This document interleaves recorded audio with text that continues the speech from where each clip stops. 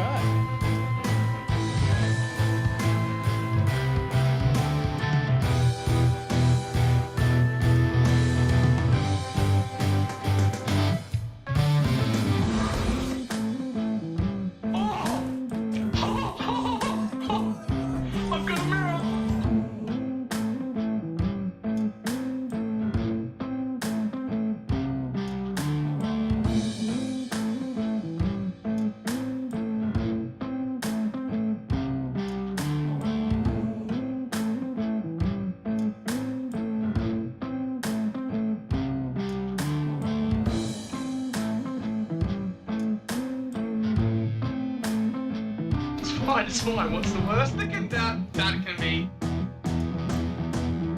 Oh, fuck, cunt.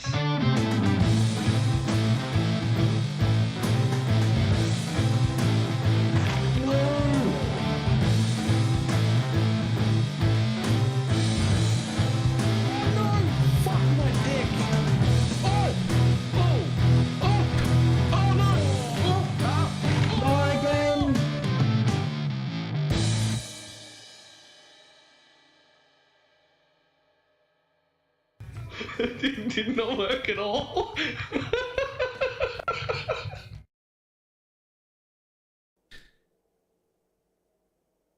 Well, hello. How's everybody doing?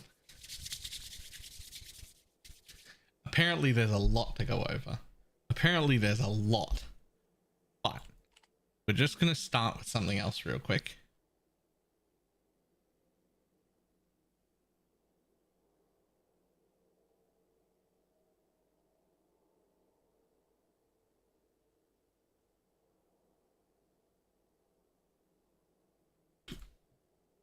There's a lot.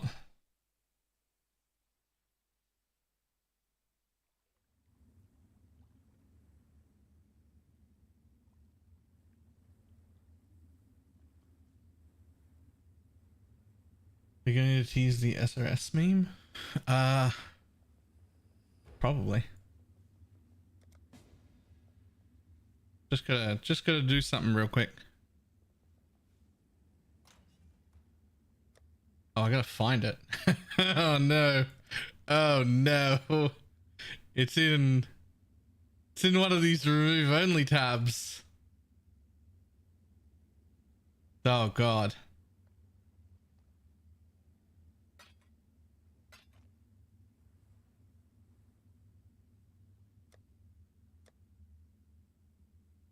Not there.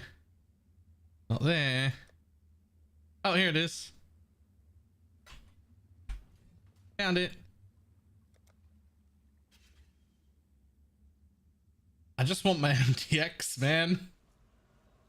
I was just waiting for this to go to standard so I could get my MTX.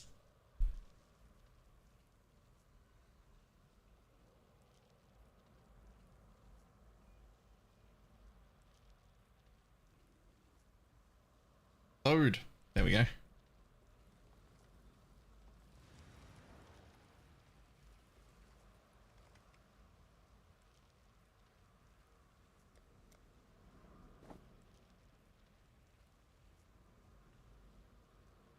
That is a nice chest.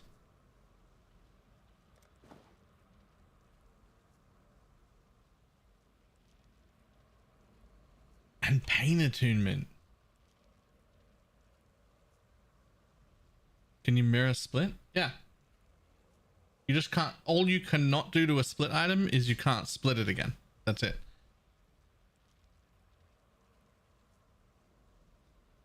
Boop. I have my MTX.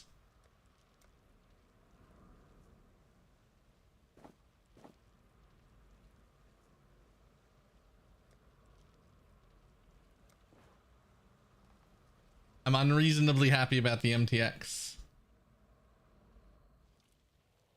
Godslayer. Okay. Now, real quick, before I look at anything else, let me just grab all these out.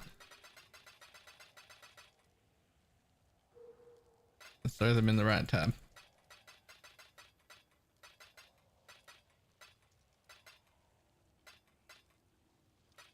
These two.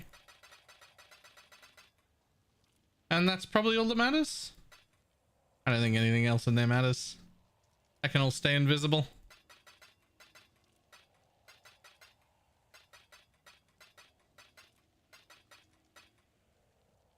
What was going to happen to our sextants? Maybe I do want those.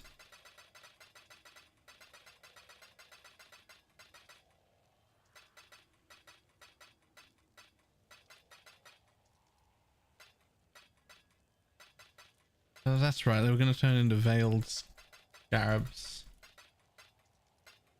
That's more of a, I'm sure someone in standard is sitting on 100,000 of them ready to open them all and give us the breakdown, right?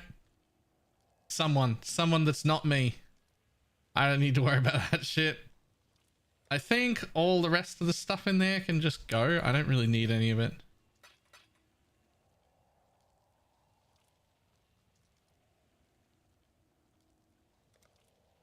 Hide remove only tabs. And then we're back to my regular currency tab. It has 26,000 chaos, 1,300 exalts, and nearly 1,000 divines now. It's just gonna keep piling up. There would have been a mirror there, but I used it for the MTX. There would have been a mirror there, but we used it for the MTX.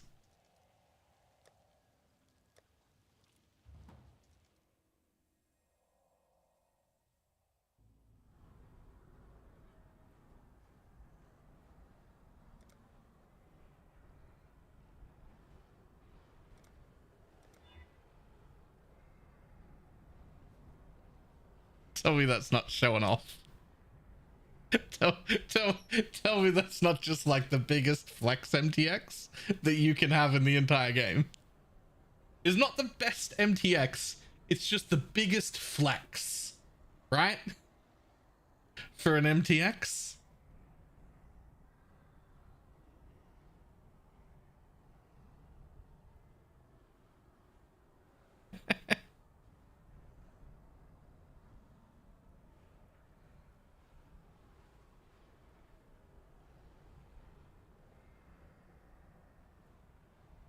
Maybe before this league, now everyone's got it.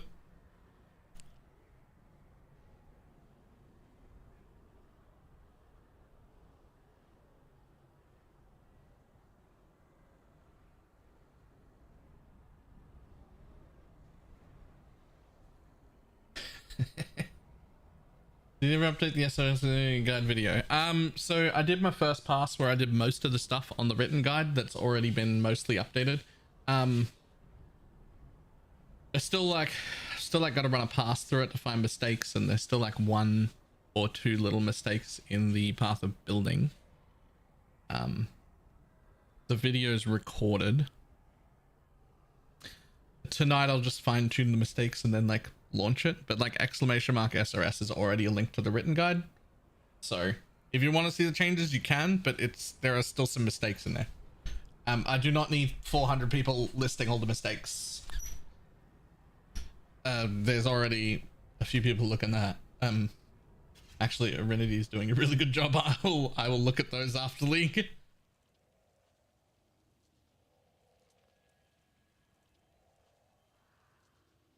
No, you're one of the ones doing a really good job. I would love it for you to continue. I just mean I don't want 200 other people also messaging me.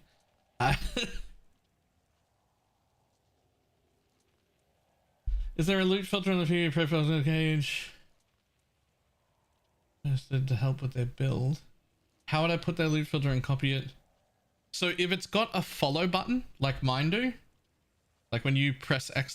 filter, if it looks like that, if you get the same page for them, if you just follow it, it shows up in game blue like this. If it's something you have to download, then you have to click this little button right here. It'll open up where your filters are, and you need to download and put the filter file in here.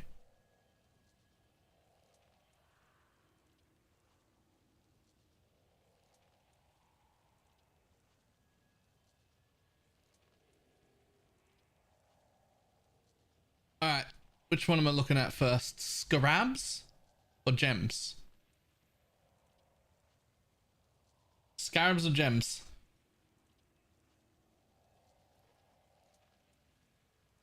What do you mean neither? Watch the interview? No, surely I'm gonna look at the Scarabs or gems first. The interview's fucking like 3 hours long. Get your Magic Find characters ready. The interview's like 3 hours long. I want to look at the shit. I gotta look at the shit first. Cool. No, I'm not saying I'm not gonna watch it. We're looking at the shit first.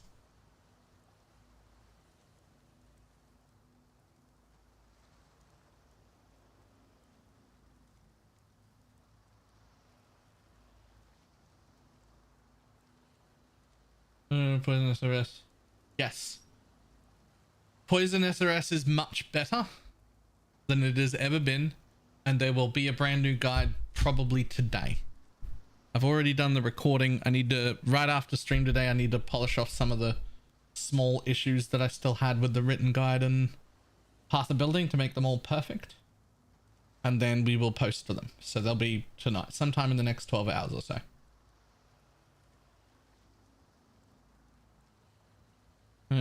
Try and find. Oh, are you giving me one back?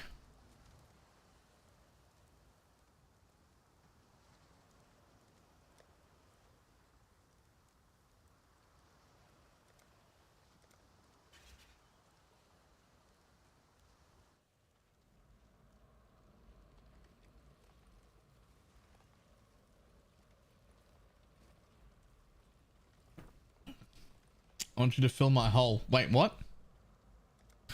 Sorry, but wait, what?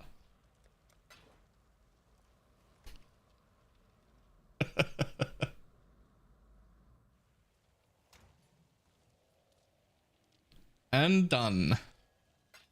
What happened right there for anyone paying attention is Fairy had an item worth 3 mirrors to sell, but didn't want to brick her standard build that she had. It was using it. So I gave her my mirror. She mirrored the item, put on the mirrored version, sold the original for 3 mirrors, and gave me one back. And now she's got 2 mirrors to play with.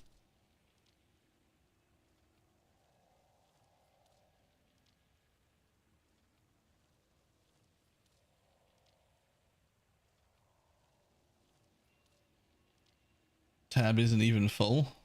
Why is this bit not full? There we go. I guess Veiled Chaos Orbs didn't have a hole when I first got them, so they ended up down the bottom. Alright, well, everyone seems to think this interview is way more important.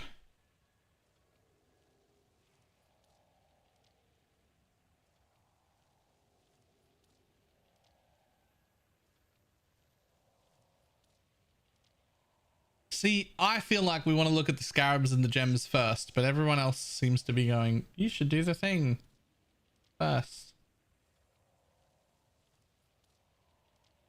Yeah, the interview feels really long. We're gonna look at. I'm deciding we're looking at gems. Oh, fuck me. I've decided we're looking at gems here. Okay.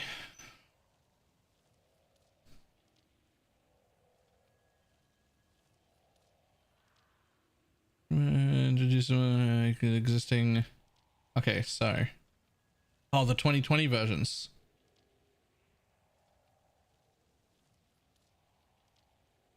Where's the mana multiplier? Did they remove the mana multiplier?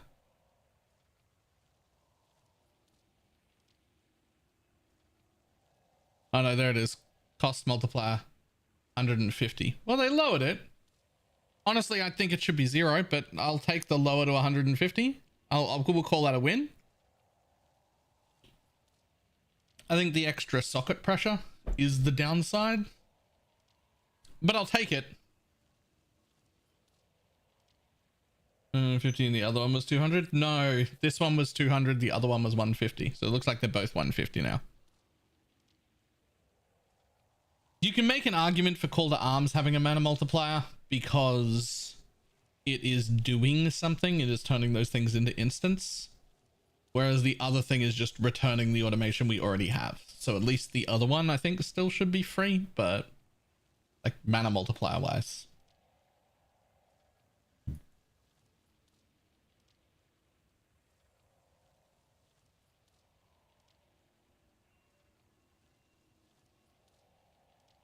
Artillery listed of cross strafe. Mission that propels a sequence of firing arrows into the air. Impact the ground in 2 perpendicular lines. Ooh. Okay.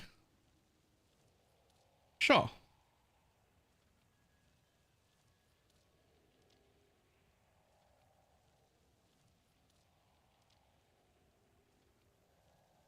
Alright, whatever.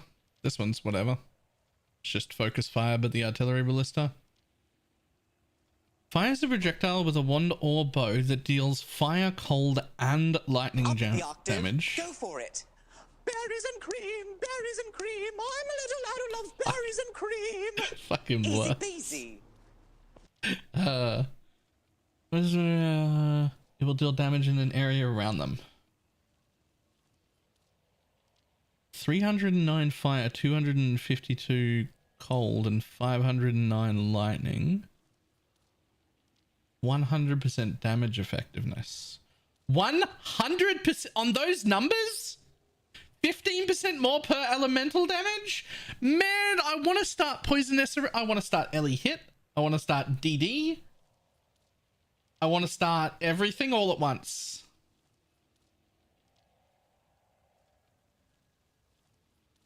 As far as bows go, this is a pretty decent bow just already in a gem. As far as wands go, I think this is better than anything I can make without a crucible tree.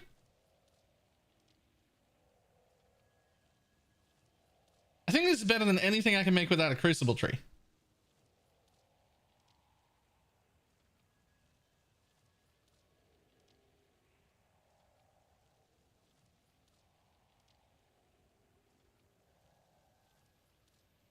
Piscator's value? I guarantee you Piscator's would not be a forever wand with this, but it should be incredibly good, especially early.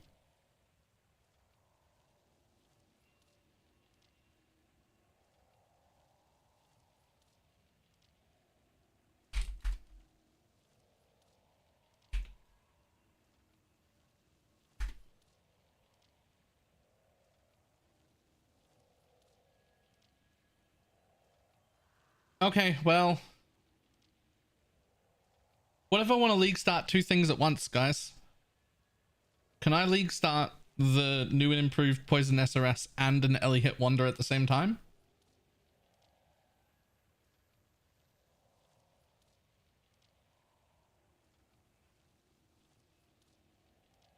Also, what else counts as an elemental ailment? Chill, freeze, shock, ignite, scorch, sap, and brittle.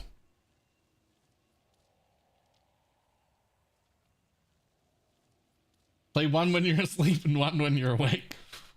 I mean, okay.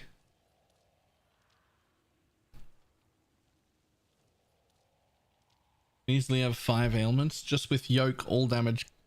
Does yoke and alt ailment work at the same time? I don't think it does. Does it?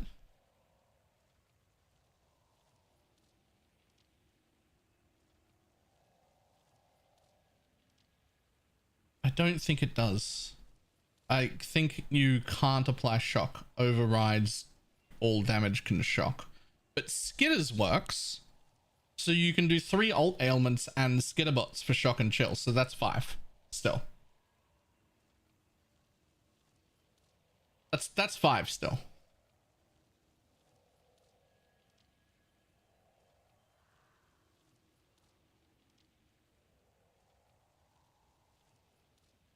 Oh, which means even if the shock from yoke doesn't work, the other line from yoke still does.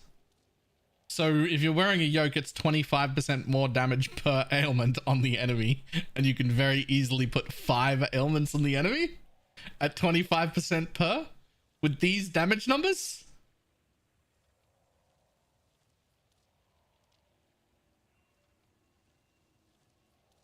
So you get these damage numbers, and then you do 125% more damage. And then you get whatever else you put in your build. This might be fucking mental. This might be absolutely fucking mental. Are you kidding me? I want to do this so much. Just exclamation mark SRS. But it's not like fully updated yet. I did the lion's share of it yesterday, but most of what I spent yesterday doing was learning the back end of the website. Like, it'd be like, oh, I want to do this thing, and then I had to look up documentation, figure out how to do the thing, and then do the thing, and then that just went over and over again. So it's not fully updated yet. I will finish it tonight.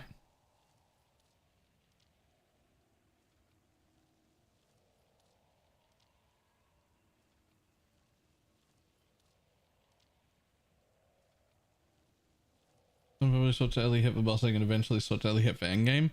I think you swap to Ellie hit the moment you get the alt Ellie hit gem, right?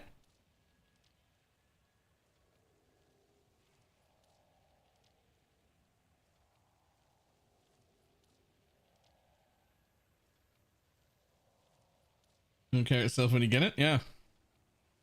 Tornado of turbulence. I'm still not sure about this one. What about kinetic blast? Well, fucking hang on. We just got to the end of the green ones. Calm down. Ah, this is the one that I think should have no mana cost multiplier.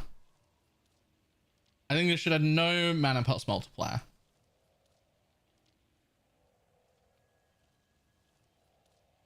Convocation, which essentially got buffed, but I don't really use it very much anyway. I'm gonna be honest, the builds that I would use Convocation in, like, I'm not gonna use this automation gem for. Like, I'm just gonna fucking numlock trick it, and the fact that I'm going to have to numlock trick it, and I'm gonna have to because minions don't have enough sockets anyway, will annoy me so much that I would only play the build for one day and I'd just quit because using numlock trick is fucking horrible.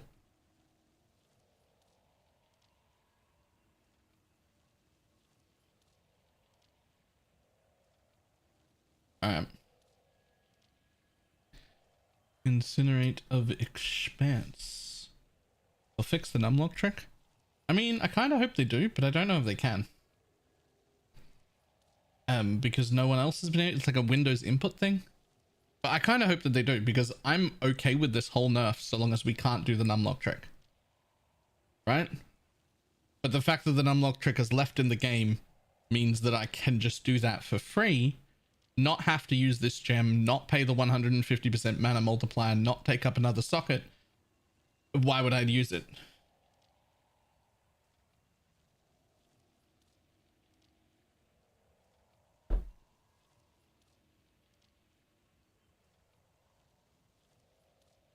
All right.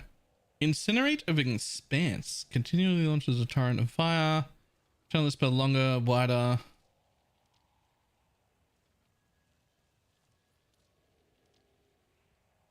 Use a slow moving wave. How is this different from normal? Oh.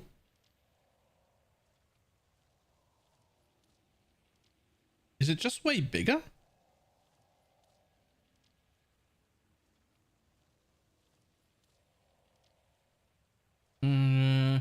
Slow moving, slow cast, but less mass stacks. Lower base damage, but a much lower multiplier at the final wave. Okay.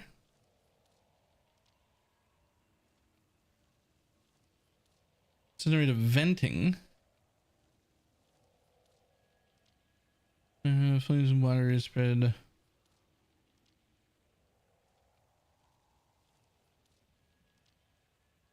Okay.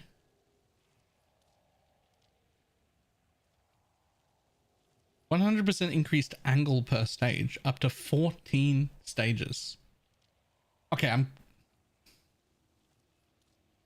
okay. I'll need to like see that one in practice before I know whether it's actually any good or not. Kinetic Blast of Clustering. Fires removed one series of explosions, secondary impact, blah blah blah. Deals physical damage equal to 15% of maximum mana. Modifiers to the number of projectiles instead apply to the number of explosions. Okay, so become Deadeye, insta crash my client? There's no way I can fire even a single kinetic blast projectile with like fucking 10 explosions.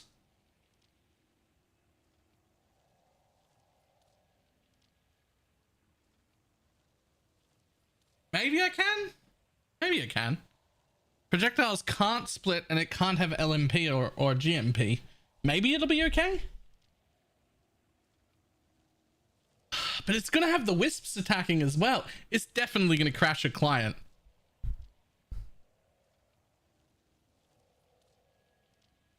Man, it looks really cool, but I don't know if my computer can handle that. Holy Relic of Conviction. So a Holy Relic will stay near you when you hit an enemy with an attack. A Holy Relic triggers a spell with a short cooldown that deals physical damage in the area.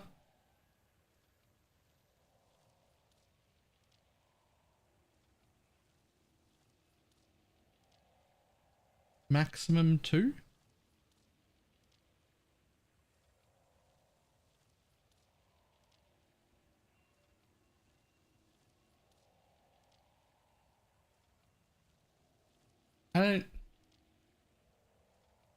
That'll probably make a decent build. Oh, this one though. Sacred Wisp supports attacks that can be used with wands, blah blah blah. 10% increased attack damage. Supported skills deal 51% less damage when used by Sacred Wisps. Supported skills will trigger summon Sacred Wisps on hit. Can only be used with wands. Base duration is 10 seconds. You have 2 wisps. They have a 25% chance to use the triggered spell when you fire a projectile. And a 25% extra, so a 50% chance if there's a rare or unique nearby. And there's 2 of them. Huh. Okay, I mean... Oh, I want to league start 2 things. Guys, I want to league start a Wander, and I want to league start the Poison SRS because of how much buffed it got.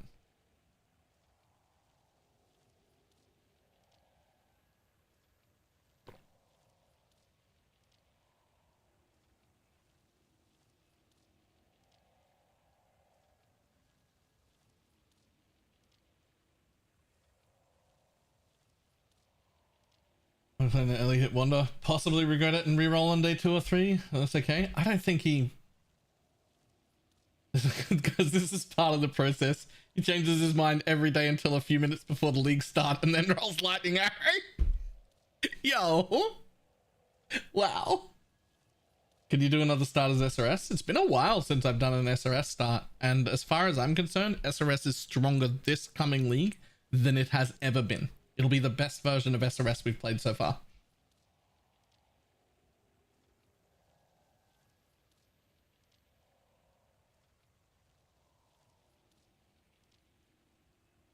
Okay. So we're updating some gems. Whatever. Is there anything here I care about? Exsanguinator transition. Cost more life, cast slower, has damage effectiveness and more flat damage. And more of this. And more duration. Only changed 10 times. I think we saw all of these. Is there any new things? I mean, there were new things at the top, but like, I think these are all things covered in the patch notes that just look neater.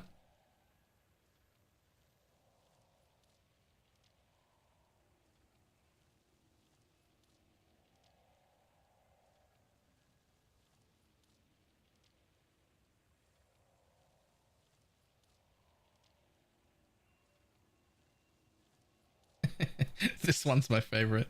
Like Frostblink Ignite wasn't already a build.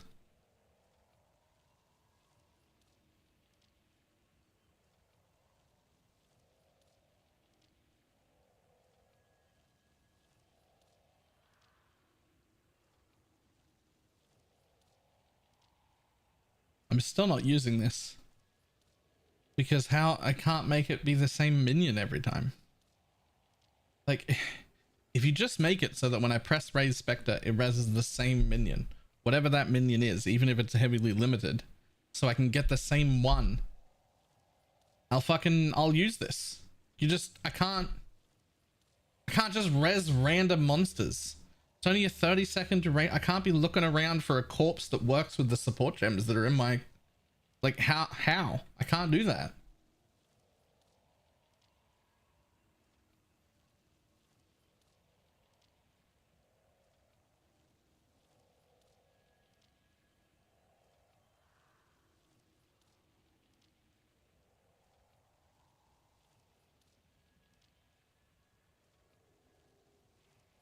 Cast when stunned, you cannot cast support triggered spells directly. Removed, you cannot cast what? Wait?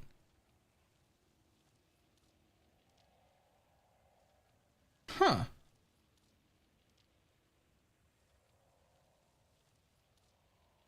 Yeah, I saw that one.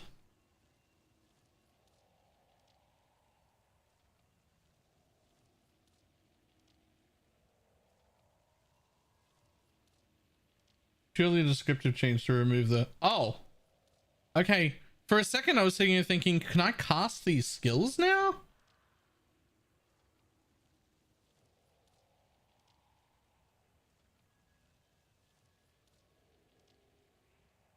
Also, hey Oct.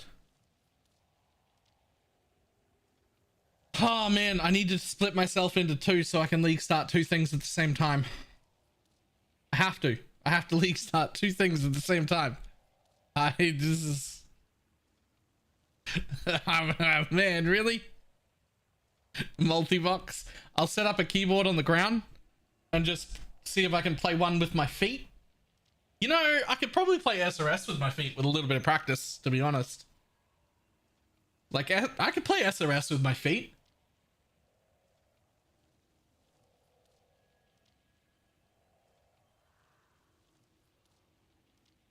Keyboard cam. Okay, calm down. I do not have feet for camera. Not that I don't have the ability, like I could just pull my feet up right now, but they're not feet made for cameras. We'll be keeping our socks on at least.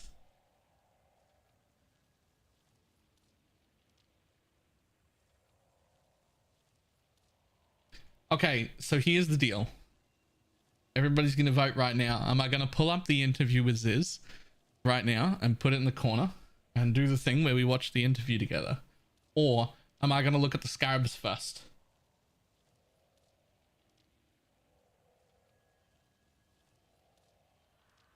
I'm going to do both, but we got to pick an order.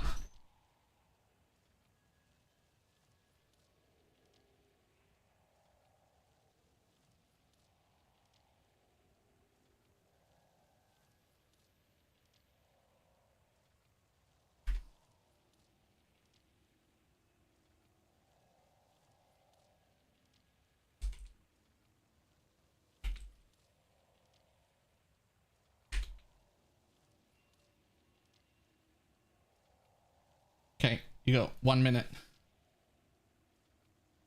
I was already doing it. There were too many answers there.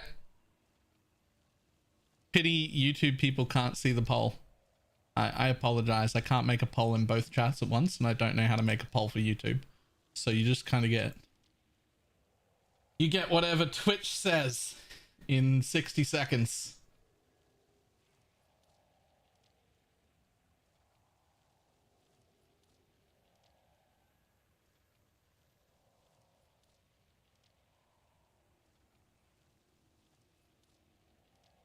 What would be the best starter for a necromancer in the Endgame in one kind of build? There's a bunch of different necromancer builds that would work really, really well.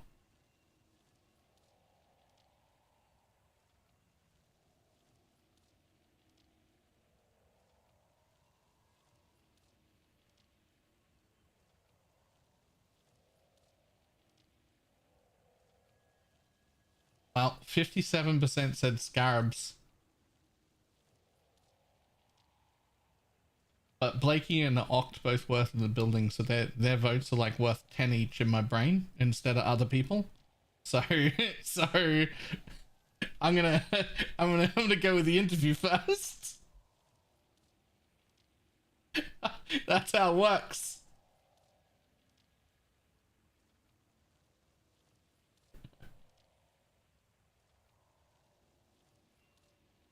Oh, hi. Thanks for checking in. I'm still a piece of garbage.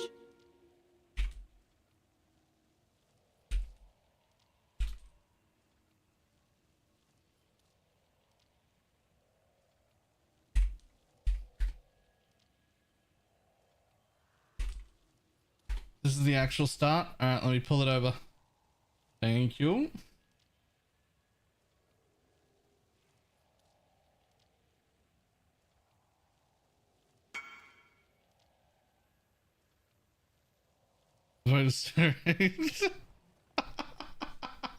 Stolen election. Listen, this is how it works. It's not a democracy.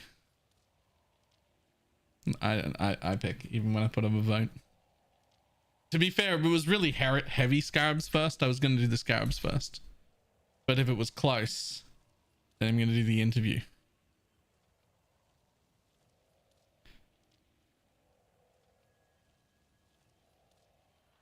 It's an interesting hideout. Yep, there's a very small hideout. And then if you need masters, they're in this little warp room. They're all over here in this other room.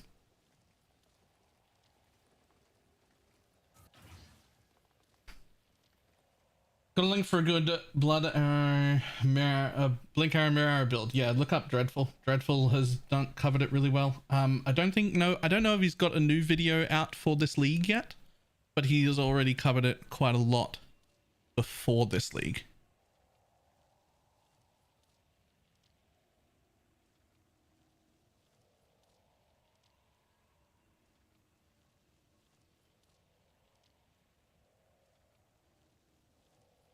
Okay.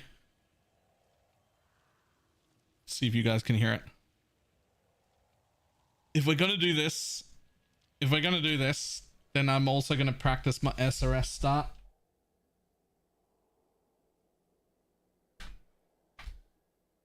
What about the Shrimpy Bomber build? I am not familiar enough with it to suggest it. I'm not saying it's bad. I'm just saying I don't know it well enough. Whereas I do know Dreadful's version and I know it was good. But I don't know the other one. Innocence is our father. Arieth is our mother. When a daughter strays from the light, she makes herself an orphan. Oh, you guys see it in the little corner. It's taking up a whole monitor on my screen. I actually just can't see OBS while it's on. There's a whole monitor the size of chat with that interview on, so I will be able to just like look and see stuff real easy. I just got it minimized for you.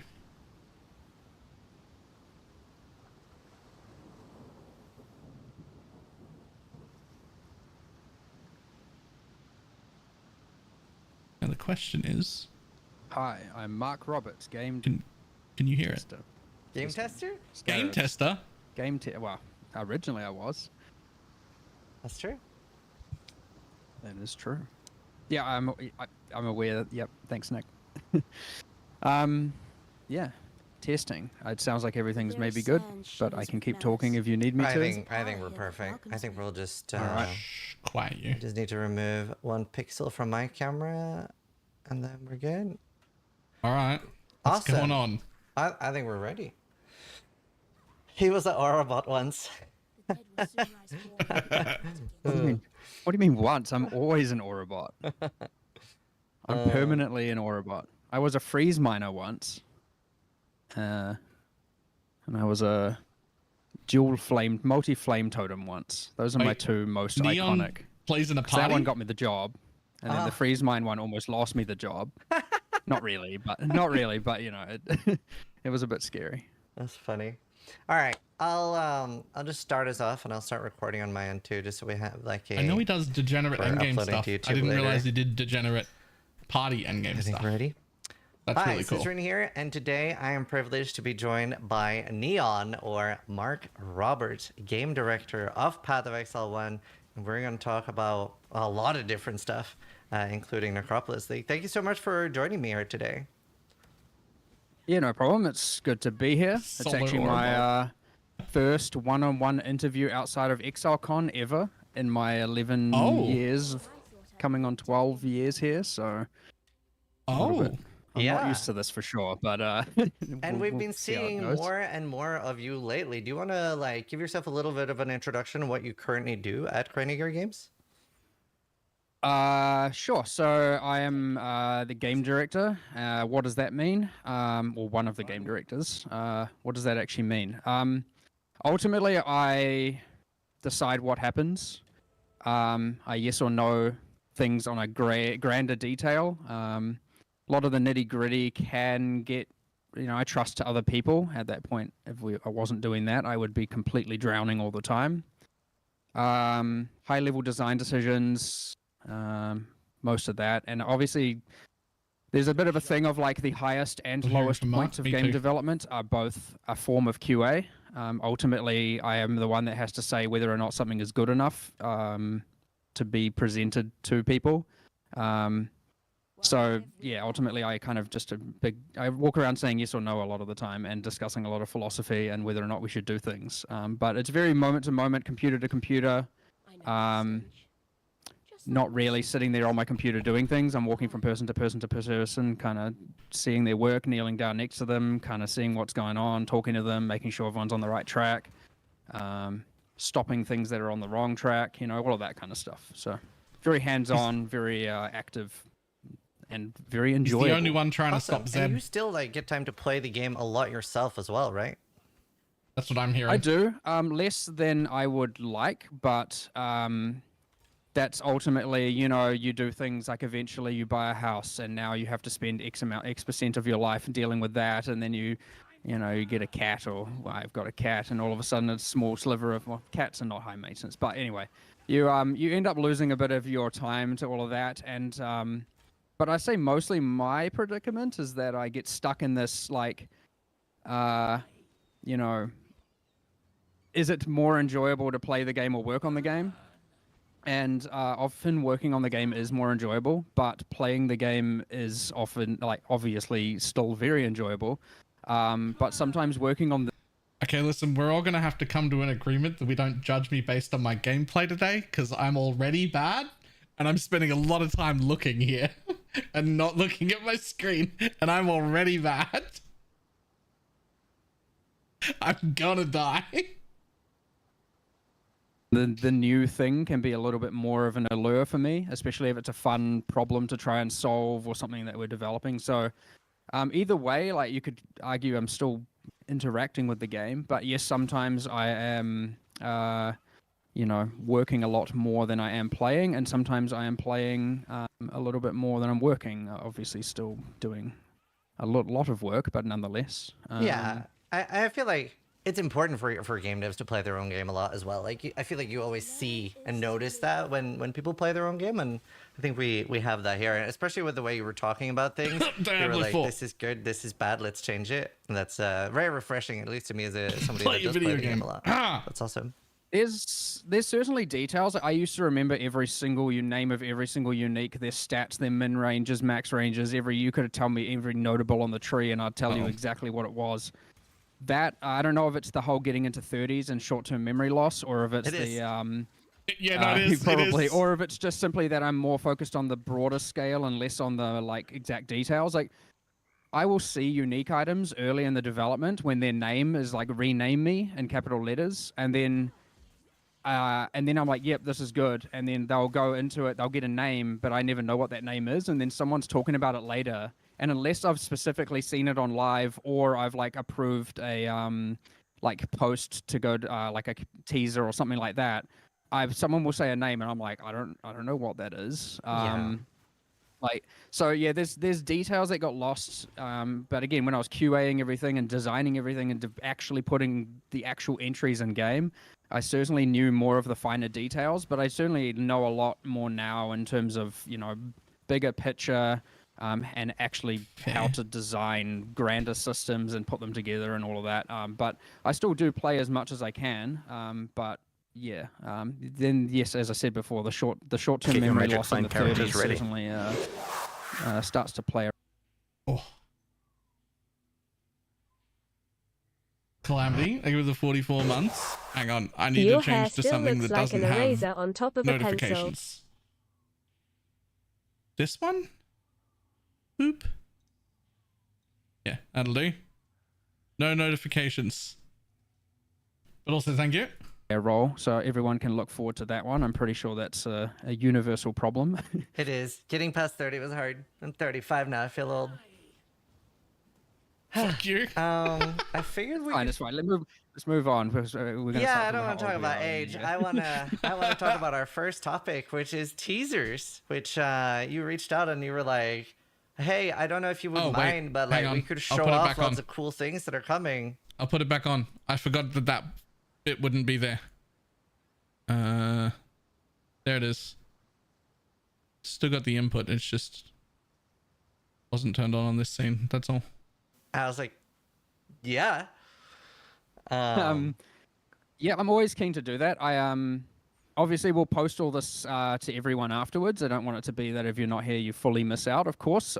So that's fine. But I figured we can go through them and discuss some of them. So yeah, I mean, start us off with whatever you want, really. I have it all prepared. It is ready to go. I'm prepared and ready to go. Wait, what? All right. Let's see. Just gonna move it below our windows. There we go. All right. Bestiary Scarab of the Shadowed Crow. Area contains the Black Morrigan. If it contains Einar. What? Well, what does that mean, I wonder? Yeah, that's the question. Black Morrigan was the beast, the monster. There's like a crow monster boss from Affliction, but yeah. This one's a little bit mysterious, and I won't give away too much, but it's just kind of some of the... There's obviously a new beast to capture, and I guess the implication is that that beast can be used in some recipes that you may or may not know about, and we'll have to find out what those are. Could that be that which was taken? No, it is not that which was taken. But speaking of that, we can quickly tangent to that. So yes, I do have a little bit of... Please? That obviously was very powerful. Well, I mean, the backpack was the best part. In the context of charms not really existing, it doesn't make a whole lot of sense, because now it just feels like we don't want our uniques to feel like rare items and that they get a random set of modifiers. And I'm just saying, just real quick, it's basically just a Watcher's Eye, but better and harder to roll. It would have been a chase item. I would have been a big fan of keeping it. I would have been a big fan of keeping it, but I would be an even bigger fan of keeping the backpack. I'm so sad that the backpack's gone. I can't describe to you how much better the game was with the backpack. I want it. And in the context where you have charms, you can have the unique, and the unique has a random set of those things modifiers. It makes a bit more sense. Now, I know there are modular unique items, and jewels in particular, so like Watcher's Eye, but at least it's like, it has some of the fixed mods, and, you know, like there are some kind of half exceptions. But that being said, what I do want to try and do in the future is, because Ritual doesn't really have a meta endgame, is try and work the King of the Mists into that, changed it so that some of the affliction monsters are part of Ritual, and then have it that a more endgame objective is to actually, you know, get to that boss and kill that boss. And then you might see some return of some of these items, including that. No promises, of course, but the hope is that we may even find a way to integrate charms some other way, not necessarily into like a socket on an ascendancy class or anything like that. It could just be some other way, but you know, my hope is to reintegrate that, and it will give Ritual. I know we added omens this league to Ritual, but it would give Ritual a bit more of an end-game thing and a bit more of a like meta objective outside of just, you know, killing monsters in a circle repeatedly. So sort hopefully of that would be potentially something similar to Ultimatum, where there's a chance that it opens up to the boss with Kings of the Mist. Yeah, or it could be that, like, you know, we adapt the ritual splinters to something where you're accumulating pieces that you put together and then eventually go and find him or something like that. I'm not exactly too sure. We'll experiment with a number of options, but Awesome. I don't hate that. hopefully we That's can do cool. that, because it also just modernize the content in a way and add a little bit more to it and just make it more fun and a bit more, you know, have a bit more depth to it. That sounds super cool. All right, should we look at the next Scarab? Yes, please. Sure. We have do you got? a We've got lot the of same Scarabs. ordering. That's the Let's thing. go. Yeah. So the next one that I see is Scarab Beyond 5. Beyond Scarab yeah, what's of the the action? Invasion. Does Need to what? resize Sorry? it a little bit here. I've got the I got the same images here, and I got on my keyboard, so I'm going through them. So hopefully nice. we have the same order. Otherwise, Yeah. we'll be dealing with a little bit of stream delay. Unique monsters slain in the area create 8 to 12 additional Beyond portals. Oh, Nice. I want it.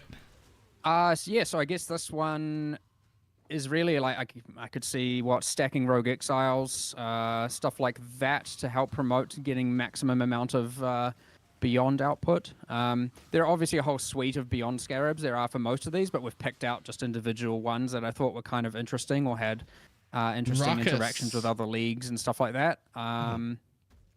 So yeah, I mean, we don't have to discuss these thoroughly. Some of them are straightforward and just to the nose. Yeah, so. this one is pretty straightforward. One thing you'll notice, and I know this one is limited to one, but it's something we didn't really talk about, is the Scarabs now have a limit. So you can see Oh, that I below see, the limit stack 1. size. So previously, Scarabs were completely mutually exclusive. You could not use two of the same one. Now sometimes you can, and sometimes you can't. And it's actually, as we get through some of Oh, these, you might see shit. some limited to 2s. Some of them are limited to 4.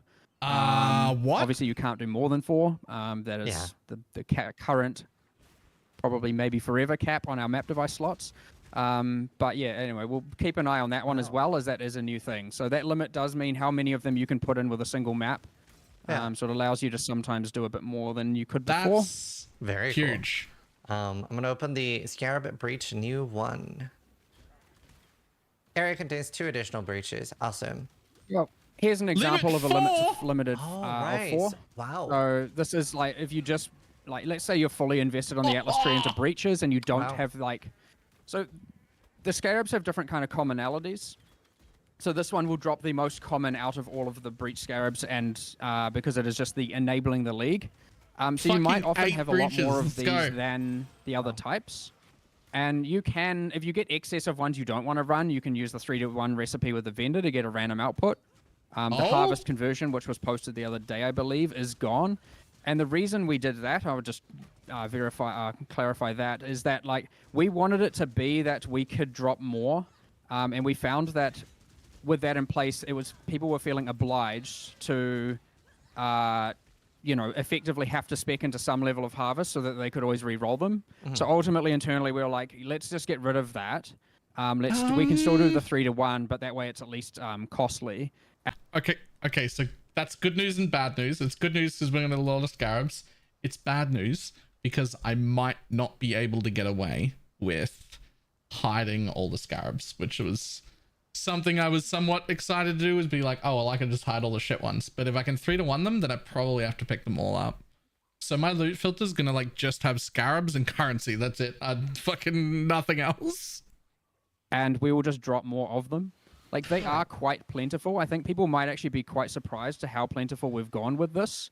At least from our testing, and we've actually had the Scarabs on Alpha, which is very not normal for us. We've had the Scarabs with the drop rates and it being iterating on that on Alpha for, I think, a good month. Which is very not normal. That might not seem like a long time to most people in other games, but normally there's like if you're lucky, you'll get 2 weeks of alpha testing, just because things aren't ready enough. So we specifically got ahead of this feature because I was like, okay, if we ruin endgame juicing, like the game's probably dead. So let's not do that. Yeah, well, you did that once already and it killed the league, risky, so fair. we need to be damn certain it's going to be good. And so I feel like we've taken every measure possible to try and confirm that. That is good to hear, because they did that we've had once. a lot of testing on this one, and we're pretty happy, and it they did not are go quite well. plentiful. And obviously with the Atlas tree, you can spec into getting a lot more of them if you want, or if you don't want. But yeah. Yeah. Anyway, so this is a common one. Very cool. Oh, sorry. No, I think the limit thing is just a very interesting way to make something, because this is sort of the equivalent of like the cheaper Scarabs before, but having the limit thing there makes it so much more interesting. So I really like that. Yeah. So yeah, it might find you have excess of these, and thus you can use more of these at once. So if you just want to run 8 breaches every map, I'd also and like you don't really want to like run honest. your other breach Scarabs, you don't have to, and maybe because the tree's investing in it, and then when you find a rarer Scarab, you might do maybe 2 of these, 1 of those, and 1 of something else, and you know you can. There's heaps of like combinations and mixing and matching that we expect people to do. Very cool. All right, we'll look at another one. Breach new 2. Will always belong to Chayula, limit 1. Yep. Yoink. Nice. Yeah, so this is one of those examples of a rarer one, and you might want to occasionally use this, especially, well, you're probably going to want to use this when you're also fully investing in everything else possible with Breach. Yeah. So, yeah, it is expected that you kind of, like, I would expect people not to use too many of these ones without also being fully invested into the tree. Yeah, And that's, again, where the multiple tree I promise. comes into play. But again, if you can either save it for later if you do want to like maybe change a tree later, or if you just don't want to run it for that league, just trade them all away or 3-1 them. But I suspect 3-1ing higher rarity ones is not going to be something you really want to do. It's more of the things for the more Yeah, common so ones. you for sure. can 3-1 one of the lower ones and get lucky and get one of the best ones. Yes, you can. I'm 99% sure of that. I'm just trying to think if we did that. I'm pretty sure, yeah, it should be fully random. It's like, obviously, it's still rare, but yes, you can get lucky and get that, yeah. Let's look at the Breach new 3. Contains a Breach Lord. Okay. So that'll be on So every obviously- breach. Breach generic. Oh, fuck. Yes, it will be in every breach. So yes, obviously you run number of breaches, you then get Chiola, and if all of them can be Chiola, you then get a Breach Lord guaranteed in every single one of them, and then obviously again with the tree, now you're just obviously getting metric Very tons cool. of splinters going on there of Chiola type. Awesome. Man. Moving on to the next one, Breach 4. 50% more splinters, 50%. Oh, and the class plans also give 50% more splinters, and a limit of 2, so you can get 100% more. Yep, so it's. But I only have I guess you're 5 going to have to kind of slots. weigh it up at some point. If your goal is to get XP and more standard drops, it might be worth using another +2 breaches. Whereas if your goal is to get like breach stones, then it could be that this is actually The goal is more what you always want to breach do. stones. And you could there's some quantification you're going to have to do to weigh that up again, balancing it with your tree and whatnot. But yeah, I mean it's straightforward. It's 50% or 100% more breach splinters from the hands and monsters. Yep. So that's the full breach set of them. Yeah, here's the I last think one. that's Breach agreed. Scarab of Oh, Snares. no, there's one more. 5 Breach to 10 additional scenario. class plans, and they're guarded by a rare breach monster. Okay. Okay, but I want all of those. But I also need all of the breaches. I need all of these, but also all of the breach. I need like 12 slot map devices. I need a 12 slot map device. Anyone? Yep. Wow, So that's just a every lot time more you open them, a monsters. rare monster comes out. Can Yep. make choices, but I There's want a lot all more of rare them. monsters. And And that's for- again per breach. So That's awesome. what do you depends how many breaches. You can get a lot of breaches, but I know some of them are I want to percent choose chance, everything. quite rare on the tree. There's that low chance for heaps. And for those that didn't catch it, the hands open automatically now, so very cool. Oh yes, oh thank God. Yeah, actually, thank God. There's some things like that which seem so obvious. Like Yeah. you just like of course it is just annoying the whole time, and yet nothing really ever triggered in my brain to tell me like this is easily changeable. It was actually we were talking with one of the console producers here, and he was just like, you can't target them in the midst of all that because of the way that console targeting has prioritizations. And I was just like, oh, well, like, of course that's a problem. Let's change it. But, like, obviously it should just change in both versions. And so, like, that's just an example of just someone bringing that up. And it's just, even though it seems so obvious when it's mentioned, I don't know, I guess it's harder for those, like a single detail of a single league to really remain at the front of your brain. Like, when you then, even if you're playing at home and I end up writing down like 30 things when I'm playing, and I'm like, here's all the things I want to talk about or get changed. And then I come in and I normally talk about it, but stuff like that can often just easily get lost and just kind of be at the Guys, I need background one for so more long, fucking transmute shot. How do you feel about doors? Yes. There is, I think clicking them is essential. No! But there is something certainly not entirely fun about it, but I don't think that doors should automatically open for you. I definitely do not believe in that. Okay. I do. Interesting. Do you want to expand on that? Because I don't Yes, please. particularly feel like it's super beneficial to click on doors. Good. Don't let that go. I'd love say you, this Zeus. one's a little bit, it's going to seem nebulous because at the end of the day, I don't have a good rationale aside from just it should feel realistic. Right. And I think that is I know it's fantasy, but I mean in the sense of physics should feel realistic in that regard. Like, there are worlds where I could see, you know, there's a specific magical skill that someone, like a gem or something where you can, like, you know, use lightning magic to open a door from a distance. And Or that they have could a be health bar. I mean, in some cases, yes, some probably could be damageable and thus openable on damage. There possibly are some circumstances, but like, say the big Val stone doors, I don't think that should necessarily be the case. That's also a kind of a lot of work to do that, right? But I like a game that feels as like grounded as possible, and that is a thing where it's like just to be able to, like, if your character is just like telepathically able to open doors, then why isn't it telepathically able to do a million other things? And I just think that keeping that grounded and keeping that, I guess, physics to some degree is important for me. It could also be that like the Valve just like started like this new door company and expanded their doors to the rest of the world. You know, like automatic doors, $5.99 per door. Buy them here.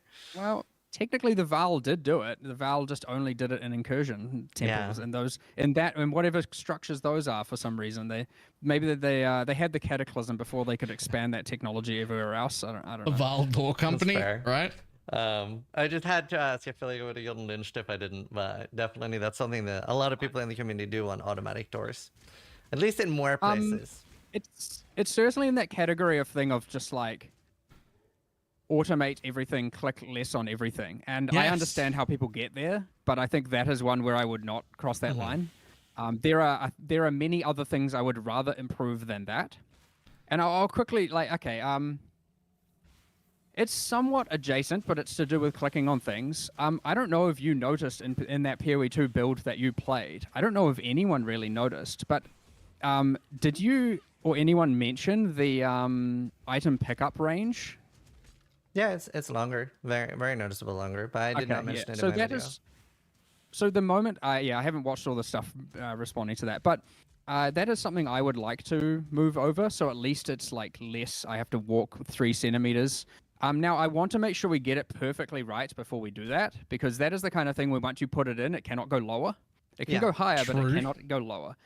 So we want to get that perfectly right in PoE2, and then I would be pretty keen to move that over. It does require a little bit of, like, it's not just item pickup, it's NPC interaction. Like, you don't need to be All right, real quick. The build guide on PoE Vault hasn't been fully updated yet. Just so that you're aware. Like I'm still learning how to use the back end of that. I've never done it before. I've never used the programs that they're using before. That's why it hasn't been launched and why we don't have the video guide to go through it. I've got a big list from people of things that need to be fixed up. That list is getting longer as this stream goes on. And after stream, I'll immediately be fixing all of the problems with that and then launching the video and linking to it. The guide for SRS.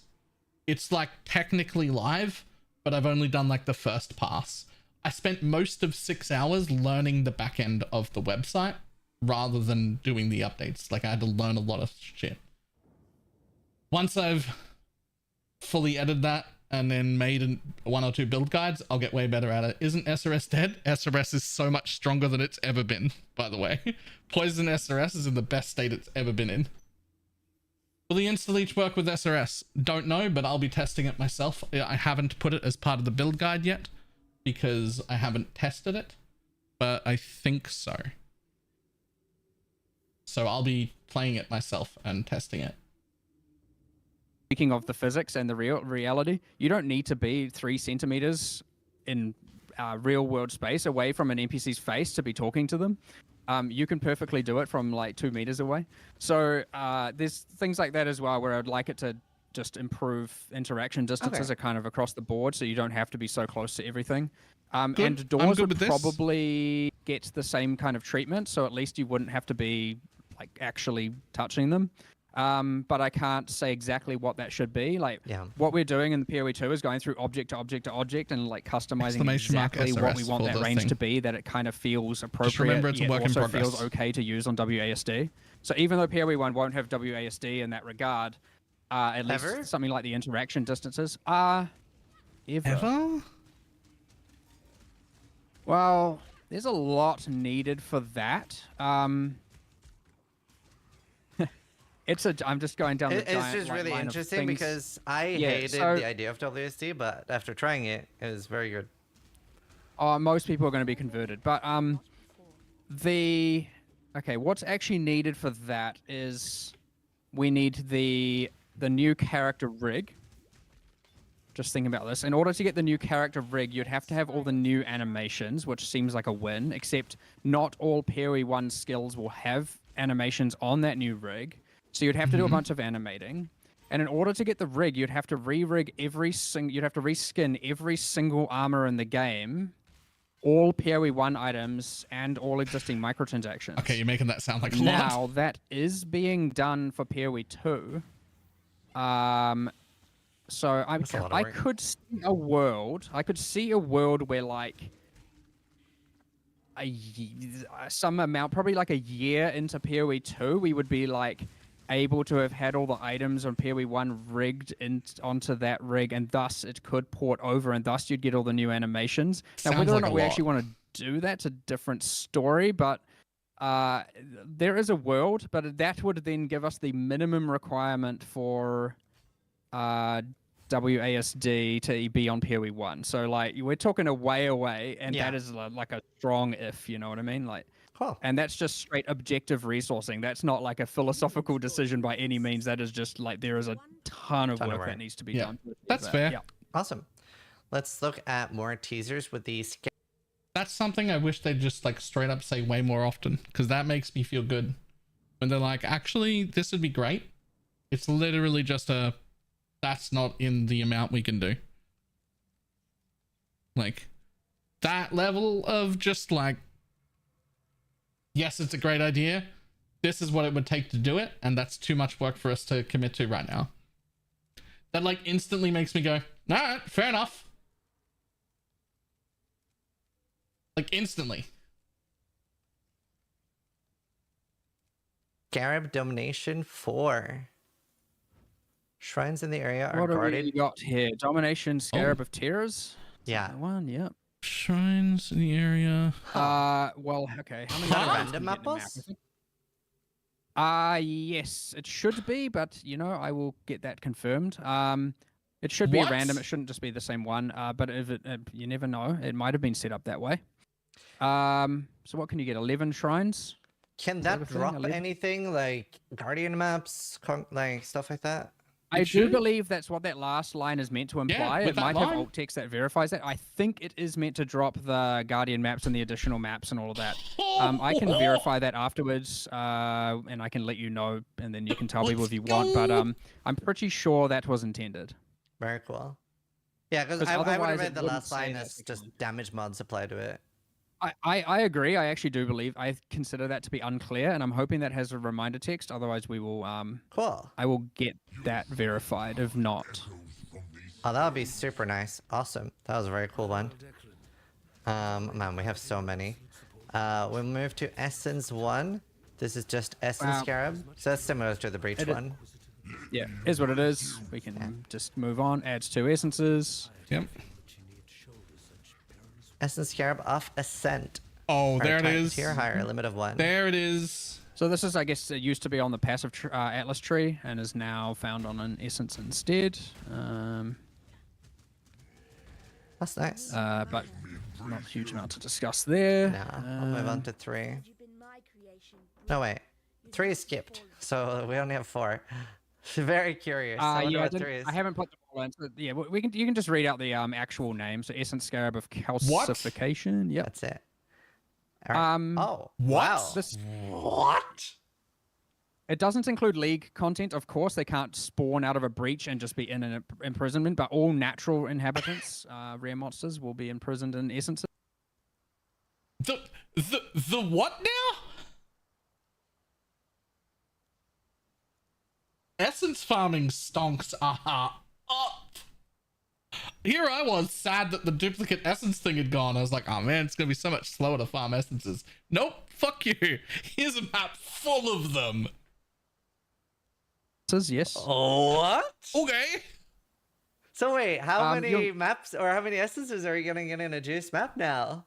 All of them? Wow. Well, All of them. you can get 2 per Scarab, and then I can't remember how many you're getting from the tree. So I mean, and then I mean that doesn't matter though. On top of this, you're getting Definitely what do you got? one. Like 50 natural packs. I mean, Okay. you got about 50 and 40. I mean, it's 7.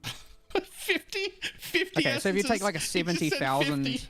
effectiveness map, as we like to call it internally, which is one of Hang on, he was just trying to work out how many essences you might be able to get from one map, and his ballpark was 50. Are you what? Oh, 50 packs. Okay. All right. Okay. 50 packs with 14% of them being rares. So that's like 7-ish extra essence mobs. I am hard, okay? I don't know where that sound came from. I didn't. Oh, apparently those still work. Okay, so that's like 7 extra essences plus the ones that you're like adding in. Like if you've got them on the tree, you're guaranteeing one there, and there'll be like the normal essences. This will be like 7 extra essences. And that's not like 7 individual essence. That's 7 essence mobs that could have multiples in them, that could have plus tiers, that could have. Oh my god. Oh my god. the better Okay. maps, like as in highest density of monsters. You'll get Welcome. what is that? Wow. 70 packs, and you got 14%. I mean, it's what, like you could get maybe 10 without adding extra other packs that might get imprisoned. You will get like an extra 10 essence essence monoliths, I guess, maybe. Wow. And You to could cover probably- this you could doesn't probably work get more with than any like league content like Legion, Breach, etc., right? It should not, no, because those kind of technically spawn afterwards, and Yeah. That's so cool. I will verify some of that as well, because there is some interaction that I'm thinking about that I'm not too sure on. Like, Beasts? well, I wouldn't say so much beasts, but you never know. But more like, actually, that is the one that might. I would have to double check. But it could also be like if you add packs through other Scarabs. I'm not sure if they like just random packs that you can get, which like what the Sextants used to do. I'm not sure if those will count either. So there's some detail I'll look into there, but we can if we keep some notes in this in the like chat on Discord, or to keep a list of the questions, or I can get Nicholas is probably listening. He can do it. We'll give a bunch of answers afterwards as to verify how Thanks, a lot Nick. of these work. So I wish I knew enough, but again, this is Yeah. that kind of level of detail that I'm not really I'm Oh, I like, think it was this is up. cool, let's do it. And then some little decisions will be made along the way, and then I'm like, you know, you can go either way with that as to what's like actually implementable and what's fun, and we'll just go ahead and that will be how it works. But Yes. then those things don't necessarily get Poison told back SRS to me is in better that than level it's of ever been. detail. And then I discover them on live, and I'm like, holy shit, this is too broken. What have you guys done? Better than Or it's I'll be ever like, been. yep, sweet, perfect, well done, guys. But yeah. I am a little bit curious with all of these things being reworked. Is that going to potentially need a balance pass on the memories, like the essence memory and things like Oh, that? for sure. Possibly. I'd say I'm not happy with where memory lines are. I think they can be a bit more of a core system, and right now they're very rare, very hidden, and some are broken and some are terrible. Yeah. And I I think that agree. just needs some love. It was on the cards for 324, but there was just no way we had enough time to do that. That makes So sense. I would say that's later. It's the one, aside from favored maps, it's the one remaining thing that is actually used on your atlas, and that's something I like. I like the fact that you actually have something that you can you actually right click and left click on your atlas, and picking a map is relevant and actually has an impact. Now, I would agree with everything that was said right there, except that the memory doesn't use my Atlas tree. And I feel like if I'm going to engage with the Atlas directly by like applying things to it, it feels very weird when you apply something to your own Atlas and then when you run it, you don't use your Atlas tree. Well, then I'm not using my Atlas. I'm using your Atlas, like with a Kirak map or an old Zana map, which is fine. Like Zana had her own Atlas, right? Kirak has his own Atlas. You run that thing from Zana, and it's not your thing. It's her thing. That was fine. But when it's like applying to my own Atlas, it feels real weird to not use my tree, right? now that sextants are gone, but then Just me. again, that's not to say sextants were the right way of doing that. I think we can replace. So I have one other idea there. I'll mega tangent, but hopefully it's all good. Go ahead. There's a new Scarab that is the Divination. we did I can't- gems I think it was first. off Scrying or something like that. And it's the one where it's like your favored maps drop in a different. The map you're running drops your favored map's divination cards instead, or as well as, I can't remember. I actually wanted to make a scrying orb that is something where you can right click on one map, left click on another map, and it will move the divination cards drops from that map to the new map. Yes, And I still please. want to do this. I actually think that is a very good solution to the whole, like, I want to run the map I want to play instead of having to run the one that Yes, please. is, you know, has the best cards. Now, I don't know if that would mean you can move 6 different maps to one. I suspect it'll start as at least as a 1-to-1 correlation. that's fine. But that is something I really want to do. That's just something we were discussing recently, and I was like, I feel like this would help. So that Scarab that It would. kind That'd of be does that in great. a different way would be able to stack with that as well. It's not like an issue that they can both coexist, but I don't want it to be that the solution to that problem is finding a rare Scarab. I want it to be that this is something you can do a bit more often. But that'd anyway, be that's just a amazing. random potential future teaser that hopefully may or may not happen, depending if people think that's a good idea, really. That'd Yeah, be amazing. I mean, just looking at chat's reaction to that, everybody's really excited with that. I did see some people were saying, won't we only run one map then? But We already do that. I mean, I'm not against it. Now I'll get to run a map of my choice. I would argue a lot of already do people that. already kind Yeah. of do that, and yes, maybe. There's kind of some ways around that, but I would argue that is.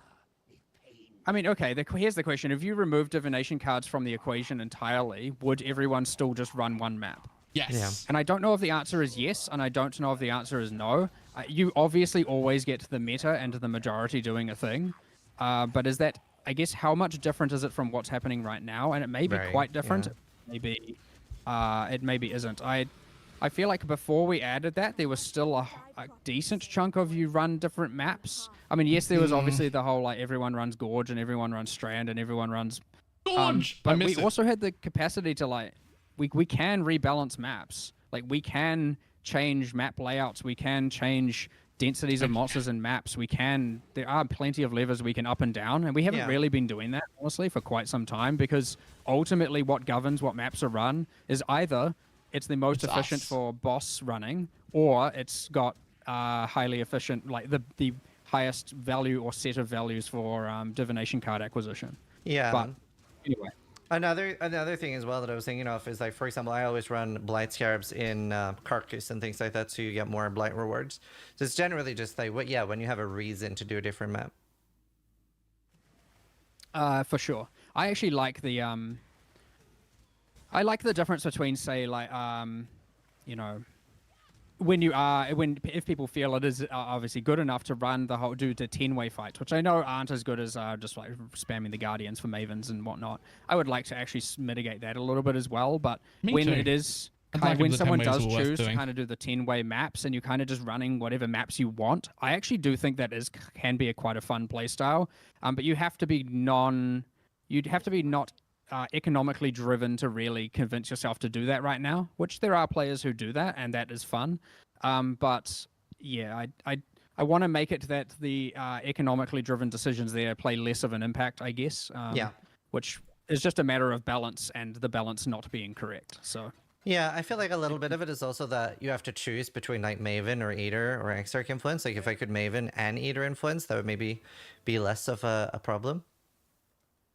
True. Well, hopefully, at least now, you can have one tree that does one and another that does another, and at least you can choose which one you're going to do and change between them on a daily or hourly or whatever you want basis, and that is so much better for me, and I'm very happy about that. So people are very excited for that. Yeah. We'll move on to the Harbinger Scarab here. This is Harbinger Scarab of Discernment. Drop a rare currency shard and drop a single type, so it picks one and only drops that. So this, I guess, will be if you happen to get the fractured shard. I guess is the best outcome that can happen there, and mirror shards, right? Is the best. No, you might. It'll have the same kind of impact as finding like the divine alt. Hang on, because you said fractured, but they drop mirror shards. Like, the mirror shards are incredibly rare, so it would still make sense if they were incredibly rare on that. I definitely wouldn't want it to rule out the ability.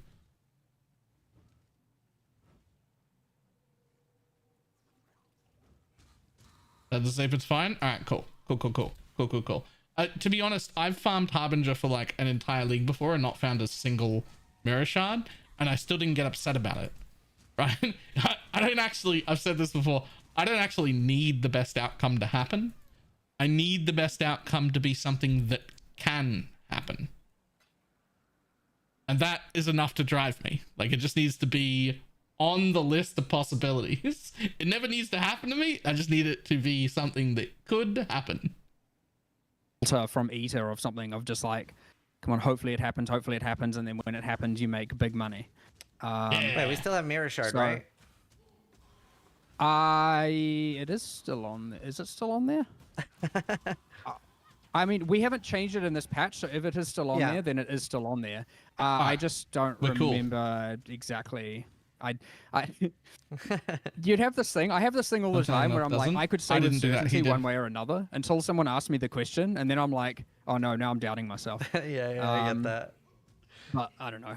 If it's there, then yes, and if it's not there, then no. So. Wow. That's very cool.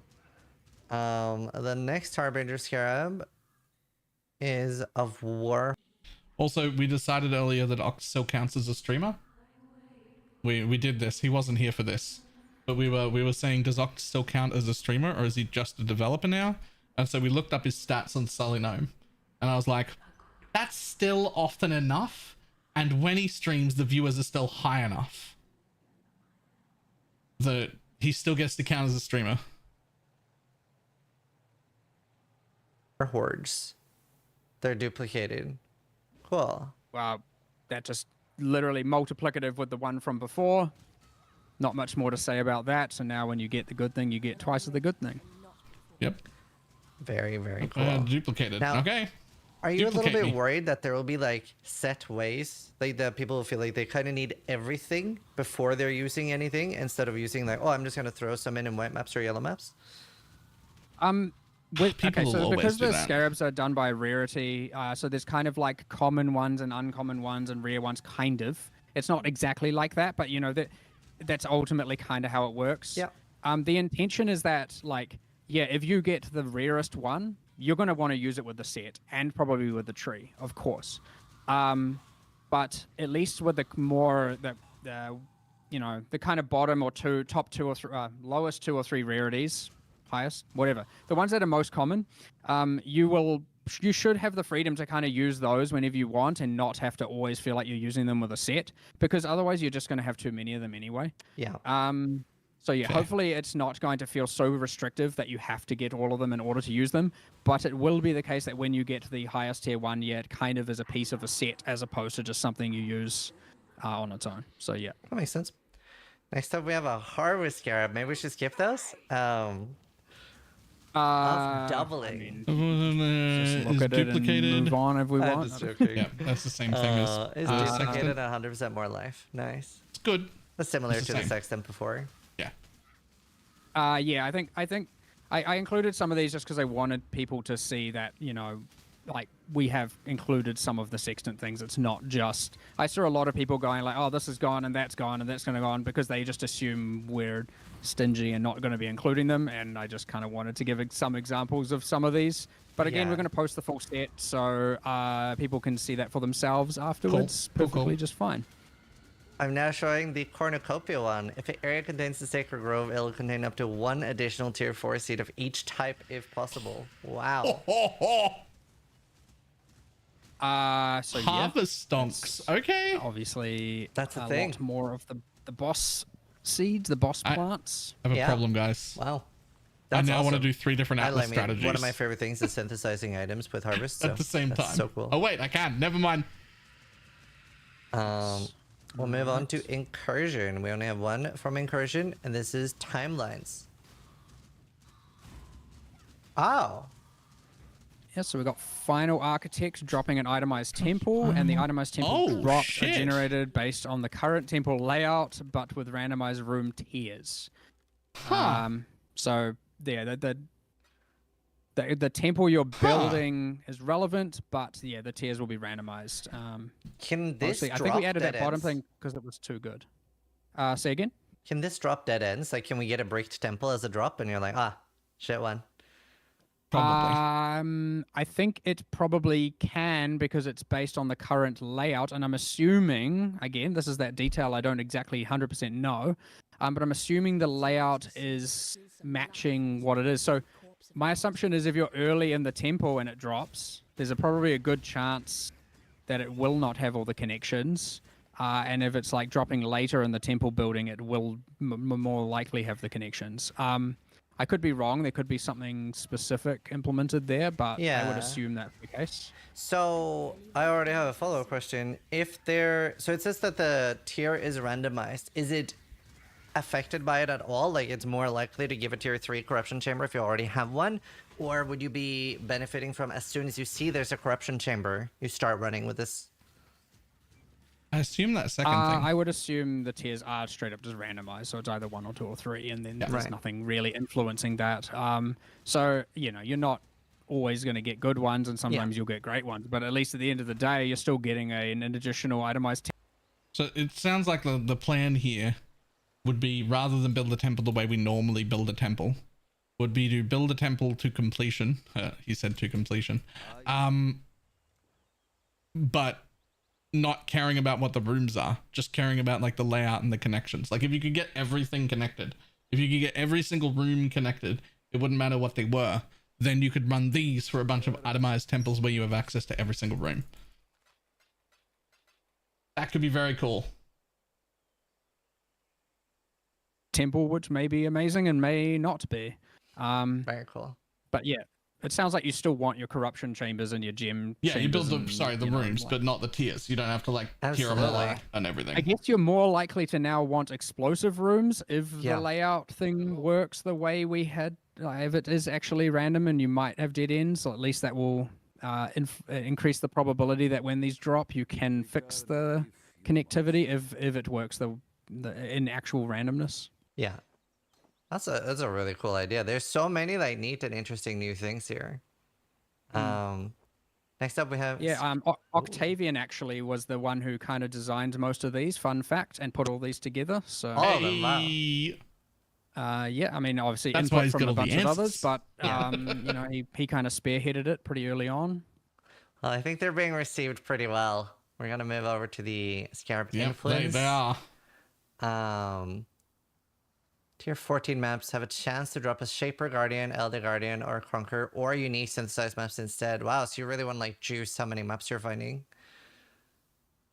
Yep, definitely. I don't know what that chance is, and it's probably Shit. undergone a number of iterations in balance, so even what it maybe was is probably not what I remember it to. What it is probably not what I remember it to be, but nonetheless, surprised you yes, it didn't should make be that that you now. want to maximize the amount of maps dropping, which ideally would give you There's a chance to a drop. lot more of. So you might want to run this paired with a number of map scarabs, I guess, combined with a specific tree layout and whatnot, and you'll min-max your capability to get bosses. Do you know if this is like a 5% chance or an 80% chance, like some sort of ballpark? At this point, I have absolutely no idea. That's fair. And I don't even know if I'm going to say what it is, because if someone didn't put it on there for a reason, so it could be a mistake, it may not. But I have no idea, and we will just see. Hopefully, it's enough to feel it working, as opposed to just be like, maybe it worked, maybe it didn't. But you will notice it working, obviously, because if it's very binary, right? Those maps can't drop normally, so if you're getting them or not from the boss, you will notice it working. So hopefully it is impactful.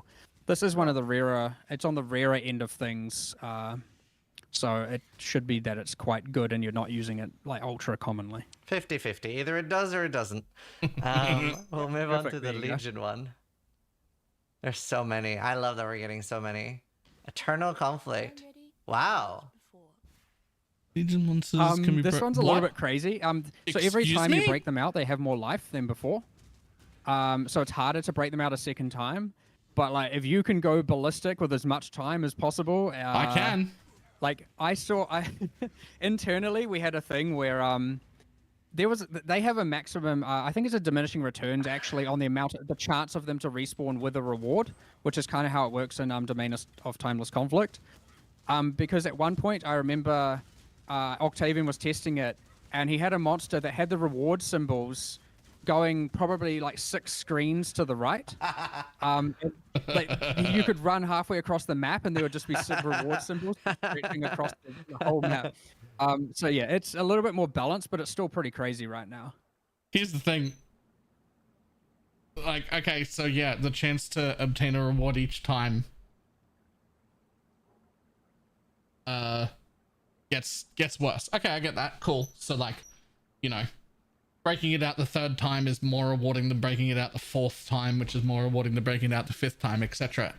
But there's still going to be like unique cases where you could get like a reward 10 times in a row, probably, because you've got like a 6% chance right now to open a strongbox, but who here hasn't opened the same strongbox 6 times in a row sometimes? Like, rarely, but like, okay, you just be like, oh, I got it again. Oh, I got it again. Oh, I got it again. Like, there'll be that streak of just luck that could happen. And that'll feel real good when it does. So Headhunter enjoyers are really gonna enjoy this. Yep. They will. Yep. That's so cool. These are great. That was the only Legion one. Maps new 2. Cartography Scarab of Ascension. Or a tier or higher up to a maximum of 16. Cool. Yeah, pretty straightforward. Just trying to max your I mean, this would also give you more test 17s technically as well, because your 15s will now get converted to 16s, which would then have a chance to become 17s. Okay. That technically works with that.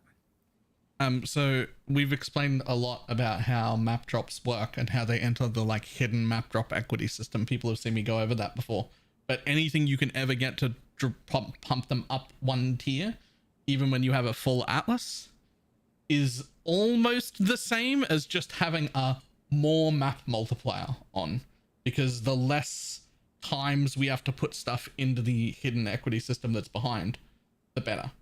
Because that's just that map that goes into the equity system disappears. So if there's another +1, it's a whole map rather than just like a % chance for the next map, right? So that's like actually really, Of really strong. corruption. Are This is one of the sextant ones that. Yeah, this is one of the sextant ones that people were convinced we were removing, which. No, I'm real happy that's not. there. Yep, real happy. That's one I was can't worried remember about. if this works on 17s or not, because technically they're unmodifiable. That was one I was worried about. I don't know.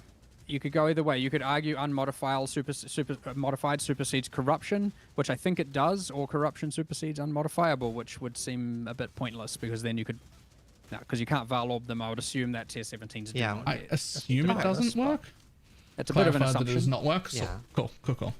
We have cartographer's Scarab of duplication. Maps have 30% has to be duplicated. And I guess that will pair really nicely with the boss one. And it's the 60% chance because there's a limit too. Okay. Wow. Exactly that, just for your bosses, really. Yeah. Wow. Yep. Guys, is Grimmer coming back? We need so much work. That was 5. All right. Scarab need miscellaneous 1.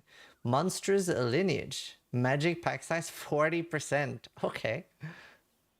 Yeah, so we tried to, aside from having them all just like adjacent to leagues, we also wanted a like bunch that just kind of can intersect with a bunch of different leagues and buff them, and this is kind of one of those. There's one coming up a bit later that you want to remember this one. So remember magic pack size, and you'll see one of the ones coming up later, and you'll associate them for sure.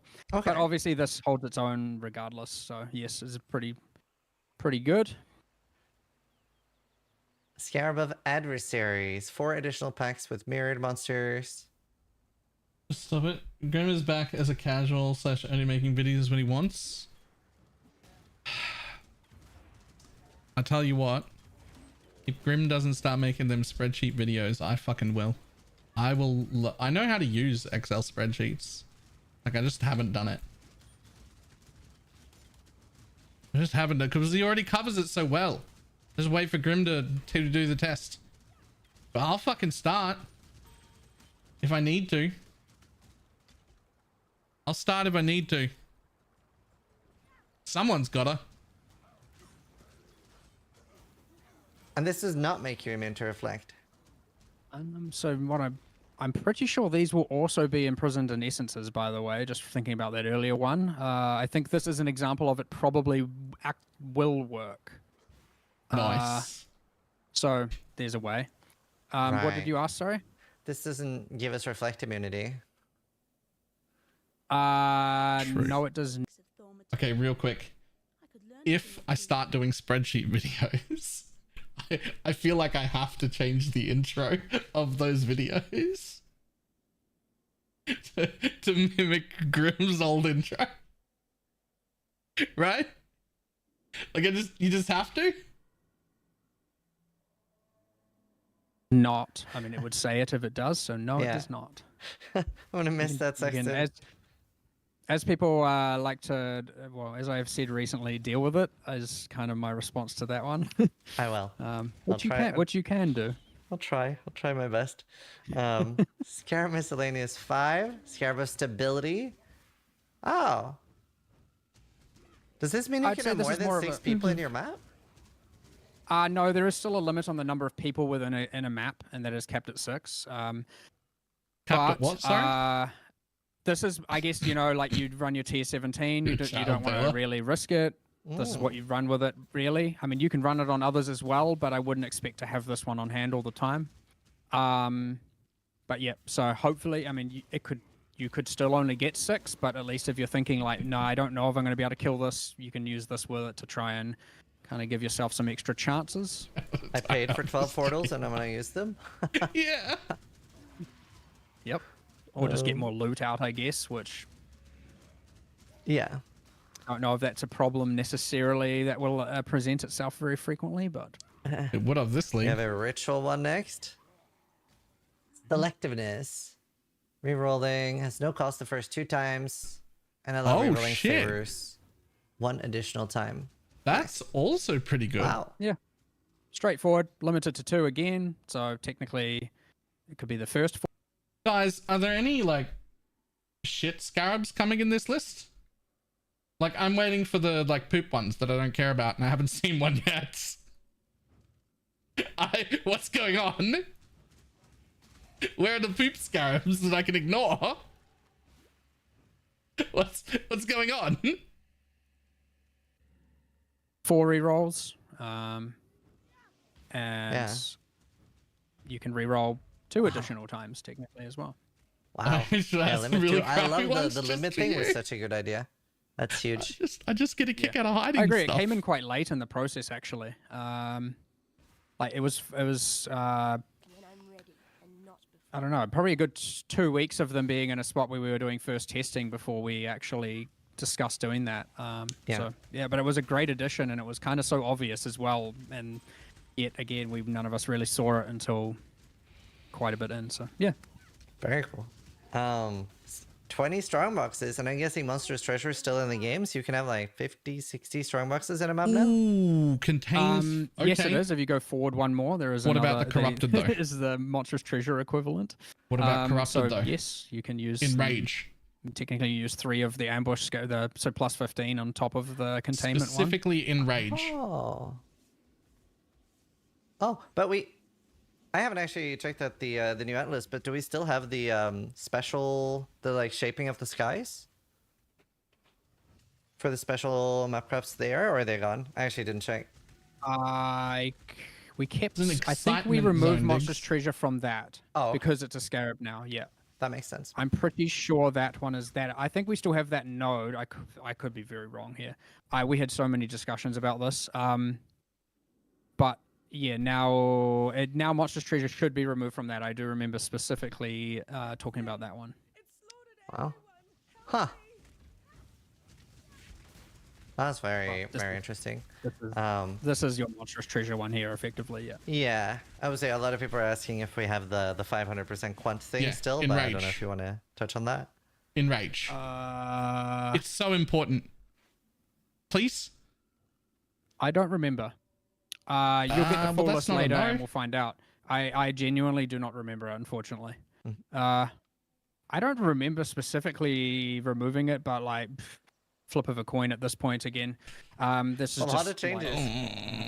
Yeah, honestly, it's too much to keep on top of myself. Like, it's just, I mean, it's so much. I still haven't even read the patch notes, by the way. I don't love that. Like there are just things that like people will there are still changes in there that I don't even know about, and that's fine, and that's how things have to work, by the way. It's not like one person can know all of this while this is going on, while I'm working on 2 games at the same time, and you know it's a lot. But again, this is why I play as well, because I want to learn all the things that I don't know, and otherwise I'm making decisions based on information I don't know, and that's not good. So yeah, very good. Sulfite off the fumes. Release enraging fumes. Monsters have 500% increased quantity, and sulfite is guarded by monsters from the Azurite mine. There is a target limit. I know there's a limit on this one, so don't get your reverse knockback stuff. You know, like you might want to do it a little bit, but I don't think it's actually necessary. But this one's a bit. You know, you could argue promotes a different kind of play style, because it's obviously the more kind of just insta off screening you're doing, the less useful this one will be. So if you're kind of wanting to engage with this, because it affects it in a radius around it, of course.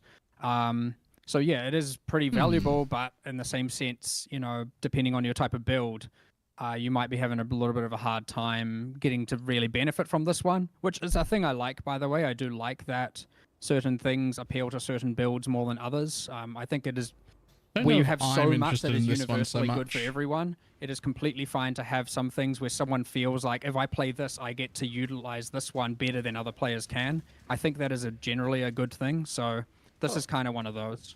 I don't think it's That'll be bad. very interesting It's to just see not what Empyrean for the and kind of stuff crew I play. does with that. That's all. Yes, true. We have an Uber Scarab next. all monsters are at least magic, and then we have the 40% pack size. Wow. Oh, what? So this one is more. I'm curious to see what that group does with this. Yeah. It's kind of crazy. The map's kind of crash, isn't Obviously. it? Will that affect like my breaches and stuff? Maybe. Like my extra mobs Hopefully that I not, had? but you never know. But that's yeah, awesome. the next set of these. So these are, as you said, Uber is in the file name. These are all, you can see from the art, they're all a little bit special looking. These are all a little bit kind of more almost meta-like.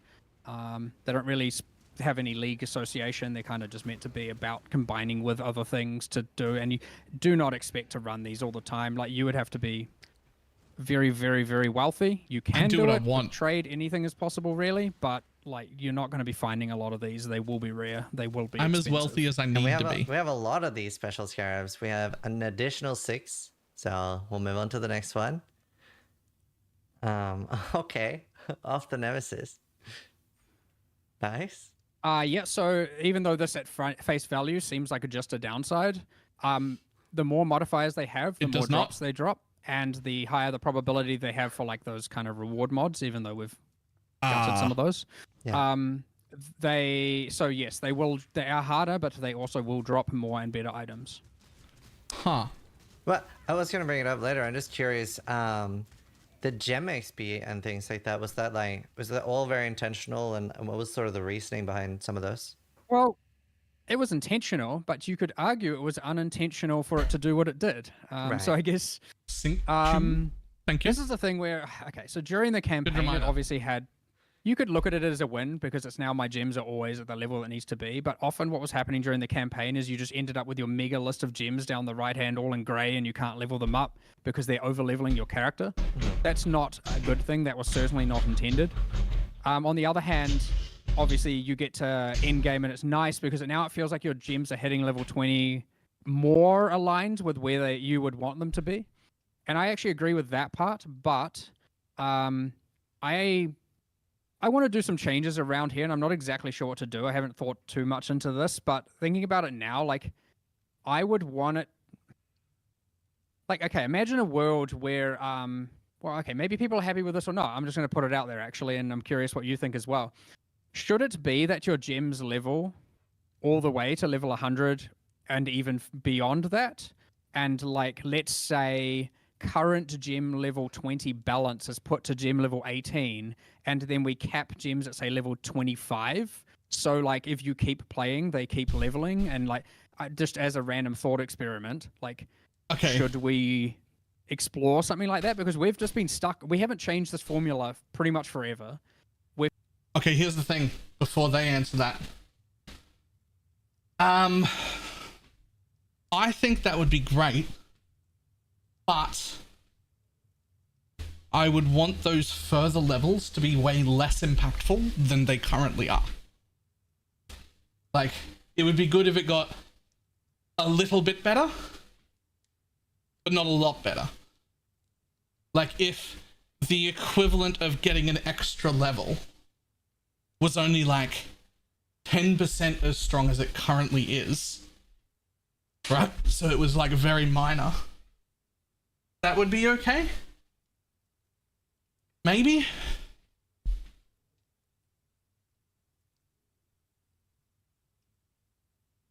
And yes, I am on a treadmill.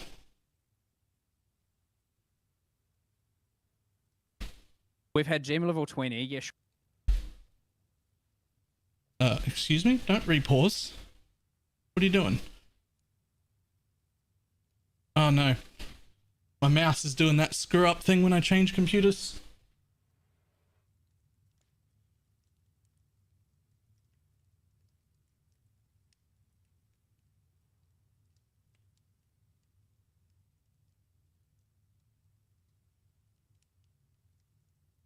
We got one problem though.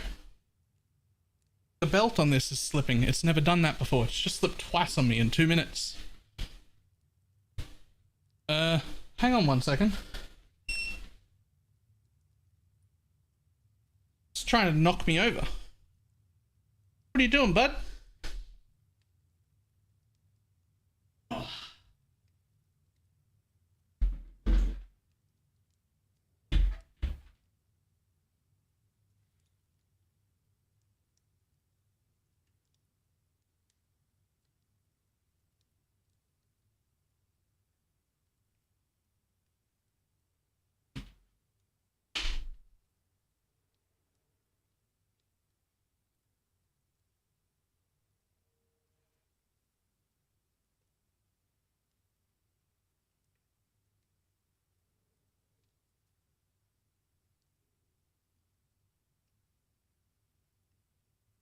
Okay, I think I fixed it. Alright, let's restart this guy. Sure, we added awaken gems and you got power, enlighten, etc. But like, should your characters, and I get gear will continue to. Hey, what's going on? What just happened then? Level 20, yeah, sure, we added awaken gems and you got power, enlighten, etc. But like, should your characters, and I get gear will continue to progress you, but yeah, should your gems continue to level further than they do right now, or should they hit a cap earlier? What Like, on what are the thoughts there? Like, what on earth happened here?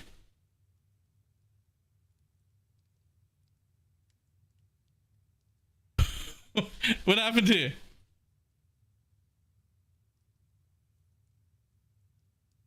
How do I make this video go back to where it was? I mean, I can make it full screen, but I don't know what that does to you because now I can't see the stream at all.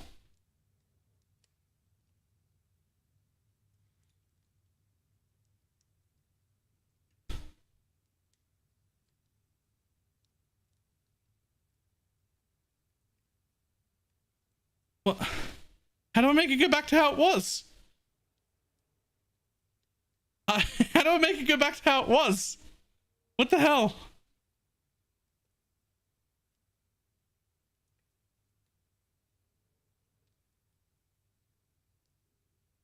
I So, genuinely. My initial thoughts is I don't like the idea. Okay, I don't like the idea either.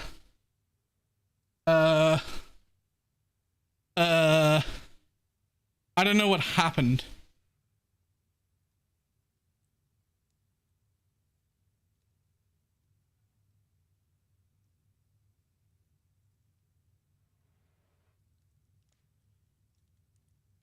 All right, let's remember where we're at. This is 1 hour and 55 minutes in. Okay. 1 hour, 55 minutes. Okay, back worked. I just gotta re-find 1 hour, 55 minutes.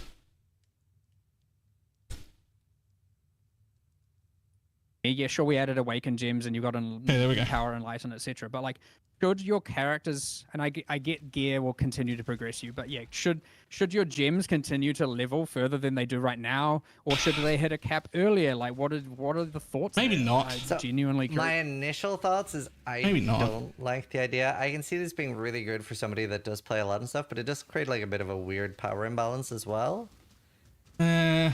Like, Yes, it is that's very true. nice the way it works right now. You get 21, you get your 21 gem. Like, that's So here's something else that I'd like to throw out. I want to be able to level past 100, but I don't actually want any more power. It would be very cool for me if it took, say, twice as long to level to level 101, but you didn't get any extra stats and you didn't get any extra passives or anything. And then like twice as long as that to get one more level and twice as long as that to get one more level. And it would just be like a little trophy to show people, look, I got to level 106. You're level 102, noob. Right? Like that would be cool. like, I think it's already in a very good state. I definitely think it was a good thing. So right now, we were getting level 20 gems somewhere between level 90 if you were very lucky, but at least before 93, so that you could flip your gems and stuff like that reasonably and get them pretty quickly back up. Whereas before, it was sometimes even like level 95. So it was like I'm worried that without the gem almost XPs, we're going to go back to that. agree. I mean, it didn't. I guess it was balanced around. We made so many incremental changes over time that allowed you to get less penalized XP for your character. And because gems get non-penalized experience, it ended up the case that you were getting higher and higher level and they were getting lower and lower level relative. So I could just see some adjustments being there necessary anyway, and I could see that the rear mod was a kind of band-aid for that. Yeah. It just didn't do it the way we intended. So I will... Well, I certainly now have it because I did read a bunch of stuff about that. I do have it on the list for at least 325 to kind of review, reevaluate exactly when do we want a gem to hit level 20, ignoring that whole other feature aside. That's just a thought experiment, which, but at least the hitting gem level 20, I do want to, and I would say like hitting that around the 90 to 92 mark is probably actually what I would consider to be around right. I agree with that. Maybe Yeah, lower I the agree. XP from 250 to 100 or something. Yeah. I mean, yeah, we'll adjust it for sure. I could see. I mean, I'll discuss it with people and see what other people think, and there might be something else. But I agree that if your gems are hitting 20 at like 95, I'd say that's too late. Because I agree, there is enough in the game that you can do after that point, especially considering you have to often level many gems to 20, and you're just doing that over and over to get for corruption outcomes and whatnot. Yes. It's not like you don't have stuff to do. So if all of a sudden I now, agree. yeah, you have to level to over 100 to get a max level gem to then do blah, blah, blah. But yeah, and again, thought experiment, because in that world, you would also remove all that other stuff, and that makes things less interesting. So yeah, I mean, ultimately, it's not great. But level highlighted in text. sure, That that would be will cool. be reevaluated. I can't say it's going to happen in the next 2 days, but you never know. Evening. Yeah, maybe. I mean, and for the thought experiment, I think a lot of us would rather see like more awakened gems. I think they're very interesting with how they like change builds, especially the ones that do have something build enabling. And just out of curiosity, have you ever thought about that like double corrupting a gem turns it white? That would be cool. Like that could be one of the outcomes. I mean. That would be very cool. I mean, that is something we could probably consider doing at some point.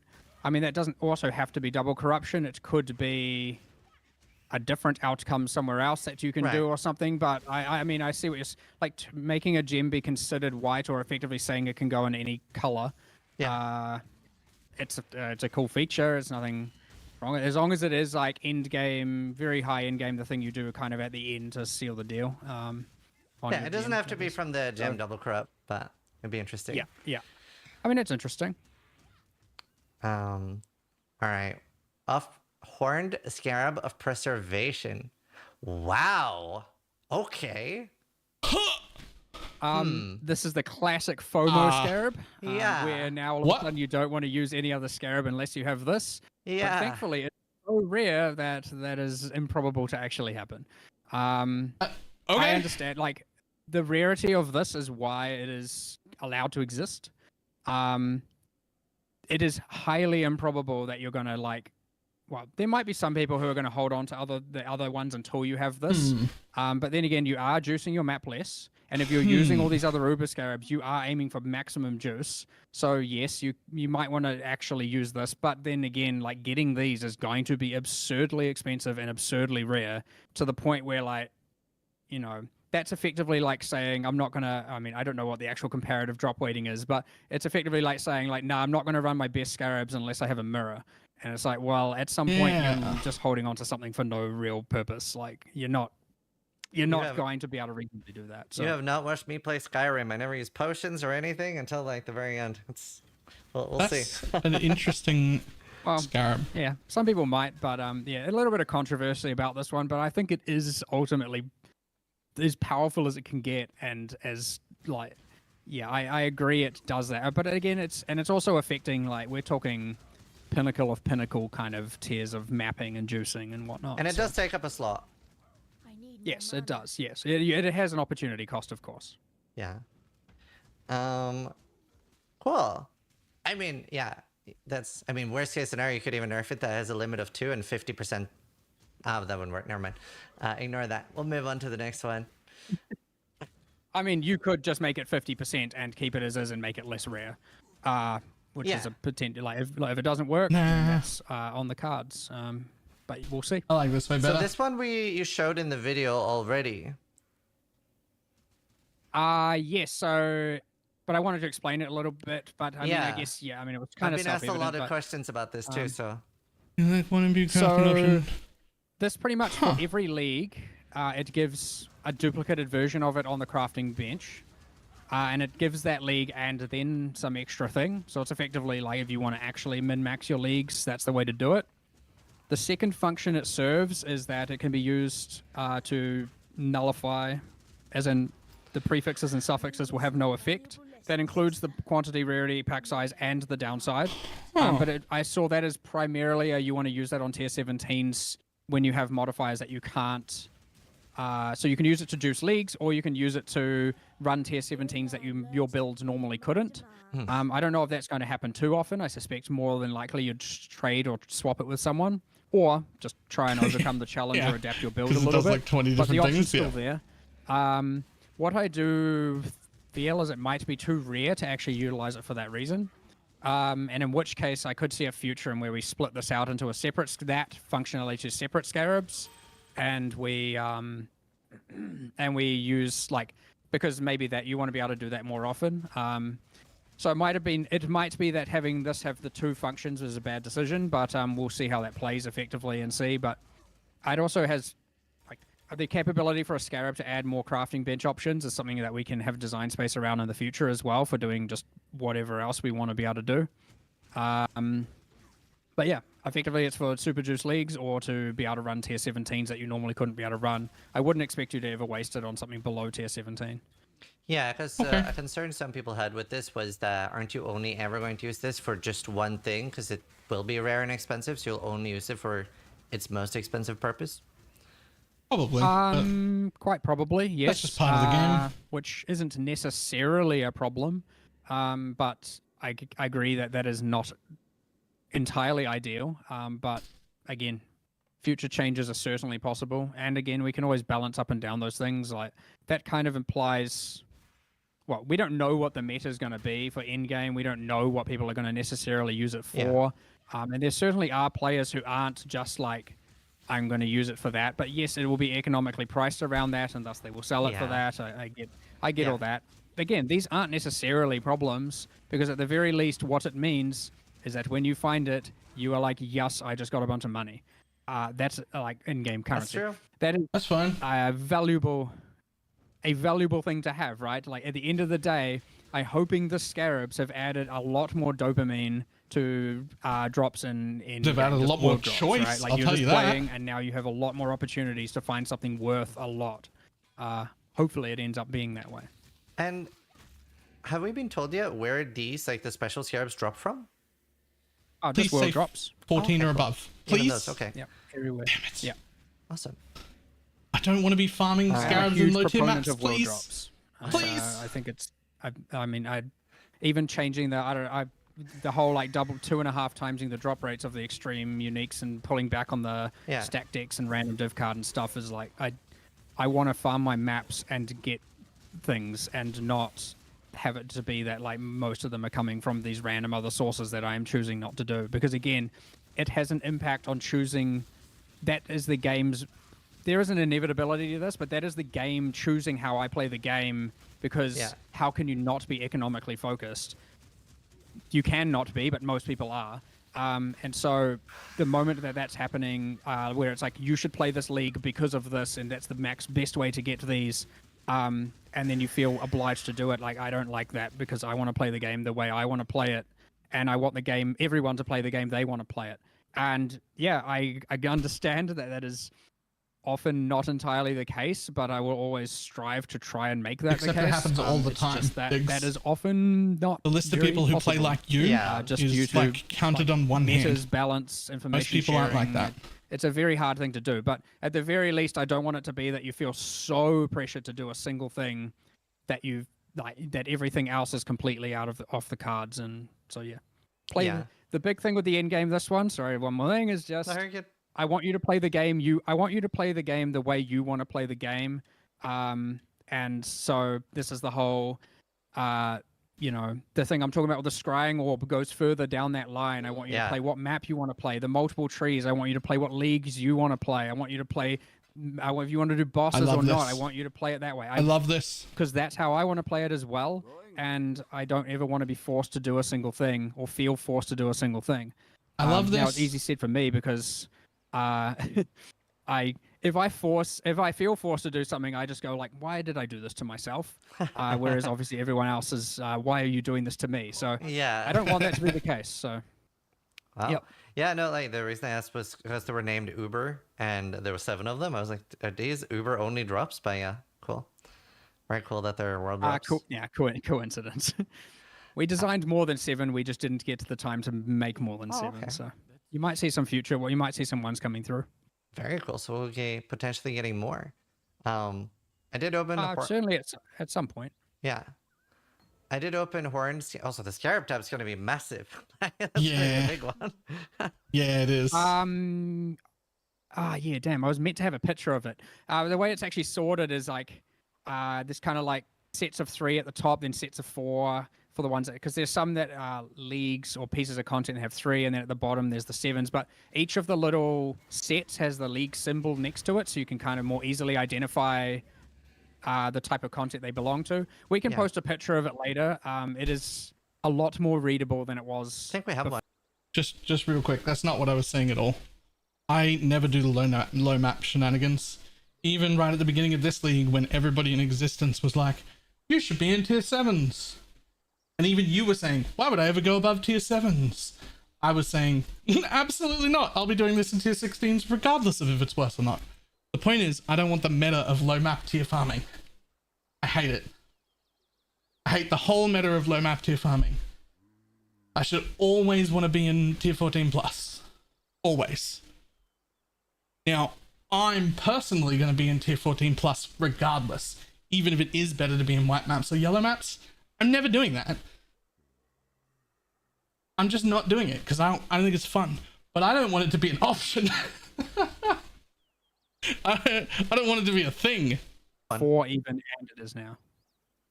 Oh yeah, I think Nick's sending through some pictures there. I don't know if you can bring them up or whatever, but at some point, might be a bit hard to fit into your. Yeah, no, I can. Yeah, it is very large.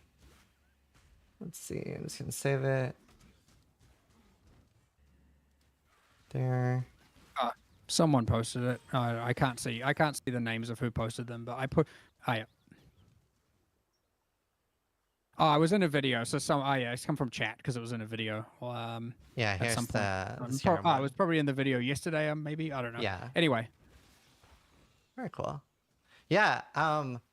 Is there a concern that this tab is going to be borderline mandatory? Is that something that you guys have discussed? Map 1 already is. I wouldn't say it's something we've discussed. Right, 109 item slots. I mean, we at least increased the stack size, but certainly, yeah, the stash tab stuff is a little bit kind of like obviously in that controversial space. I generally try and kind of stay out of that, but I understand why I probably shouldn't. We're definitely, I understand the level of like necessity our stash tab purchasing kind of is in that realm. Like, it's pretty. You could argue a lot of our special ones are kind of in that mandatory territory right now, for sure. Yeah. But on the other hand, like, I don't know. I haven't really formulated much of an opinion on that one myself, but I'll think about that, actually. I will bring that up and evaluate with how we feel about that, but I suspect the answer is that we're kind of okay with it. But, fantastic. Good news. Never know. This is the age of questioning original philosophies.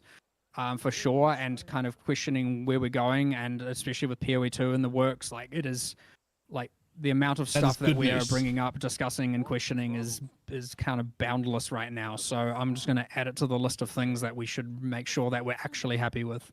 Cool. Yeah, I was just curious. It's so cool how much stuff you're revisiting and rethinking. Be well. We have. Yeah, I think it is important. I don't want to be that, like, you know. I don't want to be one of those like back in my day we had to do something blah blah blah blah blah, you know what I mean? Like I'm all about trying to not be the old dinosaur kind of thing and get phased out. Like I've certainly I always try and push to make sure that things are, but there are some things like door opening where you're not, you might consider me a dinosaur there, but I still have some beliefs that won't change, at least yet, but you never know. Yeah. No. I think, I can't remember, it might have been Chris or somebody that said that players are very good at identifying what's wrong, but not always how to fix it. Can't remember who said that. Oh, that's true of most things in life, really. That's the classic, give them what they need, not what they want as well in game development, which is pretty important. It's very easy to always just like, it can be pretty brutal in a situation where you do cave and just to do the thing that is wanted, and you do cave on your philosophies and forever regret it and never be able to undo it. And so it is important to really take the time, actually identify the problem, and actually give the solution that is right. And an example of that going wrong was the like left mouse button thing, right? Like straight up, that is a like rushed decision where we did not give it enough time and give it enough thought, and as such, the conclusion is bad. That isn't necessarily to say we're giving people what they wanted. That's not. It's a little bit different. But what I'm saying is like if you don't give it enough proper time and actually consider it and give it enough time for testing and iteration and let people feel it out, and some of those things you can't go back on. Like I know that's. People might not necessarily believe that, but it is one of those things where if you increase like the item pickup range, we cannot reduce it ever. Like that is it. It is stuck there now forever. And so you cannot get that wrong, because if it's now wrong, you just have to deal with it. And it sucks to work on something where you're just like, I made this mistake and now it has hindered this forever, and we just have to deal with it. And you constantly have this memory in your head of just like, this just doesn't feel good because you kind of made a mess out of it effectively. So anyway, I don't know where I was going with that, but we can just move on from what's good. That was one of the things I wanted to talk about as well, because the community's been asking about it a lot. Is since you aren't happy with the solution at the moment, have you thought about temporarily reverting it until you find a solution that you are happy with? Please. Well, again, I am happy. I am happier. I do still believe, and I have covered this a bit, that this is the lesser of evils. But, and we have done some changes around that and whatnot, and that is cool and good. But I would like to do a better. I'm sure this has already been suggested. But if we're okay with the idea of automating things, I don't understand why, if you don't want it on left click, not wanting it on left click is for like console and controllers and that sort of stuff, clearly. And that's fine. That's fine. I'm fine with that. I'm on board. Why not just have an option like the always attack without moving here? That just says always use while moving on the skills that it's appropriate for. Specifically on the skills that we're okay with that being a thing.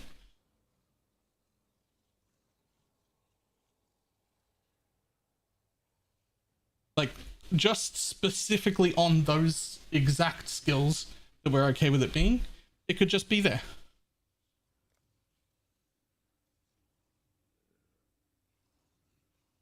A solution later for sure, where it becomes not evil at all. So yeah, I stick by that. I believe it is currently in a better state. And yeah, if it wasn't, if I didn't actually believe that, and if the others here didn't believe that as well, and I'm not saying everyone here believes that, but you know, a good set of people, and we've discussed it. If I didn't believe that, I would revert it. Like genuinely, I would. We would straight up put that back to what it was, and then we would take our time and do the proper solution. Cool. A lot of people are not going to agree with me on that one, and that's perfectly fine. I would just say play it and try it and see how you actually feel and how it actually adapts your builds, because that is one insight that we have that you do not currently have. I know theoretical is often just as good as practical, but in this case, I don't know. See how you feel about it, because it might be like 2 weeks down the line after playing, or 1 week or 1 day. It's completely out of sight, out of mind, and you don't feel any different about it one way or another, and it's like... I would put it as another phrase or another way of like, I know this isn't a great because it's a bit of a cop-out, but there are much bigger fish to fry. And so it's kind of like, would you want us to be solving that, or do you want us to be solving, you know, some other mega problem that I won't necessarily say right now, like trade? You know? So while I'm on the other side of this debate, I disagree. I think this is a bad change. I don't think this is the lesser of two evils. I have to respect that he's sticking with it while acknowledging the problems. He's not just saying, I'm smart, you're dumb, do the thing that I said. Like, it really sounds like he's had like a legitimate discussion about that and gave it real thought and listened to the counter argument and just decided this is actually better. And that makes me feel a little better than just being told no or not being told anything. I don't know. I just feel better about that. Even though I still disagree, it doesn't feel like that's ignored when I hear that now. You know, know, like Oh, there's that you won't certainly, say. you know, like I want to pick our battles wisely, and doing this fix the right way is going to take a decent amount of resources. time to stop Effectively, what walking. I like to do, just to give a bit of insight there, is I like to gather all the problems. I put them all on a board, and I kind of write, like, here are my tier 1 problems, my tier 2 problems, my tier 3 problems, and kind of like, okay, we have enough to do this, this, this, and this. Is this the right set of things we should be fixing this time or changing this time? But then you see all these other things that you don't have time for, and you're like, oh, that'd be so good to fix, like so good. So you kind of try and get them in there anyway, and then you end up with overworking and overscoping and causing a problem. And so, like, that can have a pretty negative impact as well, obviously, because now you're doing stuff without giving them the time. And so, like, but do rest assured, we are doing like everything possible that we can, and I am trying to actually make sure that the problems being addressed are, I do believe, and others believe here, are the most important problems that we should be fixing. Not everyone will agree that every problem has the same level of importance. Yeah. And that's just where it comes in, and obviously that's where the QOL bingo is very useful. Yeah, we are going to talk about that after the solutions. We'll get to that one, yes. But anyway, we can continue with the Scarabs. I know. Yeah, I like to rant and tangents. No, it's great. I think people are really enjoying this. It's very. I'm enjoying it a lot. Horned Scarab of Tradition. All rare monsters in the area have at least one reward modifier. Players' modifier to item rarity and item quantity do not apply. Huh. Yeah, so I wanted this one to be like, you know, you obviously... This one you could use without feeling obliged to have to run a Magic Find character. Because otherwise you would be like, I'm obviously going to save this until I'm an MFer. And I don't like that whole, holding out on that one until you are. So, yep, we just pretty much went with the, like, give something super rewarding, but also make it that any player feels like they can do it, and they don't need to run some MF strat in order to do it, or MF build in order to do it, which I think is pretty cool. I think very cool. Question, it does say player modifiers. Does that mean if you're in a 6-man group, that will work? Yes, that will work. Yeah, sure. Aren't you worried that you'll sort of have the same problem? Like, I won't run this solo. I'll feel forced to run it in a 6-man group. Well, that can be said about mostly everything, I guess. Like, you could argue one way. Like, it is the case that you get the most out of your map there. I agree with you. And again, this does have opportunity cost. Your map is not as juiced as it was, so like you can argue whether or not it's better. But that can be said about the whole game. Like, is it better to run multiple people, or is it better to run solo? That is an eternal argument. And I don't necessarily think it's necessarily one way or another. Like, coming from the Aurabot guy here, I obviously like running in parties. Yeah. And then you know what happens? We get like a little bit later into the league, and my friends are all, fully decked out in gear, and all of a sudden, all I'm doing is following around an immortal, completely powerful character that has no issue killing anything anyway. And I am now getting 50% of the drops, of which it's, it goes up by what, like 31% quantity and some rarity per player, and then that's divided by 2. So like now he's getting 40% less drops because I'm getting my portion, and he's probably thinking like, fucking get out of here, I don't want you with me. Like, at the start of the league, they're like, oh yeah, run support, come help us out. And then like a week later, it's like, can you just go away? I don't want you here. You're taking my items that I don't need you for. So there's like, for someone who knows, that benefit, it is certainly the case that, I end up being a hindrance because I'm taking someone's loot. So, there is an eternal debate here, and I'm not, again, going to say it's perfect or where it should be right now by any means. But I don't know if people will hold off on that one for that. But, I mean, if they do, they do, I guess, is also a thing. I was just curious. Yeah. That was a great answer. We have 2 more. Actually, Next. 3 more Scarabs. 3 more. Let's go. Of glittering. Recently. So this is kind of like that Whakawairua Tuahu map, which I'm sure most people don't know how to pronounce. Though I think I heard people calling it the Waka Laka Laka map and stuff like that. Waka Waka Bang Bang. It's like that, but obviously without the light radius. It initially had the light radius in it, and then I was like, oh no, like now everyone's just gonna be saving this until they have their maxed out light radius build. So even though that sounds fun, I don't think it's right for kind of core content like this. So this is one again that is like, if you're a Magic Find character, you obviously, this still benefits you, but you are so deep into diminishing returns that it won't be as useful. However, if you're not running a Magic Find build, this is obviously going to be far more useful for you, and kind of same principle. So we tried to focus on some that are like can be used by any player as opposed to just like following the whole Deadeye and Magic Find build meta kind of shenanigans. That will still probably happen, but Yeah. at least these cool. can be used to kind of really take your like I want to get as much as possible, and I'm confident that I'm not gonna die 6 times and run Yeah. either of these, or I guess both together with them. I do want to potentially prompt a tangent here, but I'm really curious since I saw it says recently, and recently it's not too bad, but nearby can be a little bit convoluted. Like instead of having a number on it, it's like every nearby is What different. nearby? Nearby. I mean, it's almost a bit of a meme at this point, isn't it? Yeah, it is. I think it's like nearbys are consistent within a given context. Now, in fact, I don't even want to say that. You know what? I actually wouldn't say that. I would say that like, is this? How much of a problem is this really? I mean, it's not contextual to this one, obviously, to this Scarab. I don't know if any of the Scarabs have anything nearby. And then you're getting a bit of the like, in your presence is another thing you have, which is like, what does that mean as well? And how is that not nearby?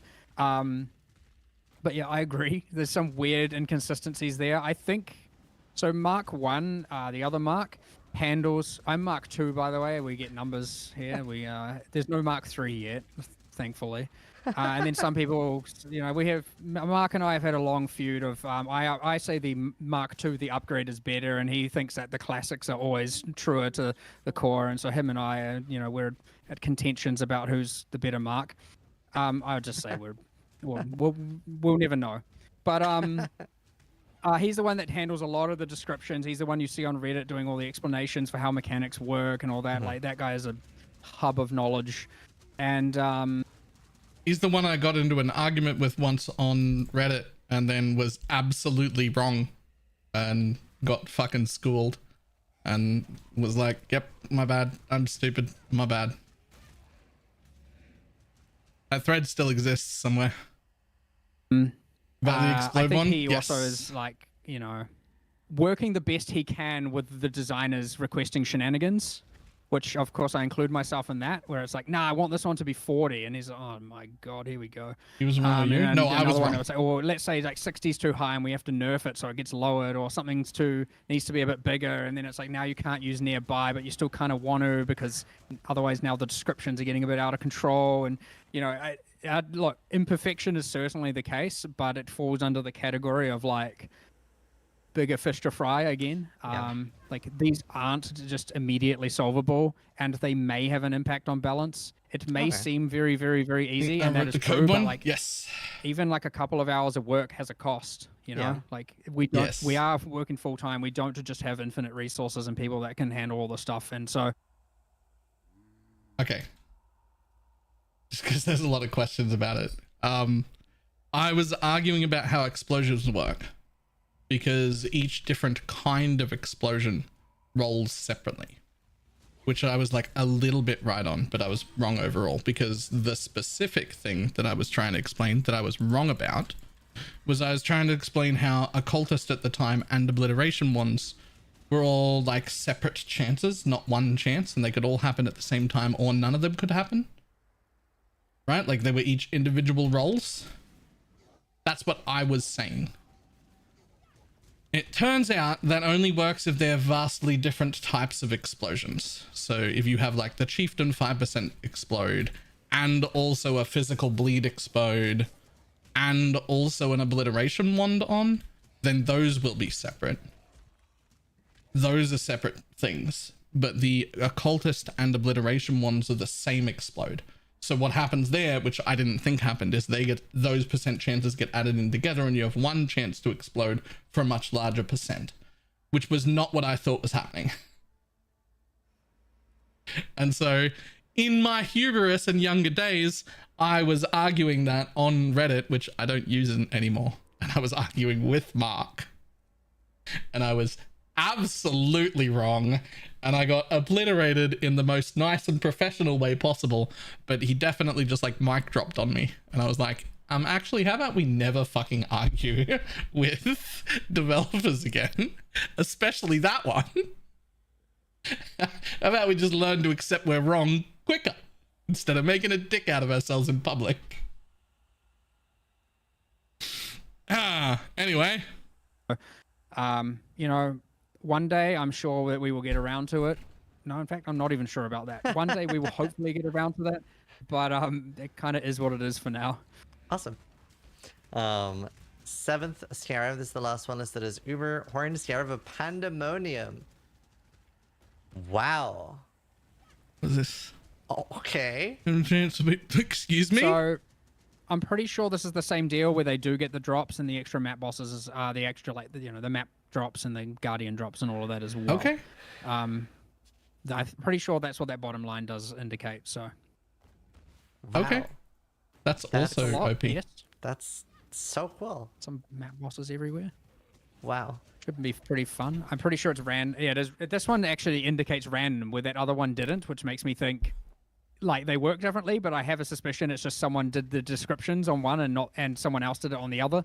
Yeah. I will verify that after this and make sure that they actually are either intentionally working differently or will be made more consistent descriptively.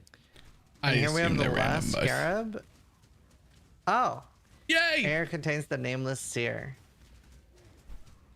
Yeah, because why not? Because why not? Yeah, because why not? Obviously they don't cost dust because there isn't any dust. It's just he'll give you one, and like I think in Affliction it took all of your dust away when you bought it. Yeah.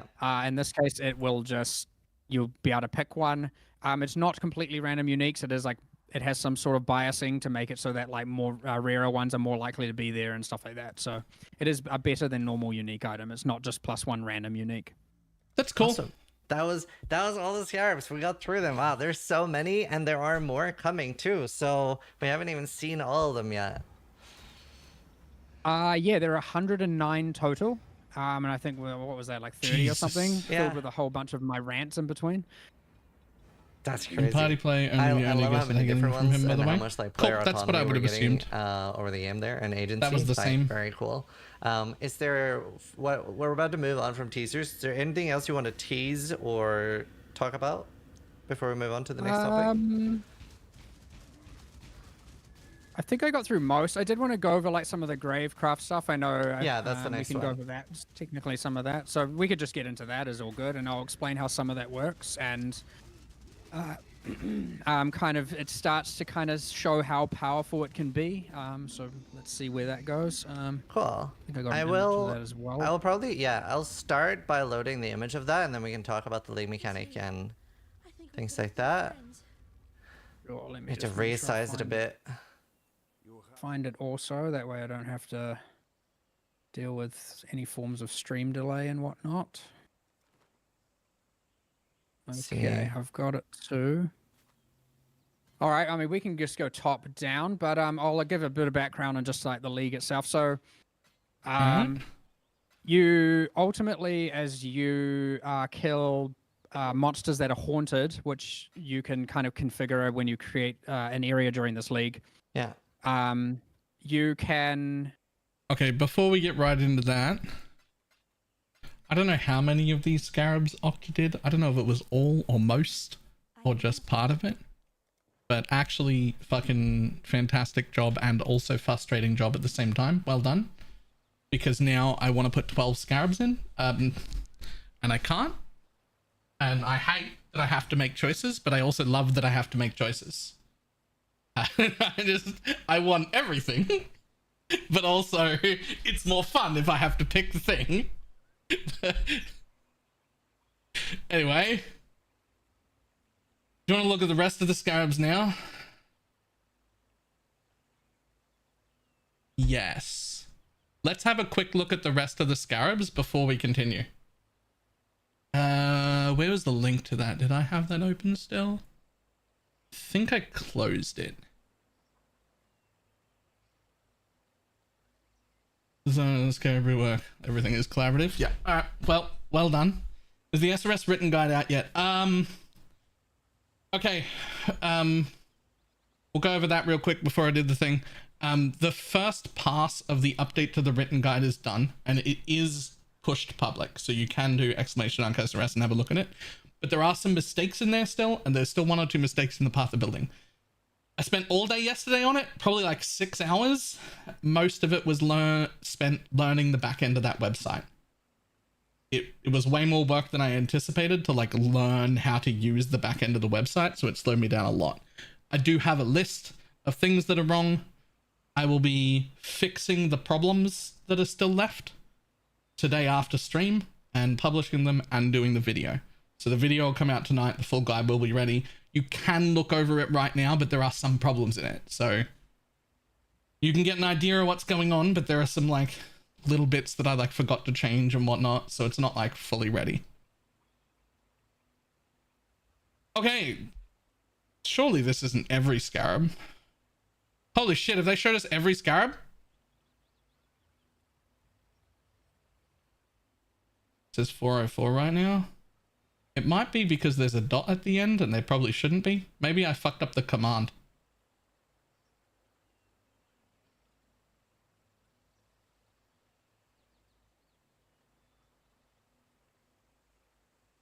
All Scarabs are revealed. All right.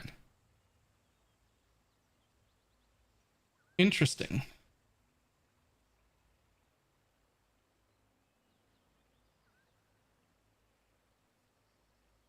Read fumes.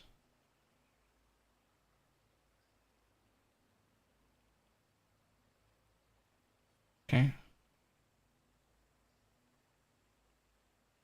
First there until you get to play with some of them. I am. Can't see your tooltips. Oh, let me hide the thing. Let me hide the thing for a second. I should really have hotkeys for this.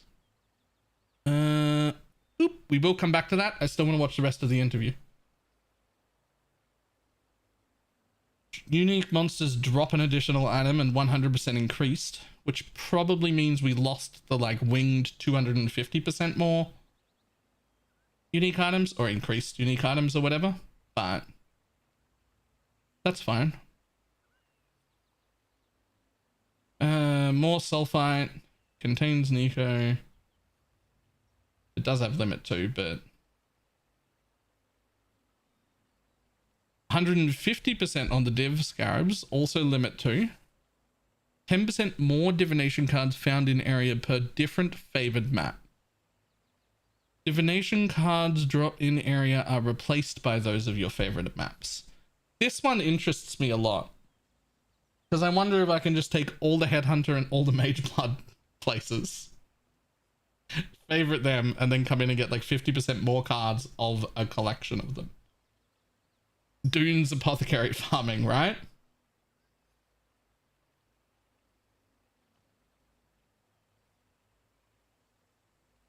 Divination cards have a 20% chance to drop us full stacks. So that is just going to be a math problem. That'll be really easy to work out whether this is worth using or not. And it'll just be a math problem.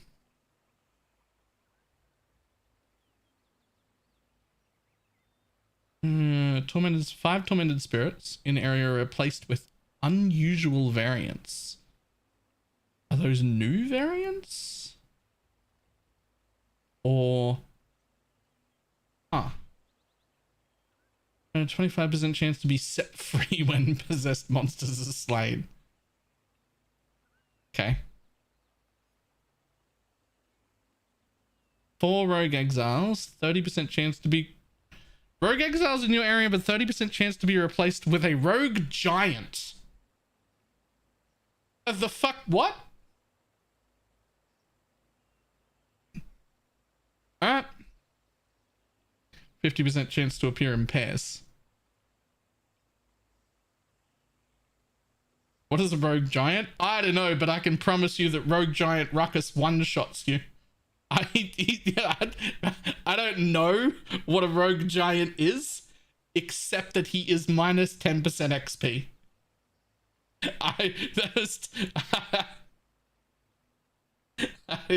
That is minus 10% XP is what that is.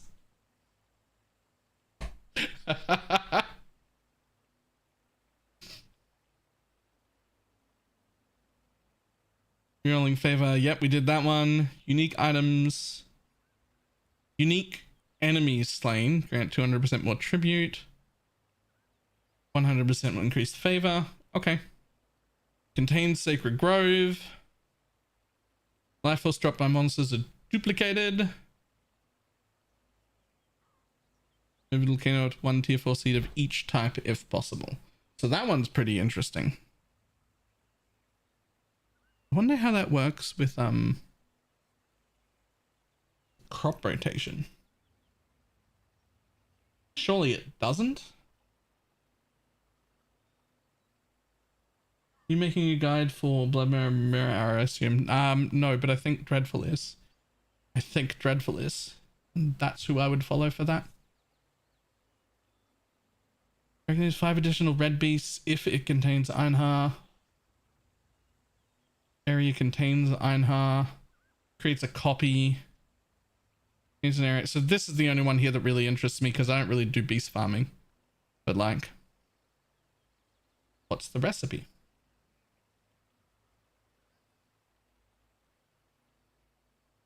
That was my initial thought as well. If it works on crop rotation, that'd be insane. Yeah.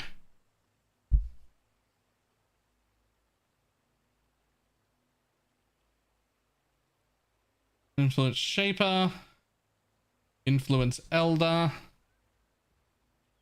Influence monster packs in area have 40% increased pack size.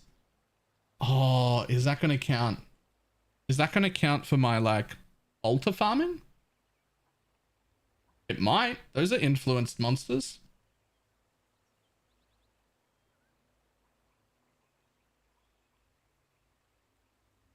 It should.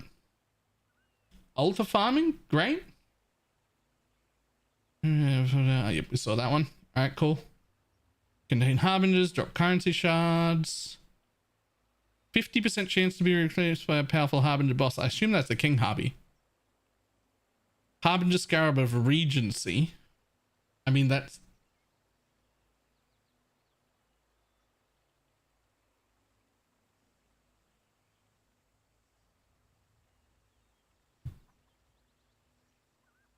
I assume that's King Harby, but then it's... Otherwise, they would say King Harby, so maybe not. Currency shards are duplicated. Alright.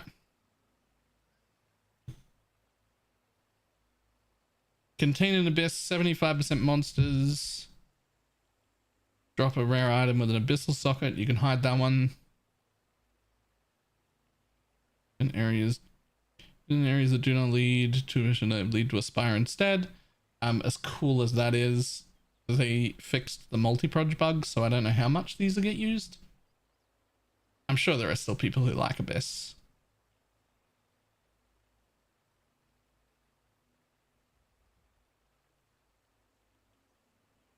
Essences are 1 tier higher. Using a remnant in the area can only result in upgrading or transforming essences. Okay. You did not read that last one.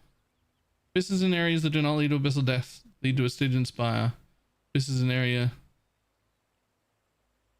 spawn hordes as they travel. Oh, I did miss that bit. Interesting. Okay. Contains 2 shrines. Contains an additional unusual shrine. Shrine buffs also grant experience gain. Shrines in areas guarded by additional map boss. So that one's very cool. These unusual shrines, I'm going to assume they're like the resonance and gloom and those, but just like a random one of those sextant specific shrines, which is cool. But I did like using gloom shrines exclusively to just add explode to my build, but the random ones are all pretty good. So area contains Alva. Area contains 12 to 16 additional packs of incursion monsters.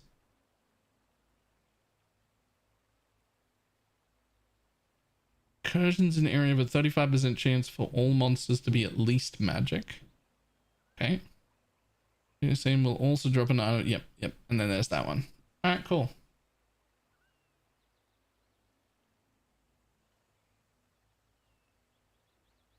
Contains Jun. 150% increased intelligence gained from the immortal single targets encounter in the area. Huge. A 50% increased chance to be accompanied. And a 50% chance to drop an additional Scarab. Good. I am.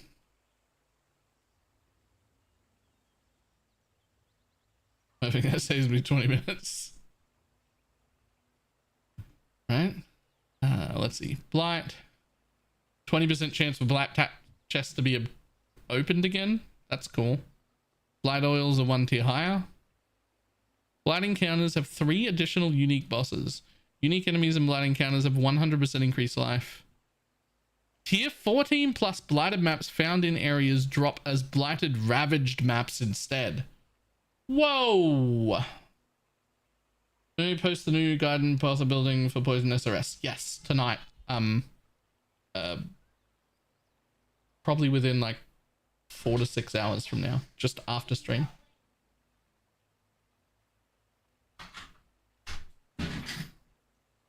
Area contains breaches, always chalupa. Wait, there's no always anything else.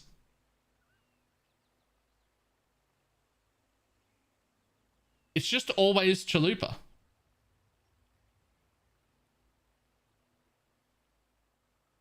Interestingly enough, that might result in sometimes not wanting to use this, because the other ones, especially Ul Natol, are usually worth good money. They're just not normally quite as good as chalupa. But if chalupa's the only sextant we've got, Ul Natol might end up being more expensive, and the others might raise in price too, to the point where you could make an argument to not use this and just add an extra 2 breaches.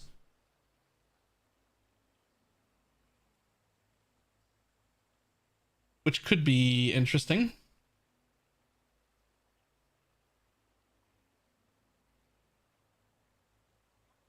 You're gonna add 8 breaches? Yeah.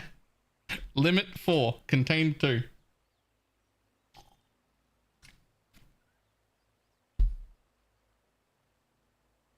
More maps. Maps are a tier higher. Unique maps will drop from the final boss. Non-unique maps are corrupted.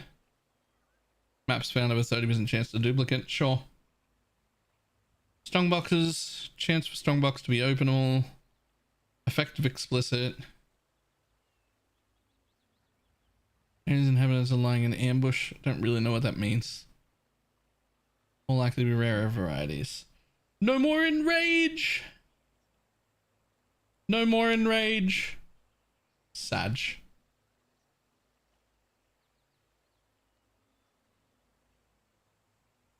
Monstrous? Yeah, but like 40 strongboxes in my map that aren't enraged aren't worth anything to me.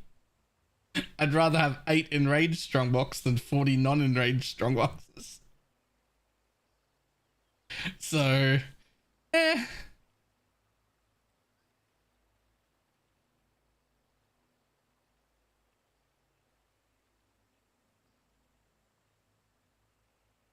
This is basically dead to me without enrage. Me too, but I'm also kind of happy about it and kind of sad, because it was like the only real avenue we had to MF anymore. But also I fucking hated it. I absolutely hated it. So,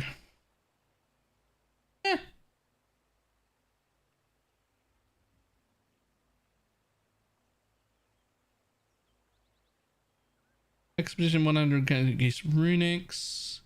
80% explosive radius, 20% increased number of explosives. Contains danning. Cool. Instead of 2 additional suffixes and prefixes. Okay.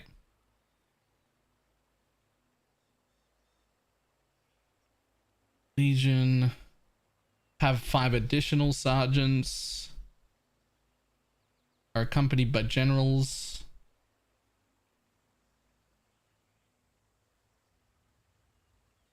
Always contain Marketh. Ooh. always contain Marketh. Okay?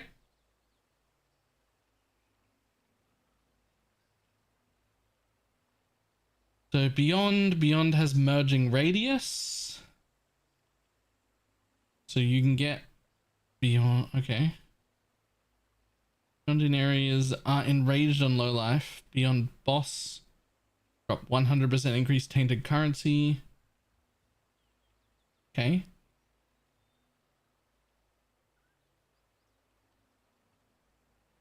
Items are corrupted. 4 pi. Thank you very much for the prime. I have notifications off right now. Unique monsters have... Unique monsters slain in an area create 8 to 12 additional beyond portals. That one interests me a lot. We can put a lot of unique mobs in a map if we try hard.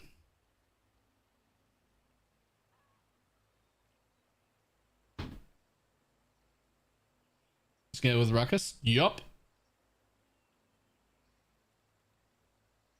Self like gives an energy for 500% con. Isn't that what we lost in the others? Yeah, but I don't know if that'll be as good or not. Plus, you can only have 3 of them. Plus, yeah, I don't know. We'll see.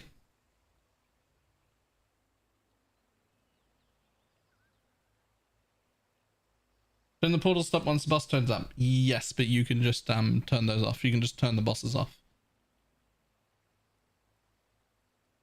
Contains ultimatum. Ultimatum has increased experiences. Well, rewards as though +2.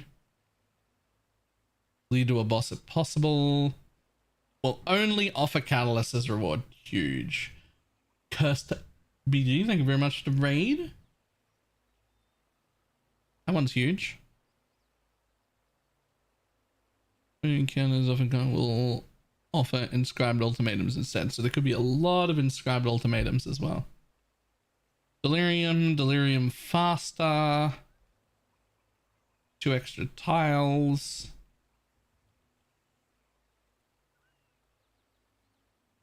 Delirium encounters in map contain all unique delirium bosses. Both, right? Both.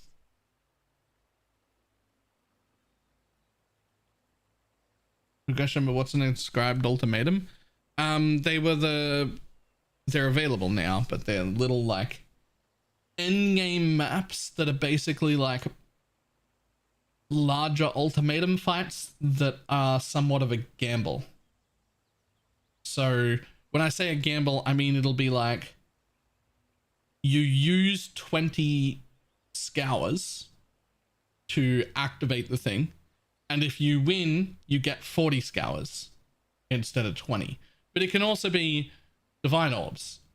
1, 2, or I think 10. Like there can be some like big risk ones where you're like, well, if you spend a divine orb and you win, you'll have 2. If you spend 3 divine orbs on this map, or 4 or whatever it is, I forget the exact numbers, right? But it's like sacrifice this currency and then win, complete the map, and you get twice as much back, or things like that, right? I think there are also some where you like, you sacrifice a shit unique and get a good one back, but if you fail the map, if you like die, you don't get the thing, right? So it's like a little bit of a gamble. There are a bunch of things to it. Don't hold me to specifically like what the rewards are or whatever, but you get the idea.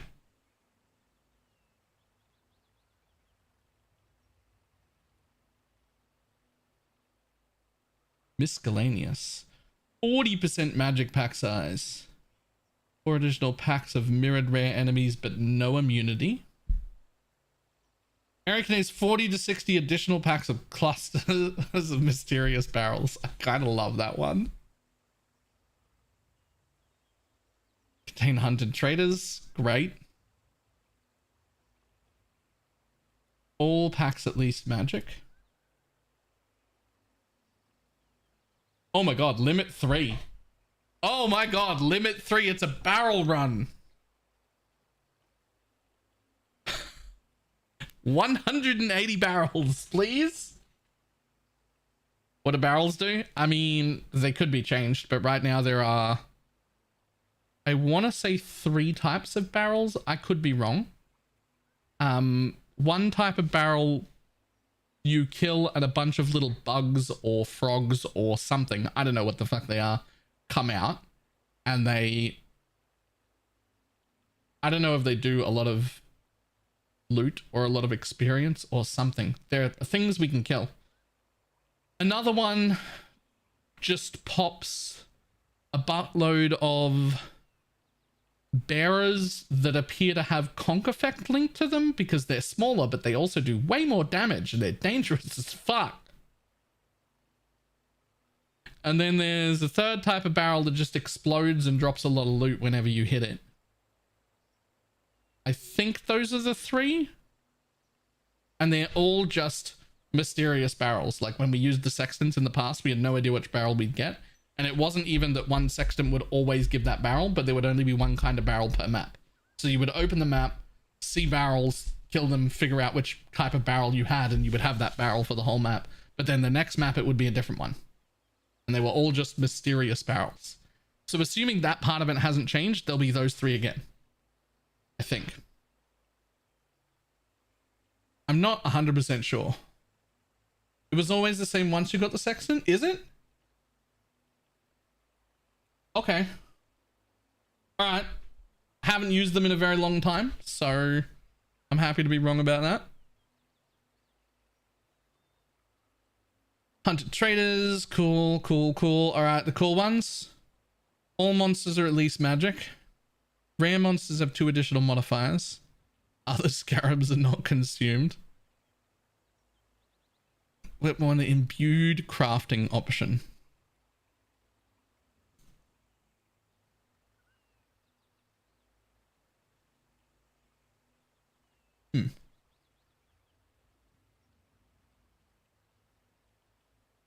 All rare monsters have at least 1 reward modifier. This one's weird. It's good, I think, but also real bad if you're an MF character. But like, maybe good? I don't actually know. That was just taken was removed from the drop pool? Yes. Players in area have increased item variety for each monster slain recently. Recently is at least the last 4 seconds, so speed clear meta.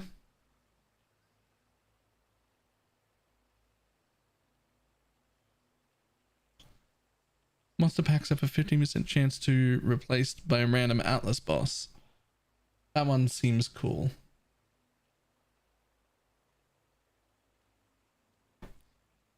The wording could be better, but that's the reward conversion effect.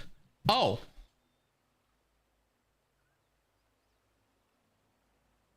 Oh.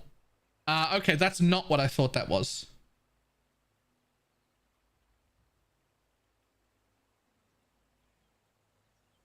I thought that would be just the tile like the legions and shit had.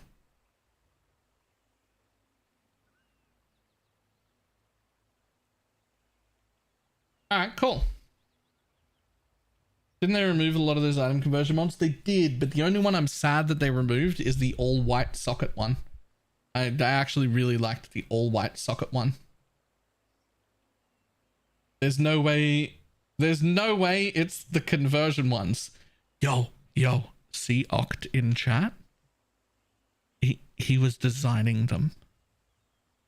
That's Octavian, and he was in the team or running the team, I'm not sure, that designed them all. So I think if he says it's the conversion, it's probably the conversion, my dude. I just saying.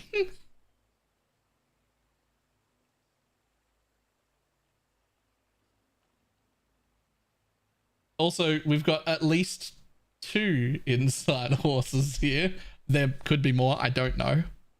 But there's at least 2 people who work in the building here right now. I'm not going to call out any others if there are. I hate that they removed the gem XP conversion. I thought I hated that, and I understand why. I thought I hated that because I always got a kick out of leveling when I would hit one of them and all my gems would appear in gray, and that gave me like a little bit of dopamine. It was a little exciting. But at the same time, if you were like Legion farming or something, you could flip with my degenerate days like 4 or 5 full sets of gems every single day because of that conversion, which greatly devalued all of the like 21 gems and level 4 enlightens and those sort of things, like because they were so much easier to level. So I think I'm happy that it's gone. My only problem with it is that I'm really worried that it's going to be like level 30, level 95 or 96 before I get level 20 gems again, and I hate that. I do, which that was mentioned on the podcast earlier as well, that as something they didn't like either. Not oct. Well done, by the way. I know I already said that, but these were fucking great. I'm interested. Let's go. What do you think of this Deli Farmer Atlas cook? Let's have a look. I want to keep watching the thing in a minute.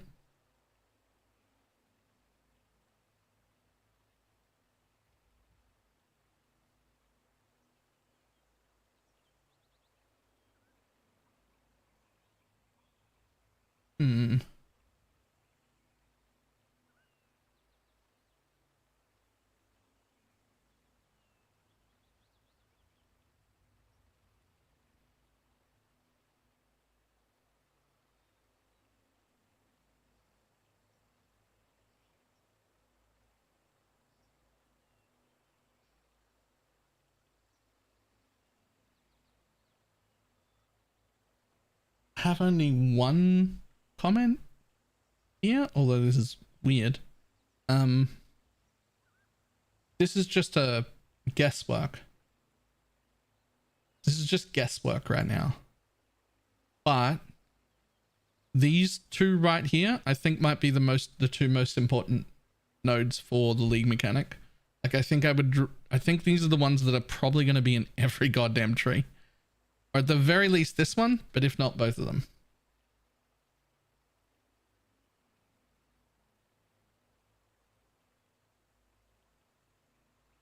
I think they're going to be the most important.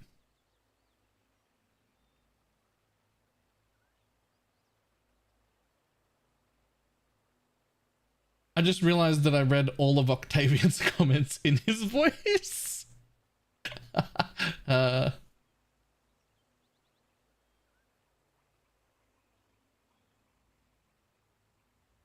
I want the all flames more.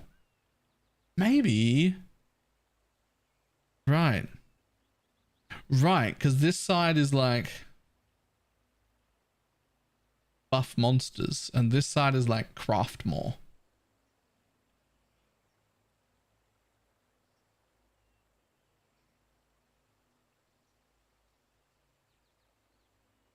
Fair.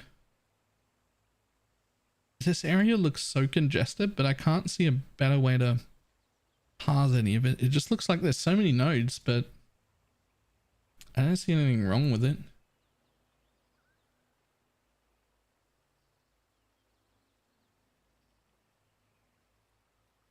I see very few left-hand side trees as well.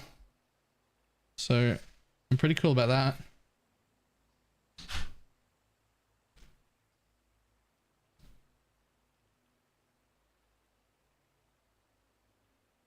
It has Elva, that seems wrong. I mean, I don't like Elva, but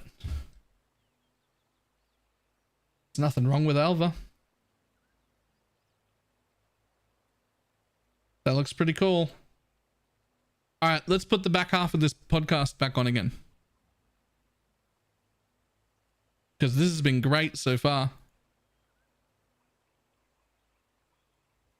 They're harder monsters, and you can get them to become collectible. So there are special looking ones, and when they die, they can be collected, and the Undertaker comes out and takes them back to the necropolis, and stores them in the morgue, and then you can go back there and do some crafting.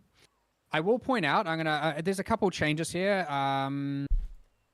So yeah, you can store a limited amount in the necropolis, But the first thing I notice is on the top left, you've got an 11 out of 27, assuming we have the same image. Wait, yeah. That 27 is the capacity, but we have actually just expanded that. I think it's like 60 now or something. So you can Okay. store a lot, and because we were having annoying pressure, you want some pressure. You don't want to have infinite storage. You want to feel I like want you should infinite engage pressure. with it or itemize them and trade them. Nah. But that's another thing you'll notice. Is like a lot of leagues we don't release with things like itemizing crafts and itemizing the capacity to trade them, and we just end up with like a pressure, and then you kind of just have to engage with the trading, except it might feel lossy or you're missing out. We've Yeah. tried to kind of make sure that you can trade them, you can itemize them, and you can deal with all that. And we've also, due to the making sure this was on alpha, and we got a bunch of feedback there, we have increased the storage size recently. Apparently, between when I took the screenshot and now, which I think probably was yesterday, we have increased that maximum storage limit to like 60 or something like that. So you can have 60 collected corpses, crafts at a 64 given now. time. Cool. Might be 50 something. I don't know. Some number around there. Yeah.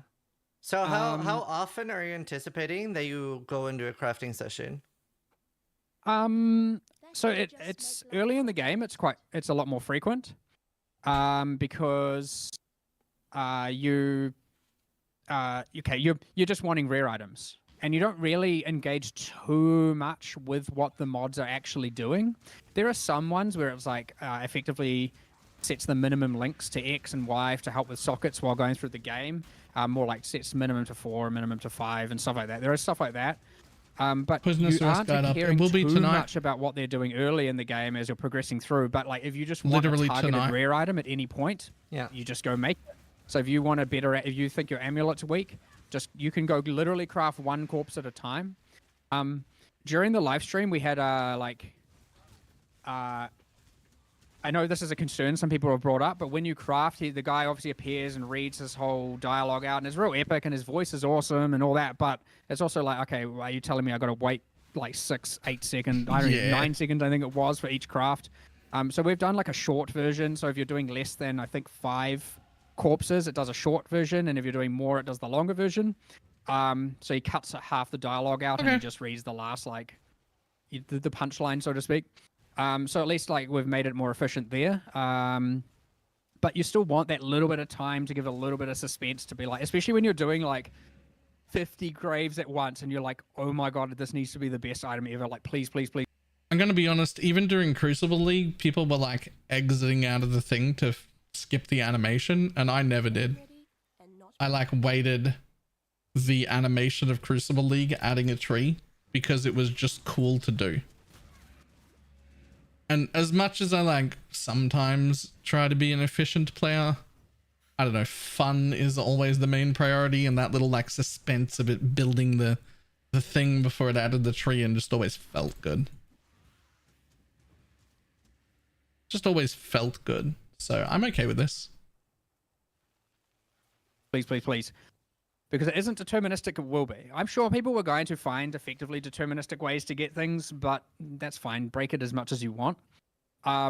But challenge accepted. You want that like, please, please, please, please, please be good. And so you get that like bit where you're like sweating and you're just like, oh my god, I'm using, this is like 100 divines worth of corpses I'm using here. Like, please be good. And then it comes out and maybe it is, maybe it isn't. And there's that moment where you mouse over it and you have that like kind of, you know, your heart stops for like a little bit. So I like that. I like that kind of pre-craft stress, which is way more dramatic than just like hit craft and the item immediately changes to some other state and then you can immediately see the difference. Like, it adds way more drama.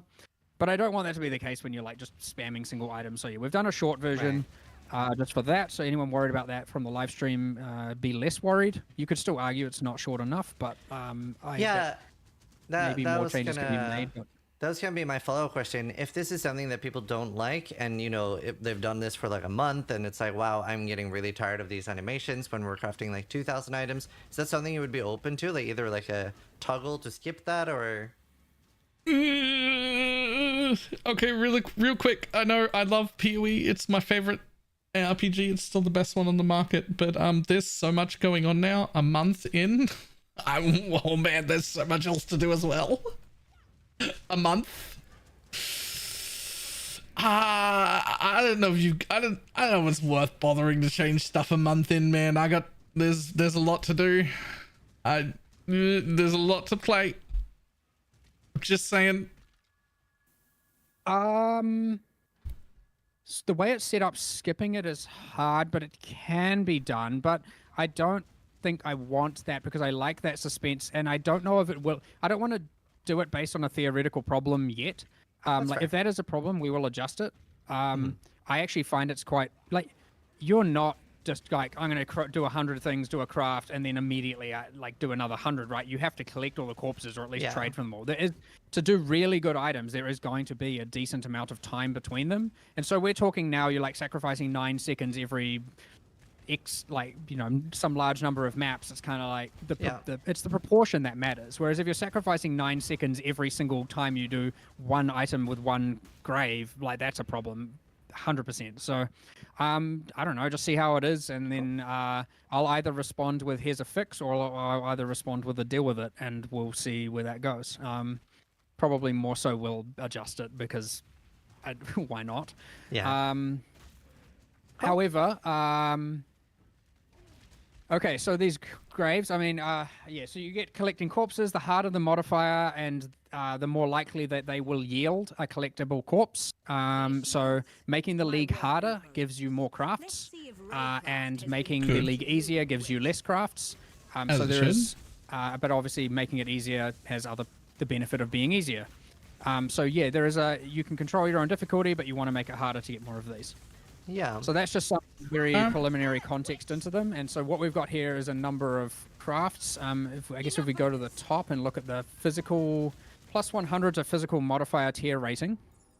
So that's a little bit confusing. And we've gone through so many different versions of this trying to figure out how to make it less. The way that works, so plus 100 will mean that the bottom 50% of physical modifiers will not be able to roll on the item. So you have obviously your tier 1, you have your merciless, your tyrannical, etc., all the way down. Forget the names of all the others. The bottom half will not be able to. On your stream, you might want to get I've done it. Yeah, there you go. The bottom half will not roll, and it makes the other ones more common. But not, it's like kind of proportionately more common. It's not like that weighting loss goes into the weighting directly. It's kind of like, it's a little bit nebulous, but ultimately it does cut off bad mods.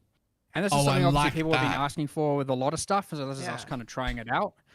So that you can't get your like +5 life where everything else is T1. This is a way to get around that. So yeah, if you run enough of those, you can cut off everything but, Tyrannical and Merciless, for example, but that still doesn't mean you will get it. It just means that that is the only option if the IPD was to roll. But they still have a weighting. The weighting is still, all mods consider their weightings together, so it's not like it becomes deterministic. But what it does, the determinism means you won't get a bad one if you got one, which is cool, and you can do that for like a lot of them. So there's +50s and +100s. +50 will cut off the bottom third. +100 will cut off the bottom 50%, and then if you did another +100, you cut off the bottom 2/3, and then so on and so forth. So it's compressing them up into a point.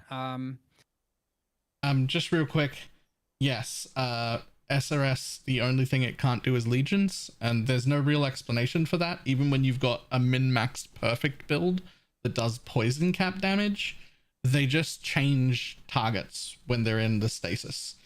You'll hit the thing, you'll have 10 SRS out, they'll run towards a mob they pick, maybe they'll get there, maybe they won't, but before they even kill the mob, they'll change targets and like head over somewhere else, and then they'll change targets again, and then they'll finally get to a mob. They might kill that mob,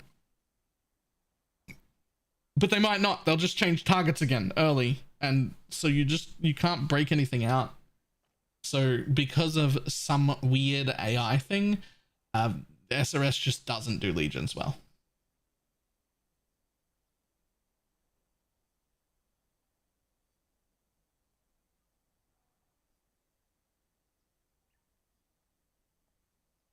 There's some like kind of, I guess, nuances around that where it's kind of like at some point cutting off terrain, you probably actually want to only cut off, I know this is like some advanced player mathematics. Make a real difference. Stuff. Nice. You probably only want to cut off up until tyrannical, so keeping tyrannical and merciless, because if you cut off tyrannical, merciless is so rare that Get rid of the you dot. still probably won't get it. So if you want but if you're looking for best in I'm slot, stupid.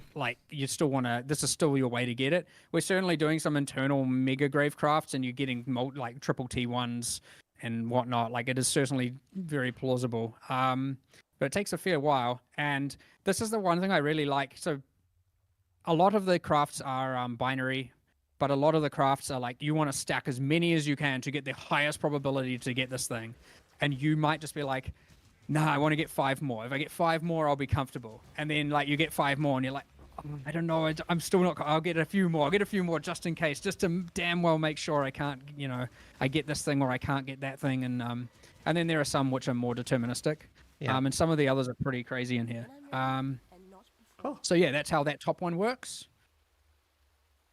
I was wondering, how is all of this gonna work in a group? Good question. I think we have it. I'm going to double check all this because we went through a number of iterations, but I think it's the classic, when you collect it, everyone has a 50% chance to get a random other one. Cool. I'm good with that. Or something like that, which I obviously now brings into my mind, if you're...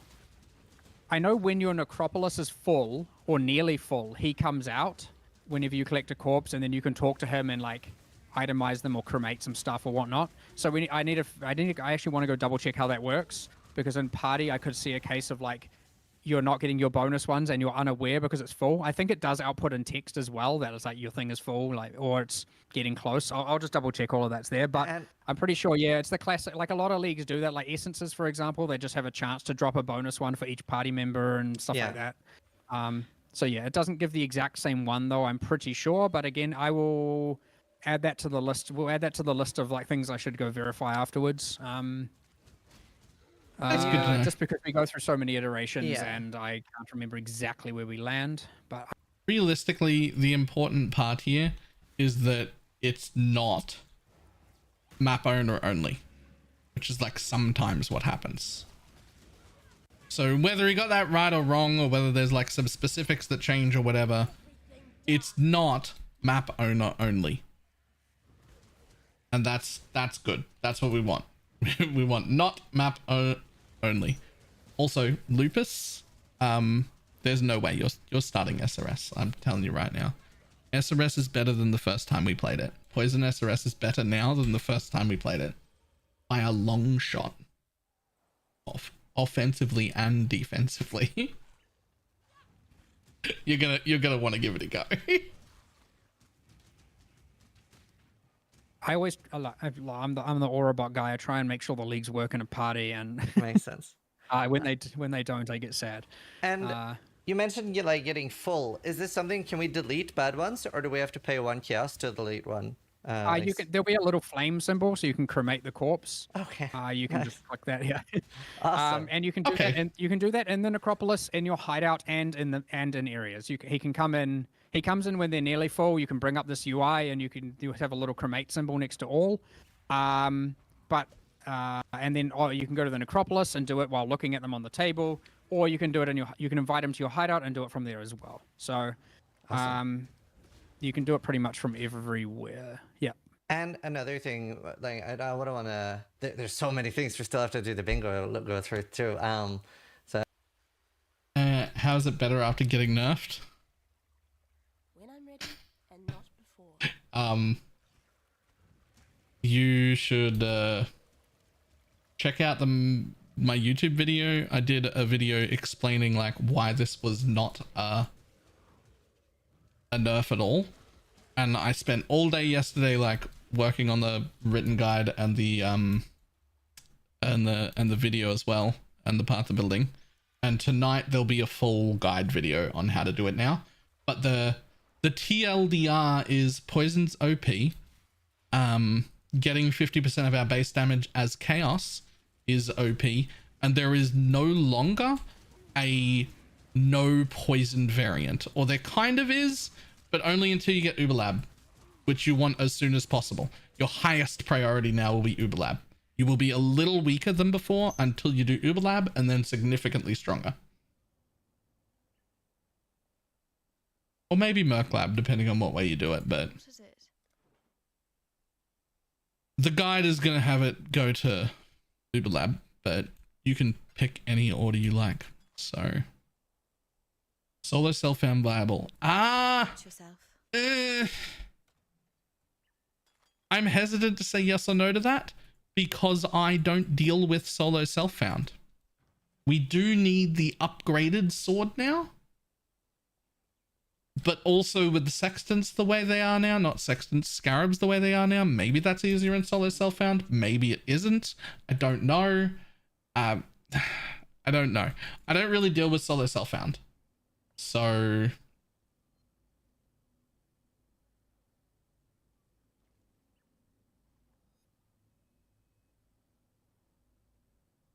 to do heist, of course. I'm trying to be a little bit conscious of time here. I'm still good on time. I'm Awesome. pretty happy to just keep going. So Okay, that's more than happy to do that. What I wanted to ask, there's a lot of like unique different stats that we haven't seen, and we can still influence these afterwards, like those items, the rares, and use either Eldritch Currency or Exalted Orbs, etc. yes, you can. Can you? I don't see why you wouldn't. It creates the item. It should be that you can do that. It might. I think it might be that some of the mods are in the same family. So if you can, say for example, get +1 charges from this, I think then that is in the same mod family as we call it, as +1 charges from influence. So you might not be able to get like double up on that. But Yeah. I'm actually not too sure if they went with that way or not. But I feel like probably it is going to be that way. I'm just not 100% certain. But Still be able there's to no craft it, restriction on doing that. So yeah, what we've got like one of the crafts is like +1 affix, and yeah, we are finding that like endgame you actually don't want to use, like you generally craft 4 or 5 affix items so you can then do some level of manipulation to them afterwards. Oh, cool. That's certainly a So did you just say one of the mods is +1 affix? Are you telling me I can have 7 affix rare items?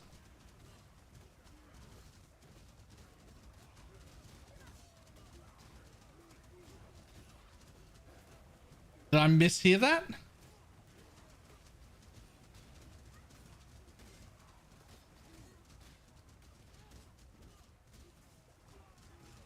Right, okay. Alright, okay. I did slightly misunderstand that. Sorry, I got real stuck on. I was like, excuse me, wait, hang on. That was about to be the most busted thing I'd ever heard of in my life. thing that is happening. Yeah. No, that's what I was thinking.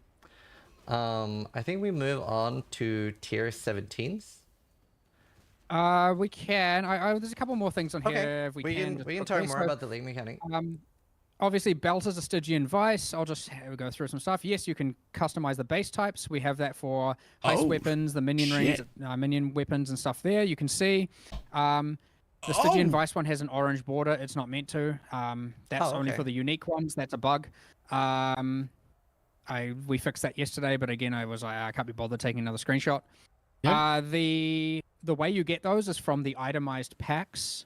So there are like itemized abyss monsters, itemized packs that all flame members. You put them in, but you can get one that it drops exclusively from abyss content. I think maybe only from depths, and that one will be the one that can give you this. So there's a couple, and same with the experimented weapon. That pack, that all flame member can only drop from heist content. So some of them are like you really want to.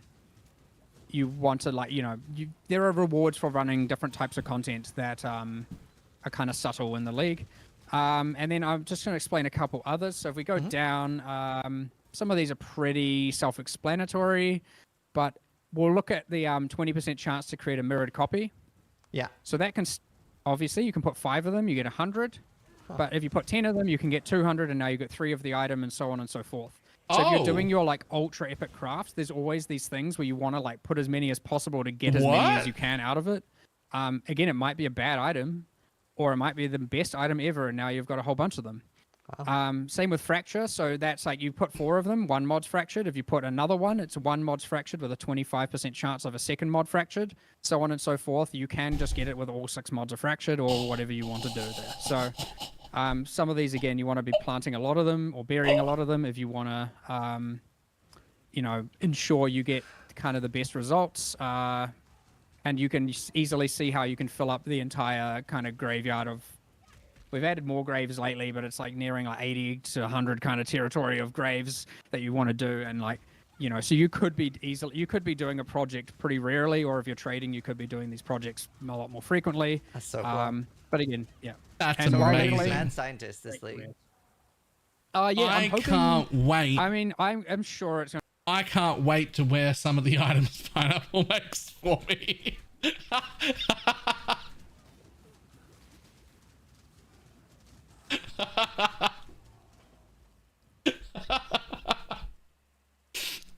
Anyway. Going to be broken in some way, like, of course, and I like that, and I'm completely happy with that. There might be some level of broken that we'll have to be like, oh yeah, nah, this is not okay. But we'll see. But yeah, I'm very keen to see what people are going to get out of this. There's all kinds of meta ones as well. Like in here, there's like one that's like requires at least one other corpse of the same monster name to get a Vermilion ring. So that's kind of like, and I don't mean name as in like the randomly generated name. That's just like, you know, you get a Devourer, you need a second Devourer. And when you plant that, and then you plant another Devourer that has, or whatever, if that Vermilion ring one drop with a Devourer, and now it'll create a Vermilion ring.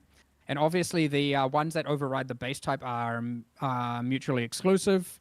It's meant to prevent you from planting burying things that are going to like conflict. So if you have a Bone Ring one down already, you then can't also put down a Minion Wand one.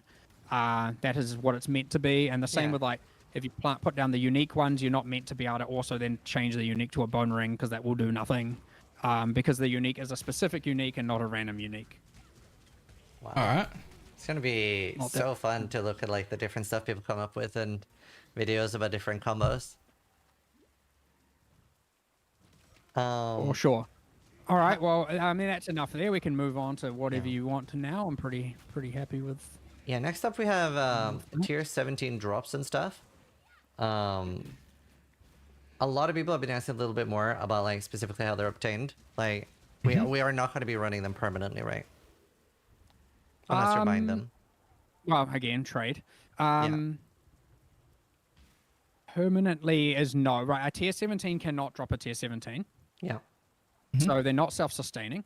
And that is intentionally by design. Tier 17s, obviously there are like, the mods might be too hard and stuff. There are factors as to why you might not be able to run them, or might be able to, or maybe you save them for a different build or a different character, or maybe you trade them away or whatever. There are going to be ones, or you use that Scarab and, you know, you get around some mods, or you change your build, you know, there's all of that. But then there are, so there's the drops. So Void Stones are the things that give you the chance for them to upgrade. Yeah. Now we showed them at 0.5% per 0.5% chance per socketed Voidstone, which is kind of effectively how Grand Spectrums work. Now, I think it's been lowered to 0.4, but I'll explain what our intention is with how many you're getting shortly. But the way that works is, so it's not 0.4 plus 0.4 plus 0.4 plus 0.4. Yep. Each one, so the first one is 0.4, then the second one is 0.4 times 2 plus 1.6. Yeah. And then, you know, whatever that math goes. So it ends up with, when it was at 0.5, it was 8%. So 0.5, then 2, then 4, then 8. So yeah, times 4,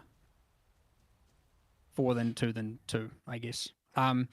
Yep, so you end up with like a I'd love to see the insides of whatever math. Someone in chat can do that math for me. 1.6 times I'm in my 4? 30s now. I don't get to do 6.4? that stuff quickly. 6.4. Yeah, so, yeah, it's around there. Like, and chance to convert a T16 to a 17. Yeah. And pretty much though, because you're like, okay, what the hell does that mean? Ultimately, when we were like, we've done a whole bunch of sampling. Say at like, here, you're running a red map. You've got like pretty much, or you're at tier 16s. You've got most of your atlas filled in on like an average thing. You're doing kind of like, you know, mid-tier alching a map with some basic investment here and here, and like you're averaging 1 to 2 scarabs and all that. It's kind of like, how often should you be getting and running a tier 17?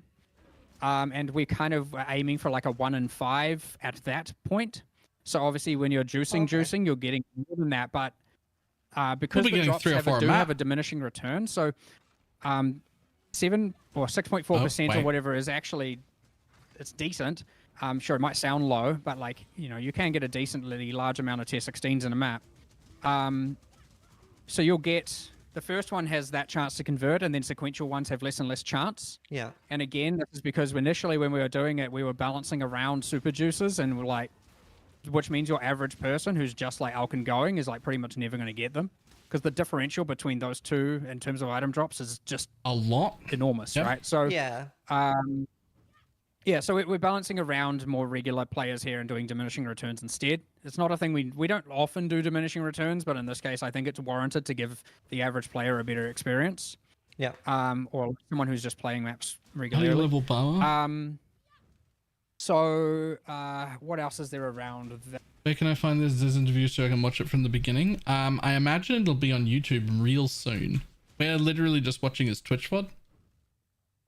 But I can't imagine it stays off YouTube for too long.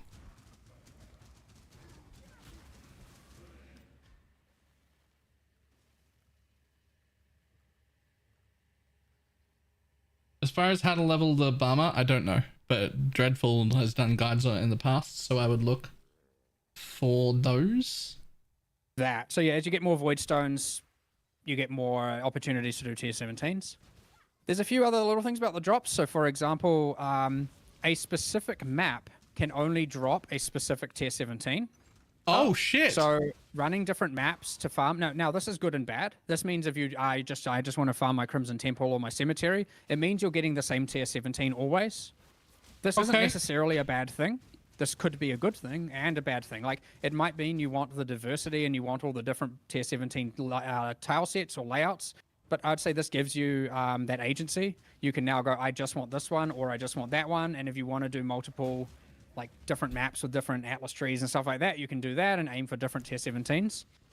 Now, that's relevant, ideally, because you're choosing what boss you want to get, which you can choose the unique they drop, and obviously the tile set, and thus the signature monsters and all that, because some of those can be pretty brutal.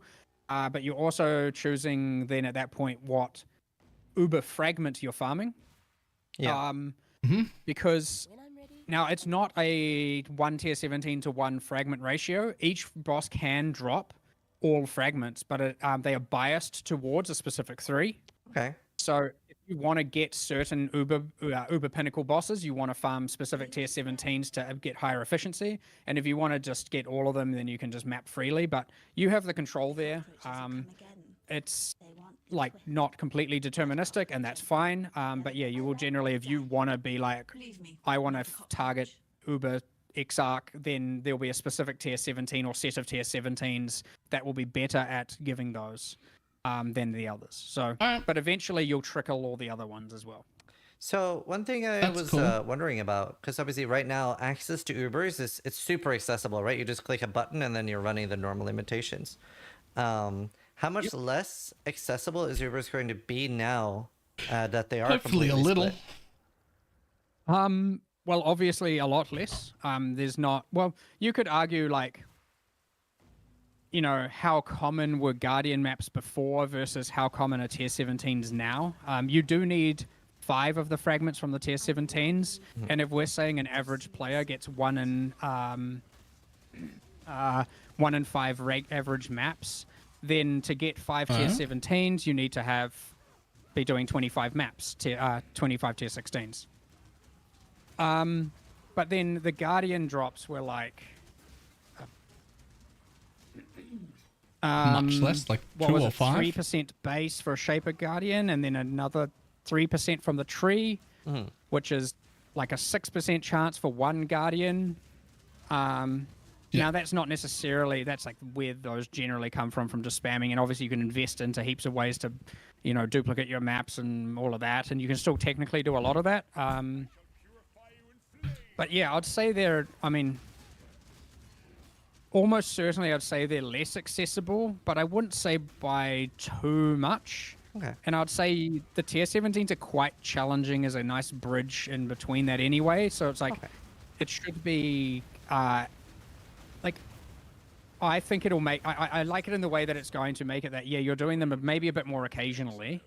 Okay. You can also still do the non-Uber Pinnacle bosses in the meanwhile, while you're still mapping. You're still getting all of those, and they have exclusive drops. So hopefully the value of doing them is still something. Yeah. That might come boss to boss, meta to meta to control that. But yeah, you would ideally be doing some level of like Pinnacle or Uber Pinnacle bosses enough that you're going to feel satisfied. That isn't necessarily like, yes, there are probably some people who are happy just like, trading Blasting or doing them some sort of back to back to back to back. ridiculous strat to get as many as possible and just spamming them all the time. Yeah. And that might now be harder, but also you can still trade for that, and you can certainly, optimize the amount of them you're running. Yep. But yeah, the different drops also means, and if they are more scarce, it only means that the drops from them are more valuable as well, which is obviously a good trade-off that happens. So, yeah, I can't say with certainty one way or the other, but that's kind of generally how it works and our expectations, and it's always changeable. So Yeah, cool. I did want to inquire a little bit about the design philosophy difference there between, obviously, we already in the game right now have normal Itziri, and you run normal Itziri and you get the Uber fragments, versus now this is from a completely different source. I would love to hear you talk about that a little bit. Yeah, that's a bit weird. yeah, I've talked about this a little bit, but just to reiterate there, effectively, like, what is the fun? Okay, the first time it's kind of fine if you were to like, I do Shaper X times and now I do Uber Shaper. Maybe you fail. Perfect. But let's say you now conquer Uber Shaper and you want to do it more, you want to utilize it, you want to farm from it. And then I'm telling you the way to do that is to farm a bunch of this content that you have already proven completely capable of doing. Like, it just becomes boring. You have to do multiple Shapers to get to do Uber Shaper. And you could argue, well, it's just one. It's still the same problem. I don't want you to have to go and do a bunch of like content that is clearly trivialized to you. Okay. Like the non-Uber version of Shaper, in order to then be able to do the fight that's worthy of your difficulty. So that's where the tier 17s are the kind of bridge between that difficulty where like, and because they have randomness and mods, like a tier 17 might be easy and then the next one might be very, very hard. So like there are going to be points where they have certain modifiers and they actually might even be harder than the Uber Pinnacle, but at least they're different. Whereas like Shaper versus Uber Shaper, like what's like, again, if you've conquered one, the other is just, it's not entertaining really at that point. It's just kind of like, That's fair. wasting time for no good reason. I was also curious about if you are able to give or want to give a indication of the difficulty. Like, obviously they have very different mods. So maybe talk about without mods, but like compared to like Uber's, Elder Guardians, Katarina, like what's sort of like difficulty level? Like where are they sitting? They're meant to sit between, between the current Pinnacle and Uber Pinnacle, kind of ideally in the kind of halfway mark. Okay. Maybe, but that I would say that's like kind of base. But honestly, those modifiers are absolutely freaking hectic. Like you get some combinations in here that's like, yeah, this is brutal. So it's very, very, very swingy. And because you can't get them without This right here is why I'm heavily considering the SRS start over the Deadeye. I use the Deadeye for a lot, and I've done the Deadeye a bunch, and I like it a lot, but like, maybe I want to do these tier 17s though. Maybe I want to run those, and maybe for that I need to be real tanky and do more damage. And maybe Deadeye can't keep up with that, but also maybe Ellie Hit can, because it looks fucking gross. So I don't know, man. I want to start everything all at once. modifiers, it's hard to even see them how they are without them. Like, Yeah. there's some crazy stuff there. So yeah, it's certainly the easiest ones will be like, it's so hard to get. It's so to quantify difficulty is very difficult. Anyway, they're meant to be. Hang on, is SRS that tanky? I never felt super tanky playing SRS. I feel like you might have been doing something wrong, because that build is like block capped with like nearly 1,000 regen, or it was before, and a bunch of physical damage reduction. And now you can also run suppress cap at the same time, have block and suppress cap at the same time as being poison damage capped. Like, it is very tanky.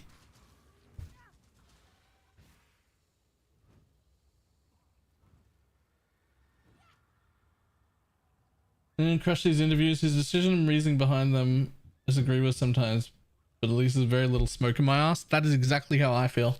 I mentioned that earlier, that I was like, look, after his explanation, I'm still on the other side of this change. I still think that this is a mistake.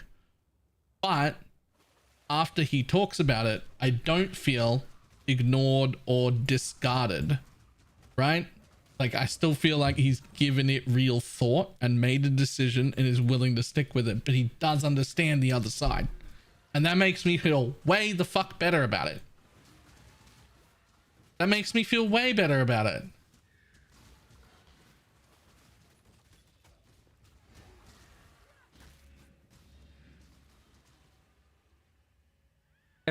Look, they're meant to be the penultimate difficulty, right? They're meant to be the second to top tier, but with the modifiers, they easily become harder in some ways, and often in ways that aren't, like, I would say the Uber Pinnacle's hardness isn't, like, difficulty from mods isn't the same as difficulty from mechanics. Yeah. Like, difficulty from mechanics is more skill oriented. Your capacity for your brain to effectively be multi-threaded, paying attention to several things at a time, all of that, where, like, mods can easily become like, you know, I might have to overcome this with gear, I might have to overcome with this build, or maybe I just have to have higher reaction time. Like, there's a big variety there, and it makes it very, very different to be able to quantify. So, like, you could argue it makes it more difficult in an unfair way on some axes, and that is what makes it different. But it certainly is, yeah, like, ideally, without mods, things are extremely tactical, and with mods, things are taking in a little bit more like character build. And I would say personally, I obviously prefer tactical, because then it's just straight up skill. Obviously, I want that. Probably most people want that. I also like that you can build a character that can conquer this. You can build characters that specialize in this. And that are better as well. And you can ones that overcome certain mods, and that you can't necessarily run every map, which you could see as a downside, but you then go and say, well, I will either trade this away, or I will make something that allows me to conquer this, and I will overcome this challenge with my gear and with my character. These are cool things that appeal to different play styles and different players. Like, as much as something being skill-based is fun for me, having the capacity for your build and gear to make it, like, the higher that gets, the less skill you need, is also something that Path of Exile is just all about. Yes. So getting best of both worlds, ideally. But yeah, you always have people very, very divided on this topic as to, like, where that is. And yeah, anyway. Yeah. And were they affected by your Atlas at all? Yeah, you can fully juice tier 17s for sure. I do believe the number of fragments is affected by quantity, so having the mods does mean you get more Uber Pinnacles, but you can't remove them. God. It's just a matter of you do want to juice as much as possible. Oh Obviously my God. Not player quantity, it's just the standard, like, map mod difficulty and doing all that, but you can juice 17s. Tier 17s are twice the size of a regular map. They have so twice as many monsters, generally. They also have more valuable signature. The packs are all generally higher, like, effectiveness and value, and so they will drop more items. Wow. I think the mods are all a bit more rewarding as well. I could be wrong about that, but I think that is the case in terms of just quant rarity pack size. But, there's the downside of the div cards. They don't drop because they're new, and all the div cards drop in all the existing content. It's not like you're farming them for your divination cards and stuff like that. So you could argue they're less economically, worthwhile in that regard, but they are better in almost every other regard. But you could use the Scarabs, right? Could you use Scarabs on tier 17s? Yeah, that should work. Yes. So you could do the favored maps. That one should work, but I'm assuming in a world where not everyone has access to that infinitely. That's fair. But, yeah, That's sure. fair. I was just clarifying. Awesome. That's so cool. So on hardcore, I'm running the sulfite nodes that give me damage and max rest in every tier 17. Yeah, that is, I'm running it in fucking softcore too. That is probably kind of what everyone's talking about. I would It say, also comes with move speed. There's interesting things with that where, like, you look at that and you're kind of like, yeah, it's not ideal, because then it's that exact thing I'm talking about earlier where it's like you don't want people to feel like they have to do a thing. And, like, you don't have to, but, like, why wouldn't you?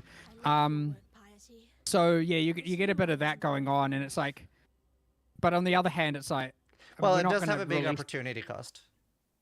It is for sure, but it's also like, you could see, You get a lot, obviously, like a lot of the people in the office play the game and are like all talking like, I'm going to do this, I'm going to do this, I'm going to do this. And like, you can consider that to be like, oh man, they've like, already the meta's figured out, you know, which isn't necessarily true. There's going to be heaps of development, but it's so easy to just hear that and be like, we want to change that. And I'm certainly of the like, obviously not. Like, you don't release the patch notes, let everyone figure out what they're going to do, and then just maliciously like, see ya. Like, Ruin I'm it. not about Ruin that. it Like, for I everybody. know this is probably a little bit like, there's probably evidence of this in the past not being the case, but certainly like if we post the patch notes and then we change something afterwards, it is with damn good reason before the release. But yeah, what people also need to understand there is, of course, the patch notes get posted. We're not finished development. Like we are going till Friday.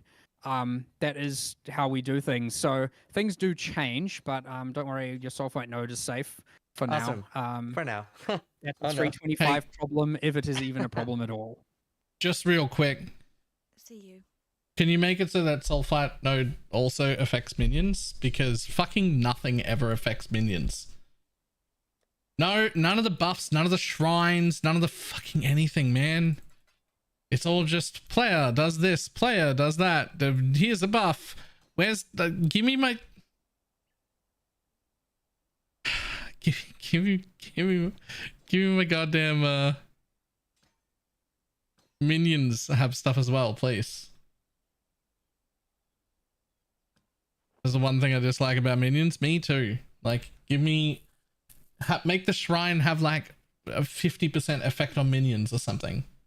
Make the Sulfite do 50% effect on minions. So it works. Just make it work with so that I'm not screwed. Cool. How different? Actually, can we Spectre Brutus? You should be able to spec to all of the tier 17, well, pretty much all the tier 17 monsters. What? So there's like, what's it called? There's a I will have frickin', 9 Brutuses. what's the? I will have 9 Chaos Brutuses. Incarcerator? You just solidified I am There's all kinds starting of with crazy the stuff. I don't know if Necromancer. Brutus is actually very good, but I don't care. Might be I'm gonna fun. run around with You 9 froze as you were Brutuses. saying there, so we're not 100% sure what you said. I can't remember where well, depends where it cut, but either way, yes, you can spec to pretty much every tier 17 monster. You Okay. can spec to Brutus. There's like a Purifier in there. You can spec to the Purifier. His Oh, cast cool. of form kind of thing, and he's got some skills there. There's others as well. There should be some fun in there for sure. And again, these are higher effectiveness monsters. Like, technically, I don't know. I don't know if Brutus will be good. But 9 pure Chaos Brutuses sounds fucking hilarious. That sounds absolutely fucking hilarious. Like, what? Also, where are we getting 11? Hang on. Where are we getting 11? People keep saying 11.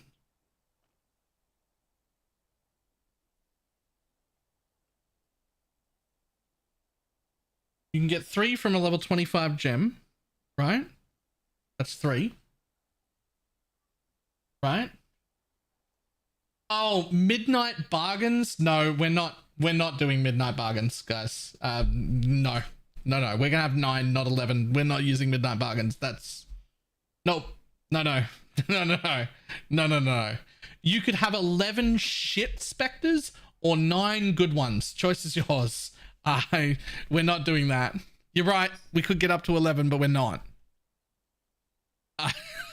technically, these specters are the new top in terms of at least life. Like, they have the highest amount of life compared to every other monster. So if you're looking for just straight detonate dead, that's probably a DD buffed again. Oh no! probably your optimal one right DD now. buffed Oh again. no! Not by much. It's not much more, but It doesn't need much. Sorry. It doesn't I need know, but anything. it's not the intention. It's just that they're the hardest monsters in the game, and so that's what happens. Yeah, I feel that. We'll bring that up more later. But Yep.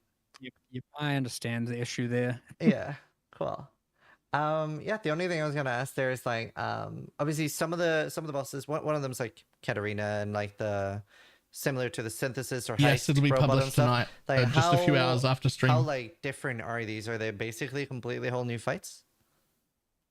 There's a lot of familiar mechanics. So Katarina, I'll talk briefly about that because we kind of showed it, but I won't give away too many mechanics. But in the teaser, there were those 3 entities kneeling in front of Katarina. Those are the 3 Abyss Liches.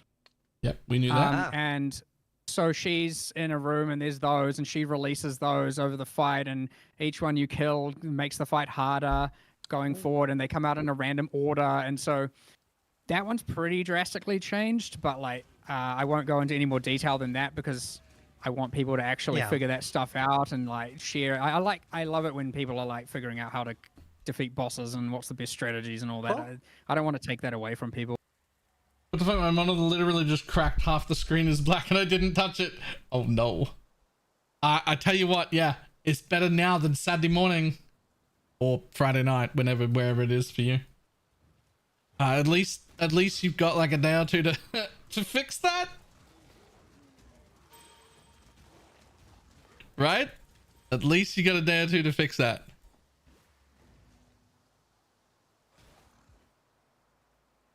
Cool. Well, yeah.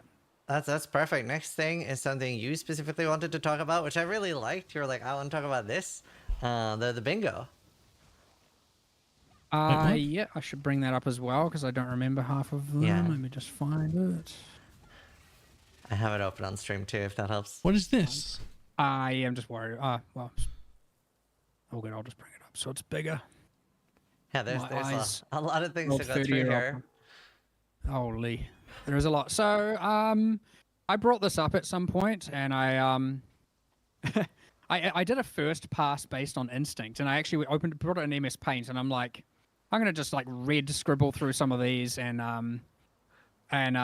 you know, the ones I definitely am not doing, and then I did a second pass, and then I was like, you know, what can we actually do? And it's so easy to dismiss things that are like from some philosophy from back when reality you can just talk about it and be like, okay, there is something we can do to solve the problem. So it's that whole give what they need, not what necessarily.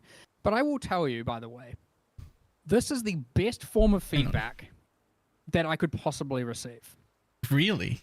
10,000 word essays.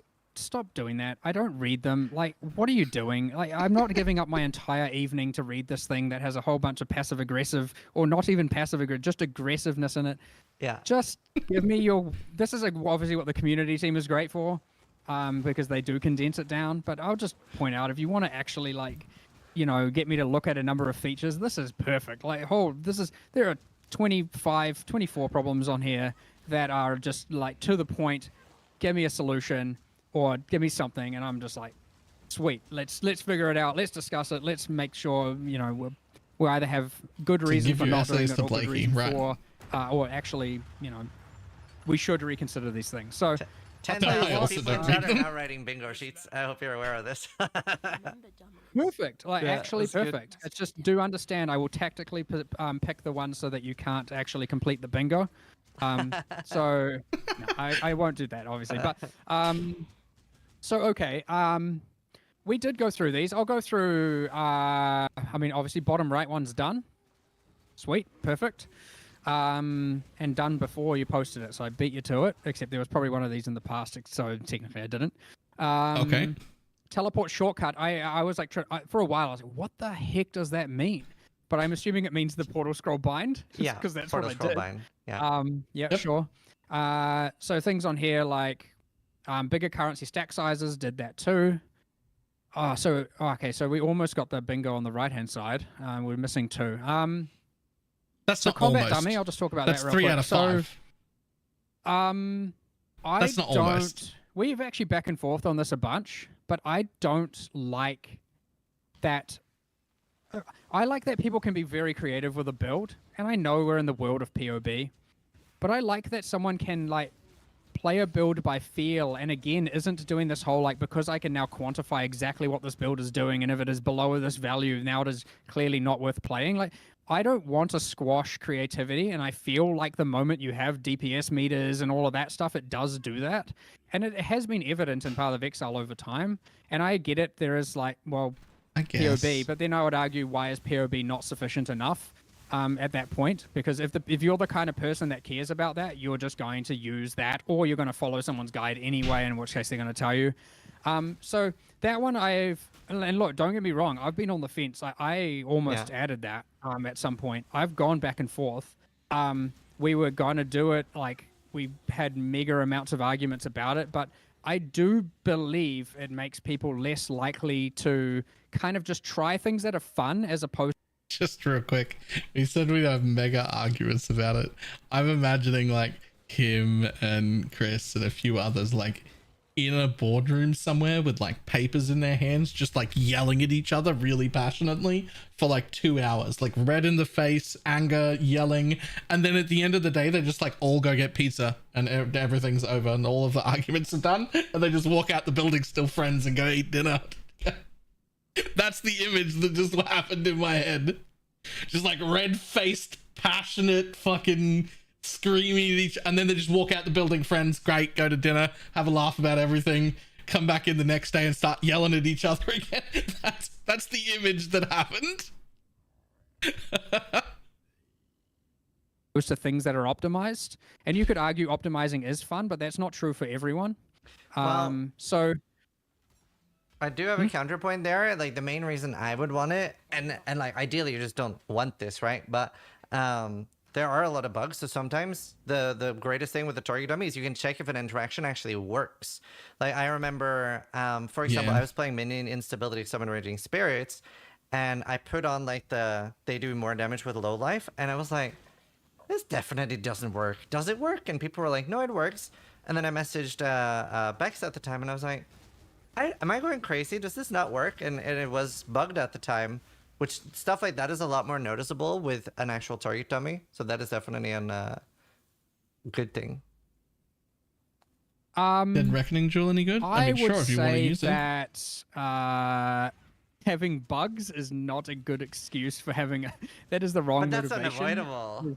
Like, that's just us sucking, right? Like, we should just not have that be the case.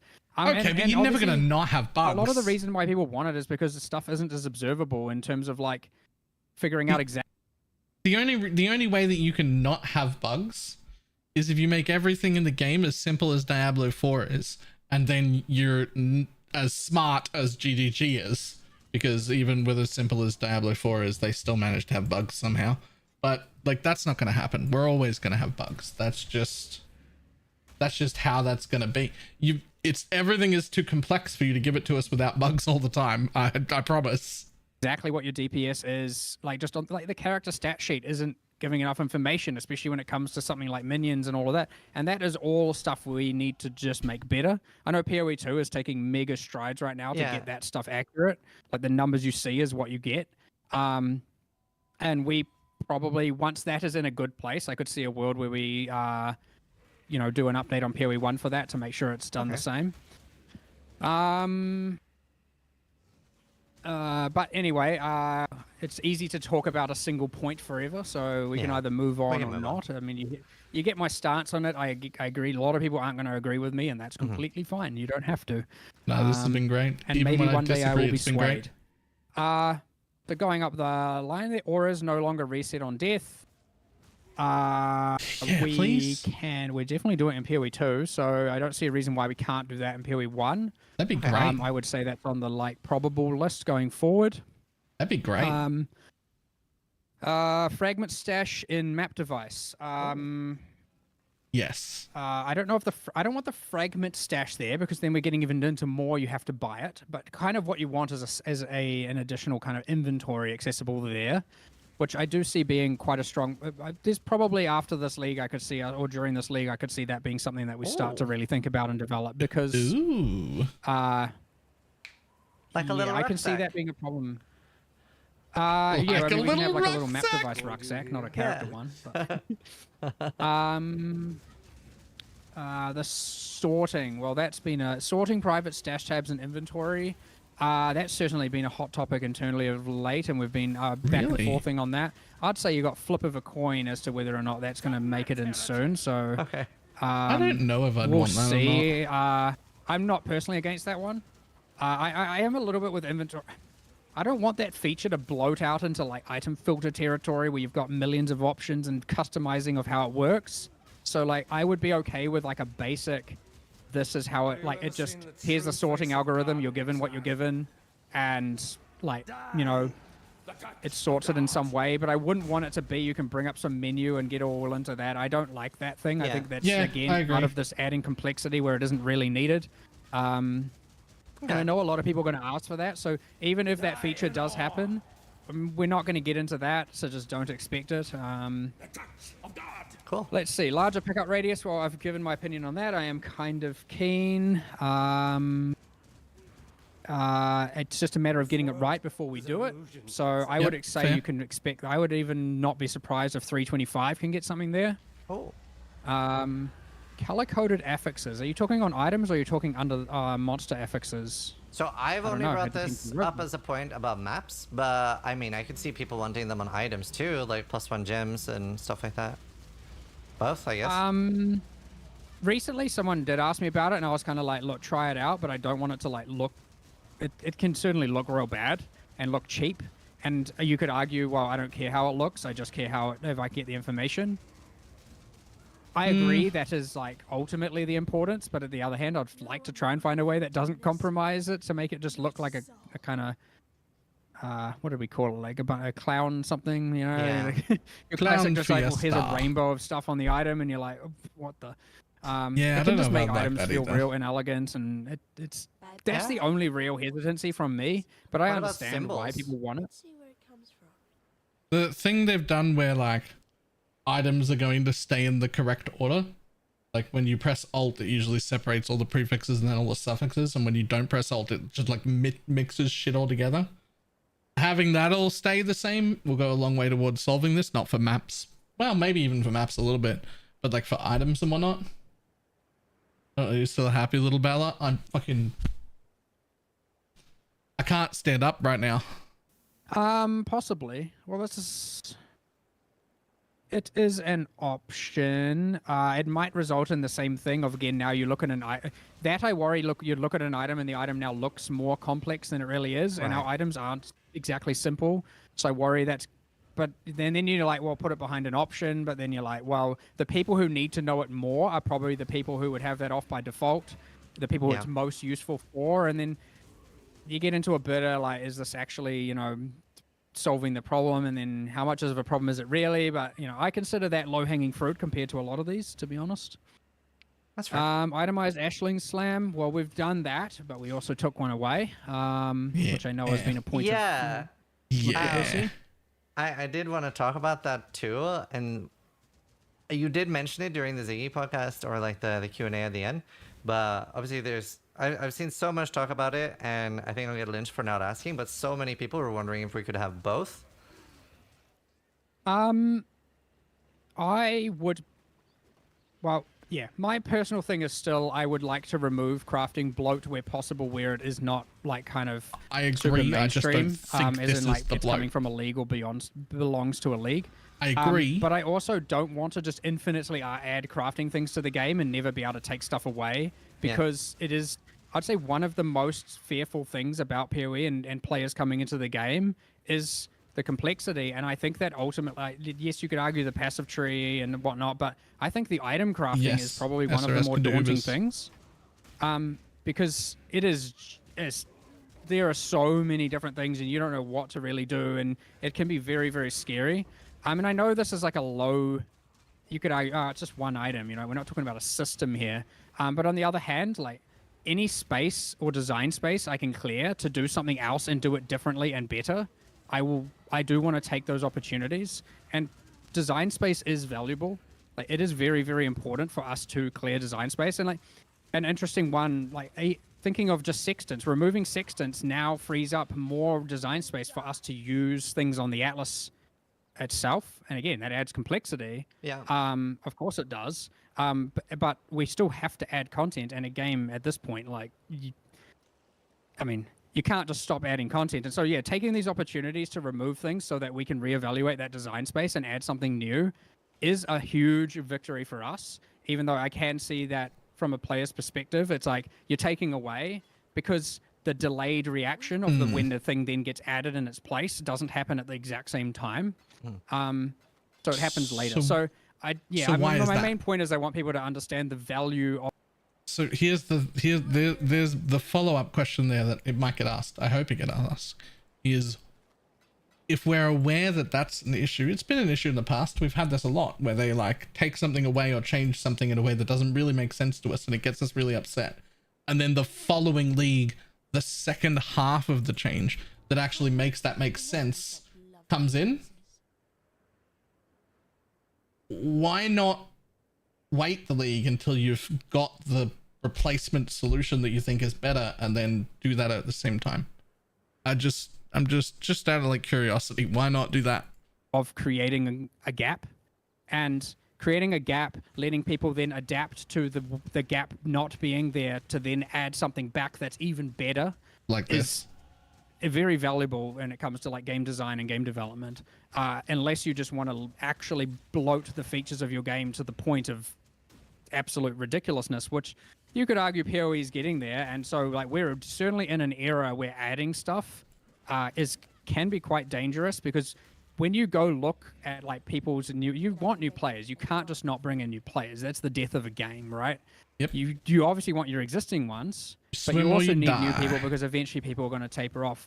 And so when the number one problem with Path of Exile is complexity, when it comes to new players starting the game, should be that it is very important to us, the players, to everyone, that we are taking opportunities to remove complexity from the game, so we can add stuff in its place instead of just infinitely increasing the amount of content. Right. I know Yes, that's like there's a very hard to big difference. connect those two dots between what the heck it's just a veiled orb to to like that, but again, the small wins matter as well. So I can't convince you to trade you an engineering orb for a veiled chaos orb back. Oh my god, please. They're useless. Well, that How about just getting rid of them? we already have a plan for engineers orb. Okay. So Do you?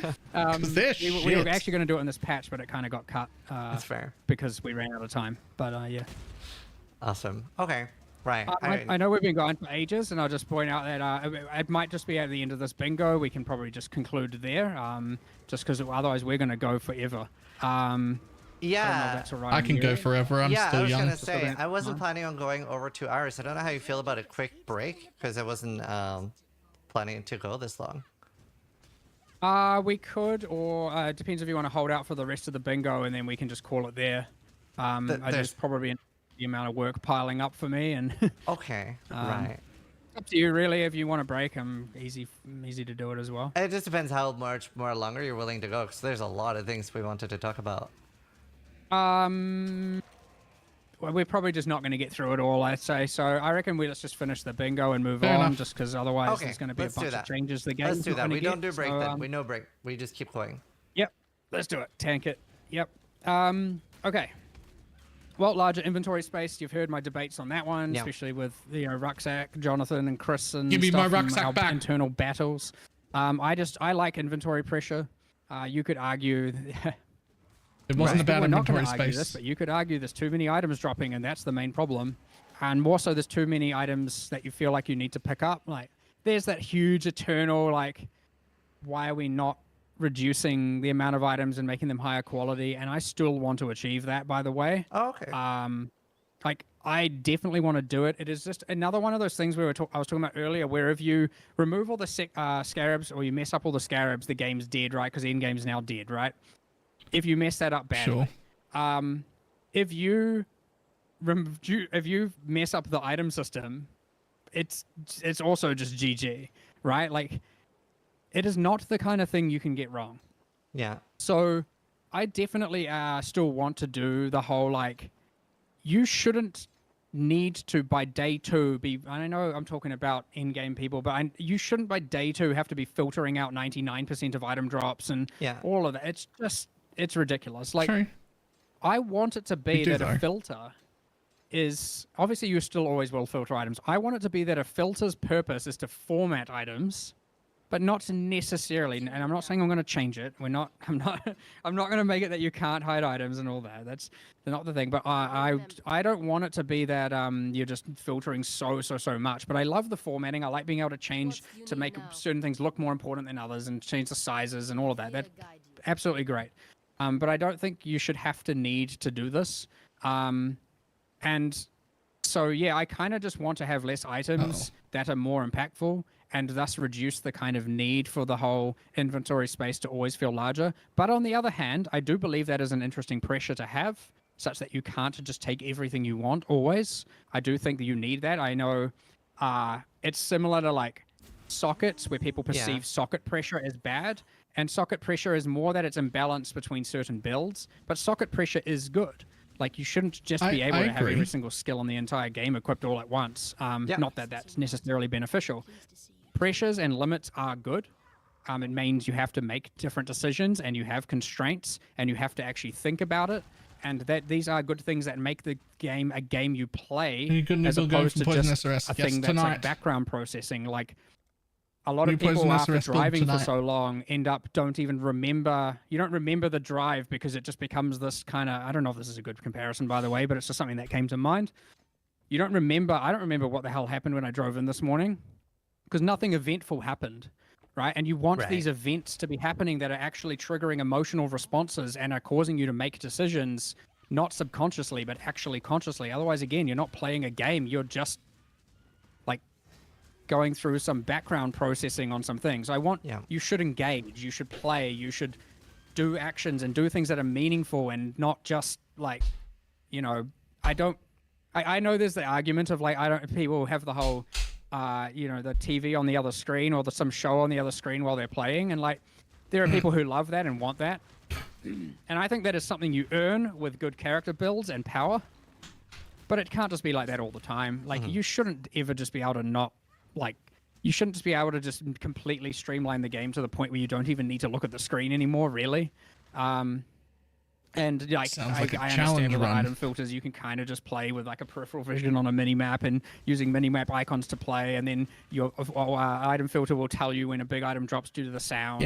That's my favorite way. I'm generally against things that mean that you're not actually looking at the game world, looking at your character, deciding what's going on around you. And I know that is very, very hard to achieve with the level of ruckus that goes on towards the high end game, but at least you've earned that. You've chosen to do that, and you're putting more effort into running maps and configuring maps and itemization and gear before you're doing that. And it's easy to ask for that to be the default all the time, and I think that would actually just destroy the game. I don't think there would be that is not, I don't consider that to be fun if that is the norm always. Earning it, perfect. I agree. I'm someone that likes that playstyle that he's saying he doesn't like, but also it would be very boring if just like every build and always was like that, right? Like, I wanna earn that. That's the even when I'm the person who wants it, I still wanna earn that through one way or another. I wouldn't want that to be default at all. Perfectly good. So anyway, a bit of a rant there and a bit tangential, but they're pretty enjoyable to listen to. I like it. And I agree, like, choices are important. What's the next one?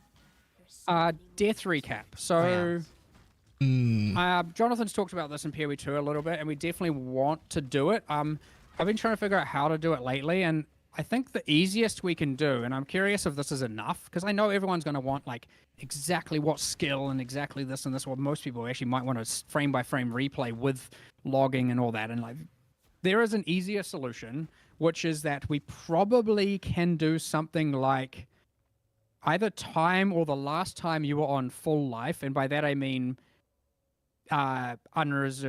ignoring reservation, life, mana, like energy shield, like you're full on resources.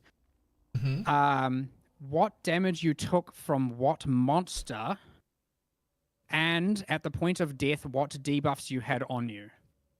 But we can't have like, here's how much the debuff was doing, and we can't be like, the skill did this much damage and all that. Like, giving names and identities to the skills is hard, but just saying what monster contributed what damage is something that's a lot more easier.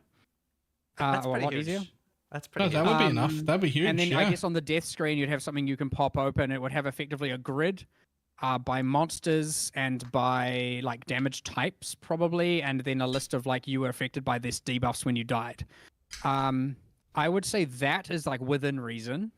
But then, yeah, you I don't even know if I need the per monster thing. If it just told me in the last 8 seconds of my life, this is the breakdown of damage types that I took.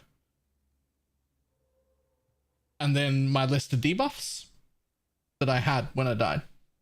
That'd be more than enough.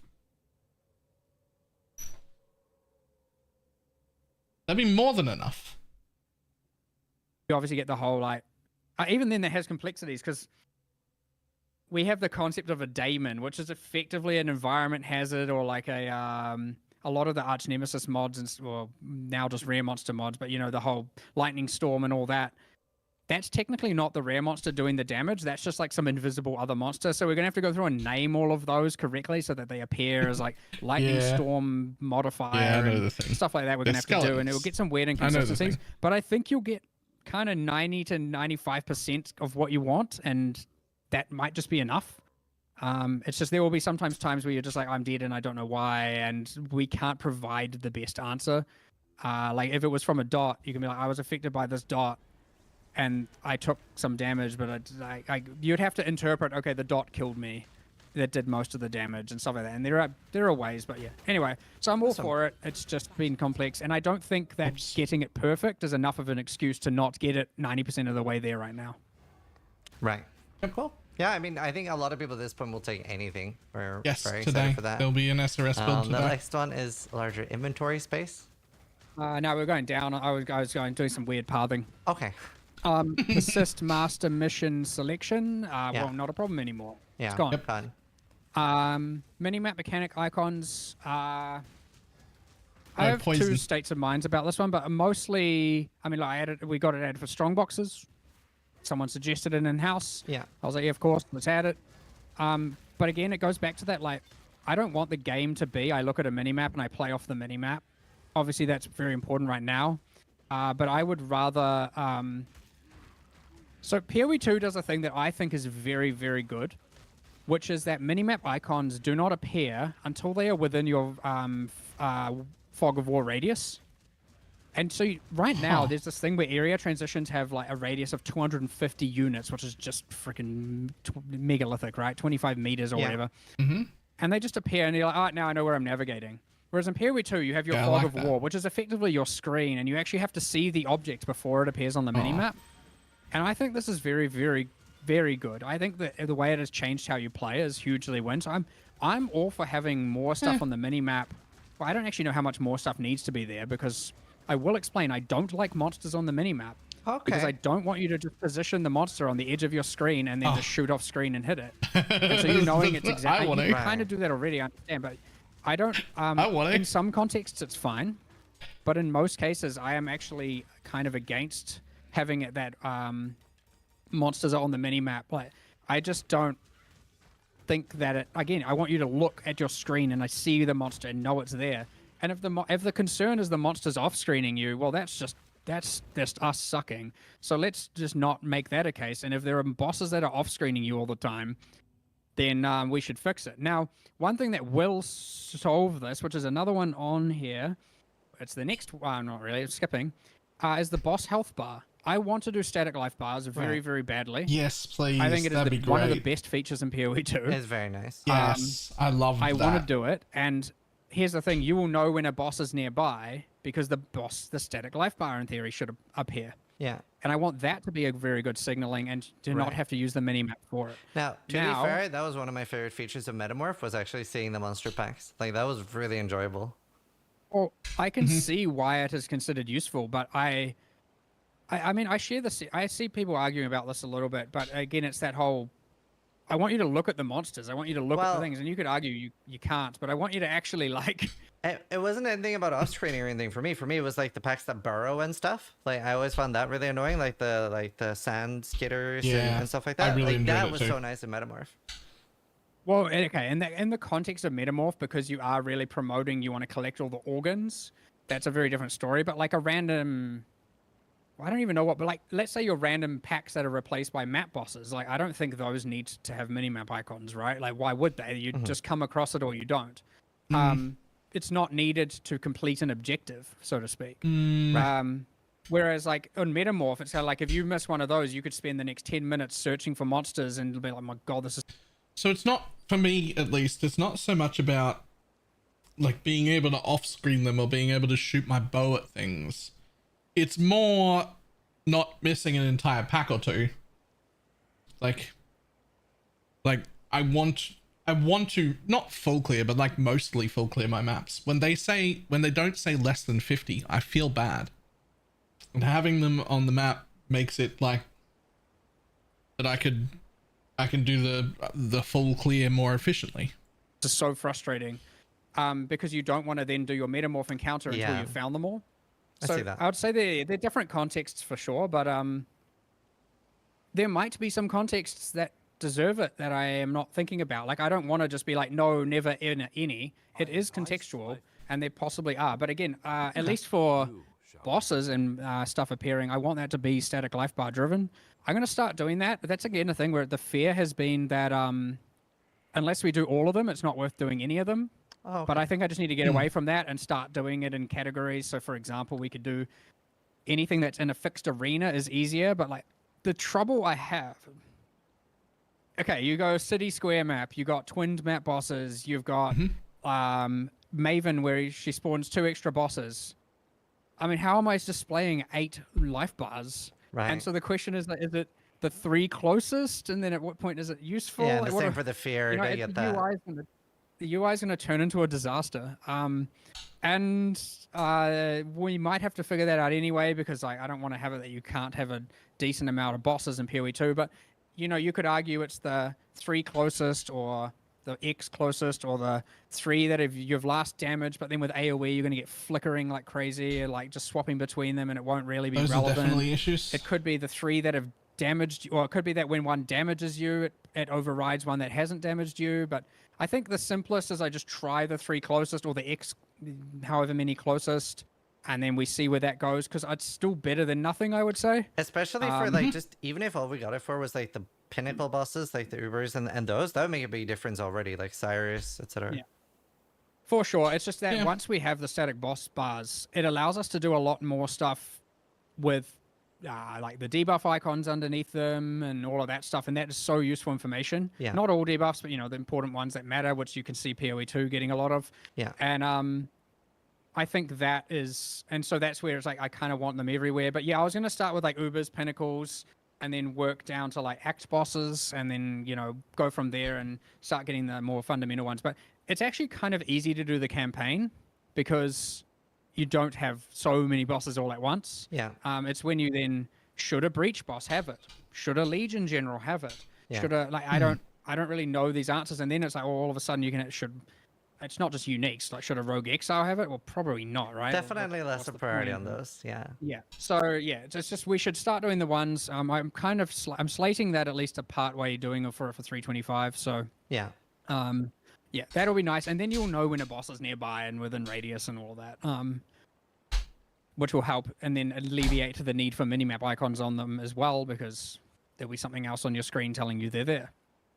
And Awesome. of course, the music will hopefully change in most cases at the same point. Yeah. Okay, what's next? Well, more tab affinities. I think I'm just at a no with that one. So the hard rule is here we do not want everything to have an affinity. And the only things left really are equipment, kind of jewels. We've kind of run out of like room to add more there. We do not want to do that. Every single thing is just automated. That's the same thing on the I don't know if this is in here, but it's in the same kind of category as there. One-click transfer inventory to stash. Yeah.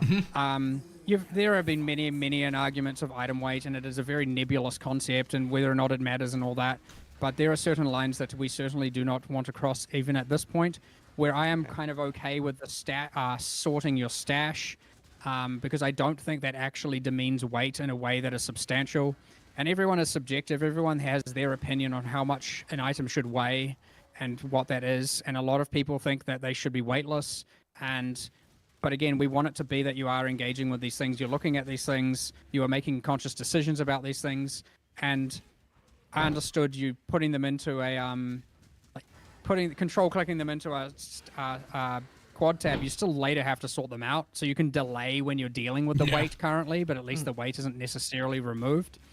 But mass manipulation of items all at once on non-fungible, so non-stackables, non-currency, etc., is just a line that we're not currently willing to cross because we feel like it makes it too much of a spreadsheet ultimately at the end of the day. Yeah. You don't want it to be an idle game. And then we're pretty much at the point where the Omni affinities that aren't there are equipment. I'm pretty sure, right? Like maybe and whatever your current lead mechanic is. Incubators. Yeah. Incubator. Oh, yeah, because there's a thing there for asking for an incubator stash tab. Scouting. I would rather, reports. by the way, just have it that there are more less incubators that are more powerful because like there is that sort of shit. A lot of bad ones. There is a lot right now that drop. It kind of gets a little bit out of control. Yeah. It does. So ideally, lessening the need for so many of them would be a better thing there and making them better. Awesome. But anyway, that's my perspective on that one. What's the persist rare mob? Well, I'm assuming the persist rare mob is you effectively want some sort of static life bar for rare monsters. Yeah. I mean, we're already talking about having issues with space for that. Yeah. Like you can get rares and bosses in the same space. It comes down to the same issue, honestly. And then like you can get 10 rares at once. And I is it the last one you damage? But when you're AoEing and chaining and shit's going 25 everywhere, rares at once. You're not really controlling which one. So it's the same real problem. Reroll Uber fragments. Well, I guess we solved the one that was contextual to this, and we have introduced a new need for someone to add this to the next bingo through the Uber Pinnacle ones. Because of the way we chose to do the target farming instead of having the reroll, so that you can bias towards farming certain ones instead of needing to reroll. It might be that something like that is needed later, but again, I don't want it to be that in order to do all the boss content, you have to engage with Harvest. I think that if we wanted to do that, I'll do it through some core system. Or a recipe as opposed to that.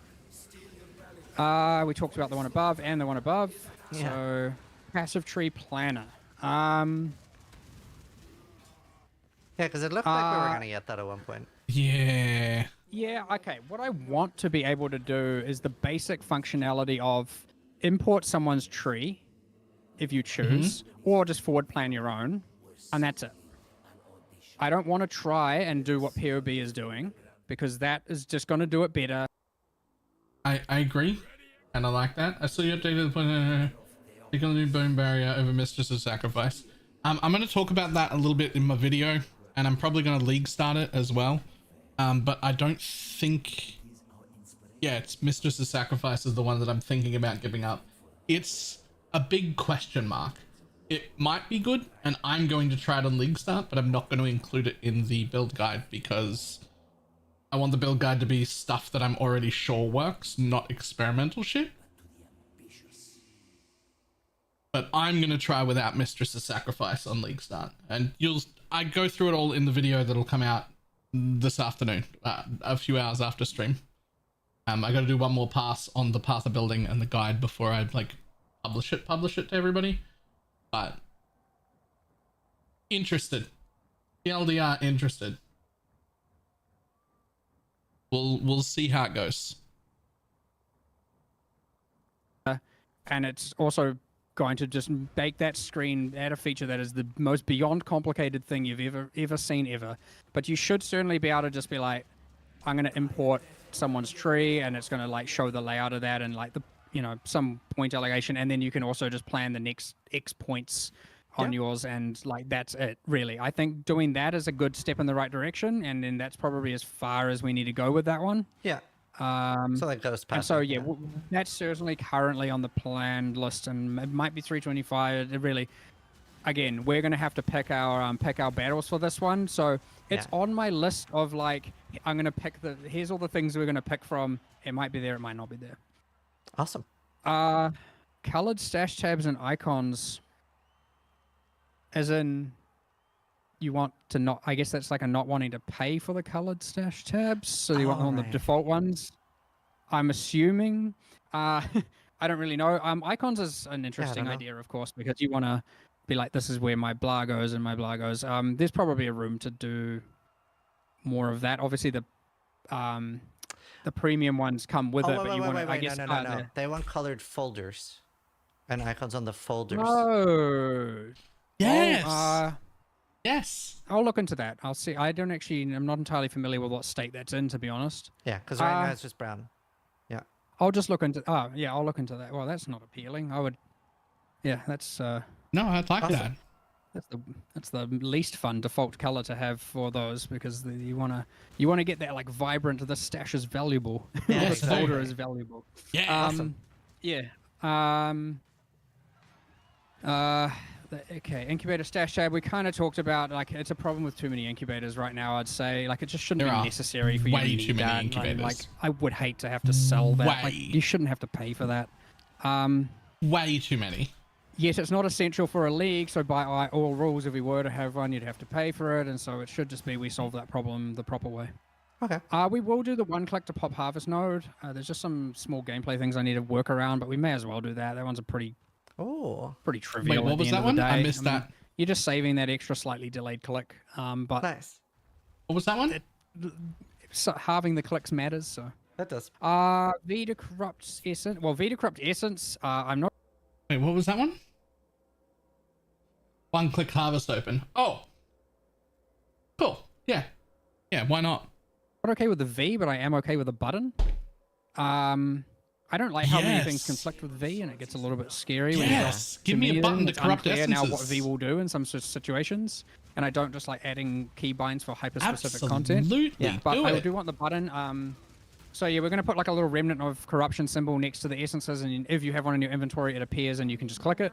Yeah, that'll do. So at least saves the open inventory. I Yep. am That's trying fine. to get away from. I know technically you can clear around an essence, take a moment, open your inventory, do it, which means it's technically not the same problem. But I'm trying to get away from as many. I have to open my inventory during combats as possible. Awesome. I like that. I like it a Then lot. again, strong boxes are fundamentally kind of that is what they kind of entail. No, we just do them all rare corrupted. And then I Yeah. don't like. I think that's could a bit different, argue- though. We don't see that many people complain Yeah. about strong boxes either.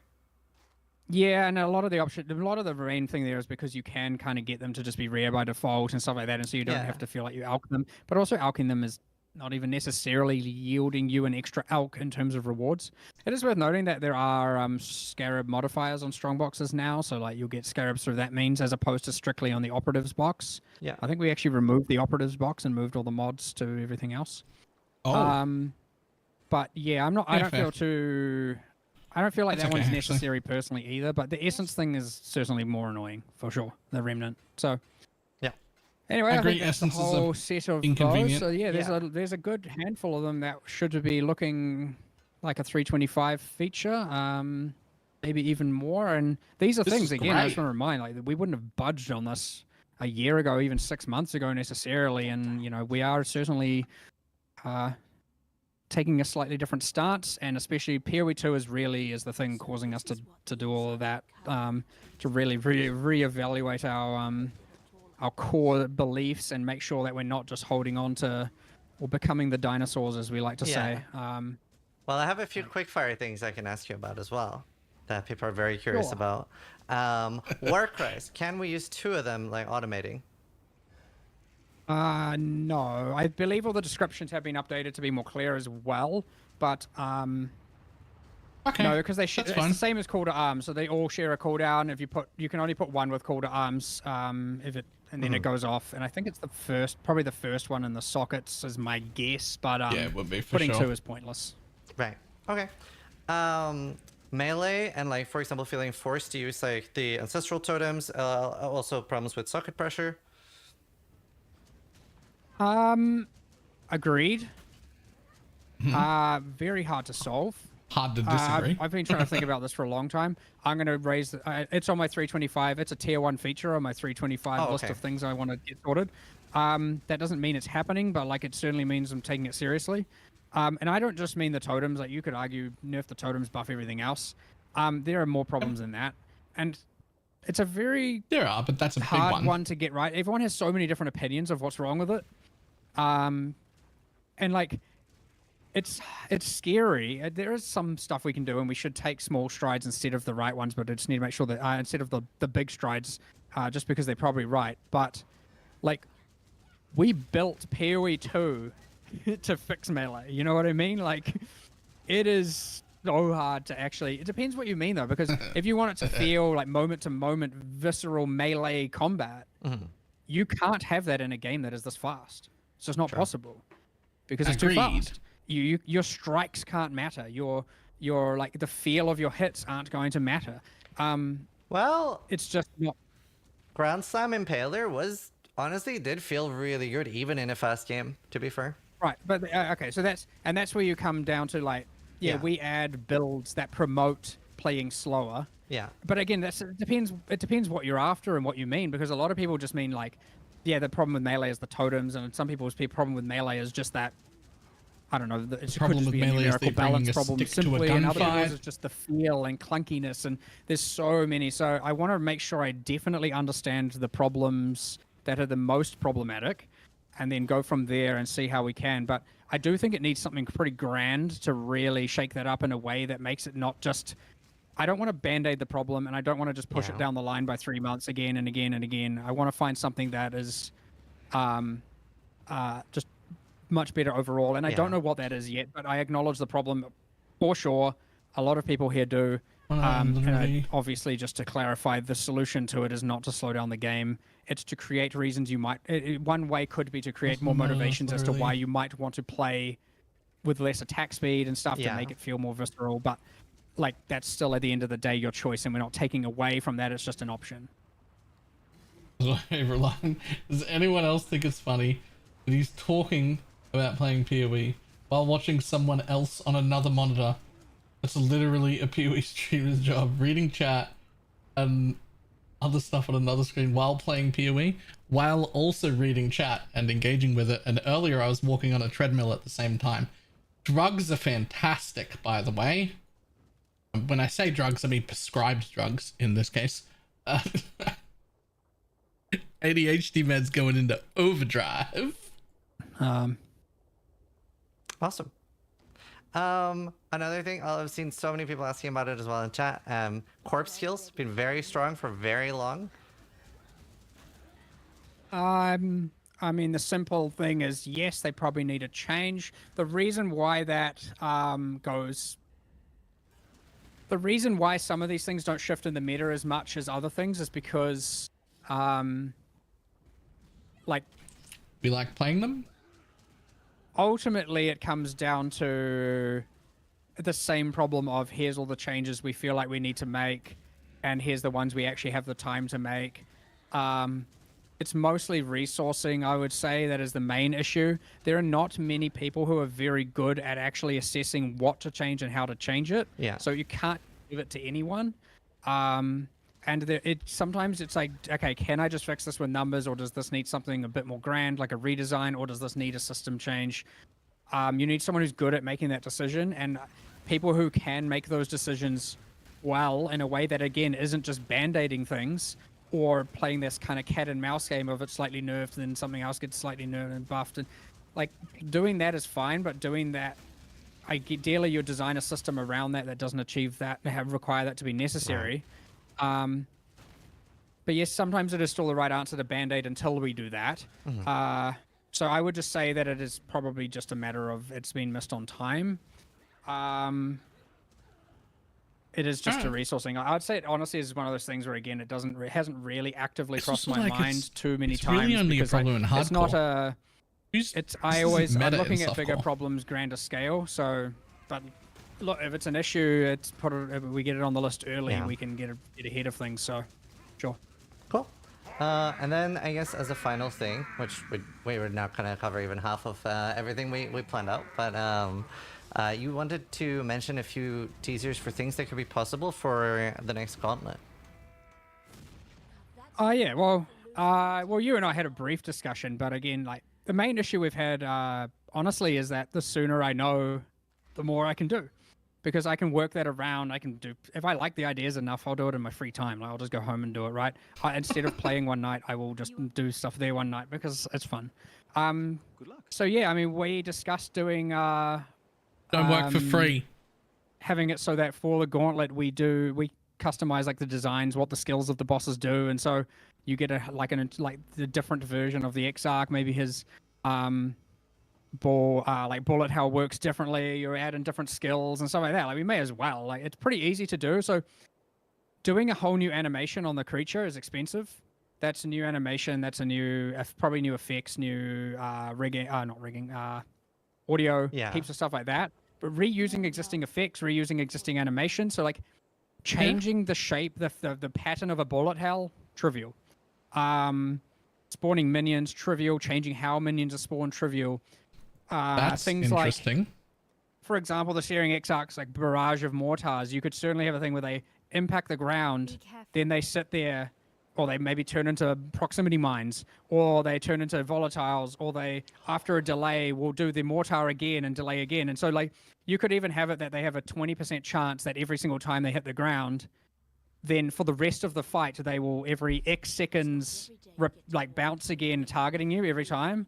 And so, like, as you get more and more of that skill use, that you get effectively a soft and rage kind of thing, which is that boss doing, you know, that, like, that's just a random example of just, you know, off the top of my head kind of thing. Very cool. That stuff's trivial to do. But then we're talking about developing for the Gauntlet instead of developing for the whole game. And obviously that can be controversial, and that's why I'm talking about getting in early and spending bonus time to kind of do that. Because it's still cool, it's still fun, people love that, people watch it, and like, yeah, I mean, we can do it. And there's the other thing is, like, we might be able to then find a way to integrate that stuff into core games somehow, like some sort of alternate way of doing the fight. Something that you have mentioned in the past is like having modifiers that specifically manipulate how boss skills work, you know, things like that. That would be very cool. Can be things that we could do with that, and we could make it a feature that everyone can now, you know, get their hands on. So I did see somebody was asking as well, do you play the Gauntlet ever? Generally not, because it's generally running at the point in time where I'm at like peak level busy. Even, and if I got to do, I don't like to half-ass things like that. So if I don't get to do it, like at the start of a league, obviously a lot of my time is towards designing the next league, figuring out exactly what we're doing, figuring out exactly all of this stuff, like discussion upon discussion. But I generally go back to 40 hours a week, and I generally get to play. But to my own fault, I certainly, as like after the first month of that, sometimes more, I double, triple my work hours pretty comfortably, and I just get fully into it. And that is at the point where I'm now like, I can't play games. I don't really get a lot to do. And my choice, I like to do it. So technically I could not, but I also am not going to compromise the game where like I want the game to be as best as it can be all the time. And so I am, of course, going to be, I like, you know, getting into it around that point. Plus also preparing the live stream is like, that takes like a full month. It's a lot of work preparing that. I bet. Like preparing all these teasers, and lately I've started running around the office instead of walking, so I'm saving a little bit of time. But it stresses people out a little bit because they think something's going on. So I'm weighing up whether or not that's actually worth it. But that's great. I figure, I was like, oh, I need to get here. I'll just jog there instead. I'll just give her a jog. Oh, something's happening. What's going on? Then everyone else is like, are you okay? There's gonna be a running marquee mode now. Oh, it's good. I want the running marquee mode. It's on 7 TV or something right now. I want it. There's a few dancing ones out there, so a running one's not too bad. That's funny. Awesome. We will let you go. Our office has 2 levels, by the way. Does that mean sometimes you'll be downstairs and you just hear someone go dun dun dun dun dun dun dun dun. Over the roof, you're like, what the fuck? It's just Mark running from person to person. Go there. Thank you so much. This is way more time than I thought we would take as well. Thank you so much for doing this. We super appreciate it. I hope everybody in chat liked it, and yeah, thank you so much for lending us your precious time and talking about everything. Yeah. Cheers. I hope people got a bit of insight into how stuff works and how I think. I want people to know how I think. I think that's important, and I want hopefully people see, even if they don't agree with me and what we're doing here, that at least see that I definitely give a shit. I give a shit more than probably everyone. I have that has been shown very well. I didn't doubt that to begin with, but like still. many tens of thousands of hours into this game, playing and working. I might even be over 100,000 hours at this point. I don't want people to think that that we don't give a shit or anything, and I hope that going forward, people are seeing a lot more of what they deserve to see, as opposed to just like, you know, here's a league and here's a random other side feature, and it's a lot more responsive. But yeah, that's my hope, that's my goal. I'll try my best. So, but yeah, and hopefully 324 is awesome. If it's not, tell me, and I'm sorry, but it's looking pretty awesome. I'm excited for it 100%. So yeah, just make sure, get some bingo boards of things you want to see fixed in it if you're not, because that's what I like to see. It gives me clear, concise, here's what I know is a problem, and I'll fix it. So if you have any issues, give me some bingo boards, and we'll go through them and see what we can do. It can be a 3x3 bingo as well. If there's not, hopefully there isn't always just 25 problems with the league, but you know, you can make it a 2x2 bingo if you want as well. It's fine. Awesome. Well, again, thank you so much. I hope everybody enjoyed watching in Twitch chat and later on YouTube. And yeah, thank you. Awesome. Thanks everyone, and yeah, cheers. Have a good one. Awesome. Bye. Thanks so much. That was great. All right, how much did everyone see? Just it, maybe I'm imagining it, but right there at the end, it looked like he really wanted to say to everybody, try to die less than I do, and then was like, that's not how I end a video like this, that's not for this thing, and then had to like correct himself before he said it.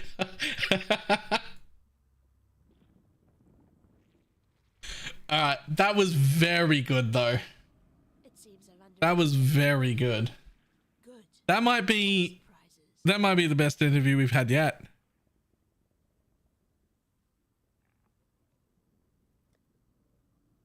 I'm waiting for it. You could visibly see this internal monologue. You can see him go, and then be like, nope, that's not the appropriate way to end this thing.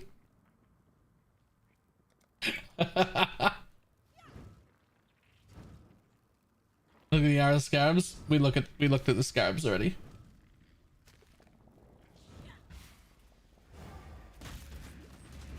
That was so good.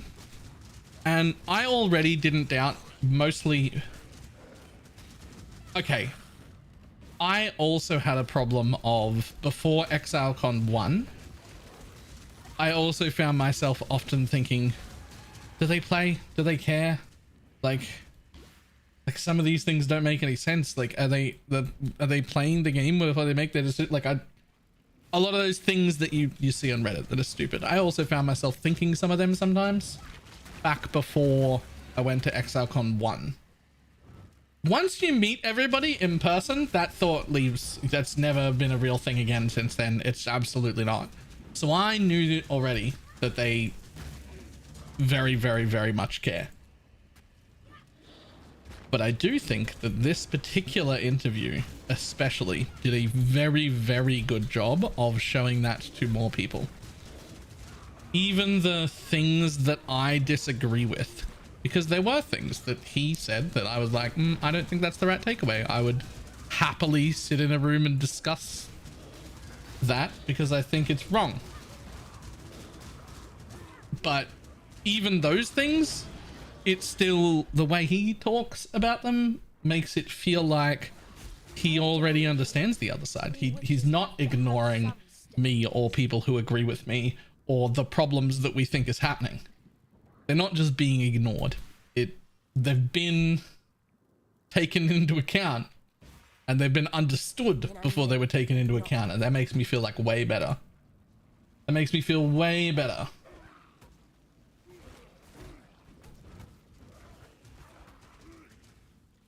All right, what do we got here?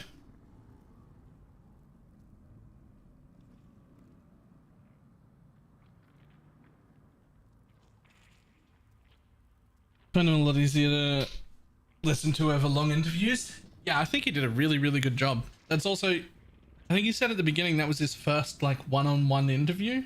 So at the beginning he like felt on the spot about it.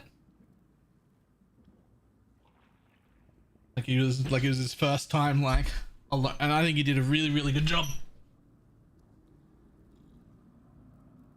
Meanwhile, zooming across the office. Yeah.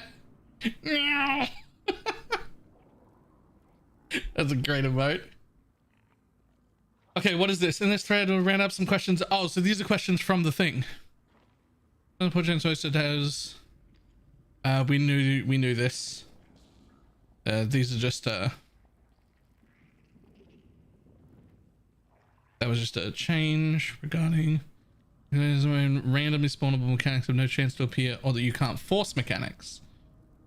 You can't force mechanics even with Scarabs. Yep, that's what I thought it would be. Helicross, adding quality weapons and armor still available somewhere. Nope. I don't like this part. Well, I'd like to ask a question. I'd like to build that would allow me to kill everything. I have a doubt between Poison SRS and Zoomance, what do you recommend? Honestly, they're both pretty good, but SRS is a lot better. Zoomance is fine. It'll work. I like SRS more.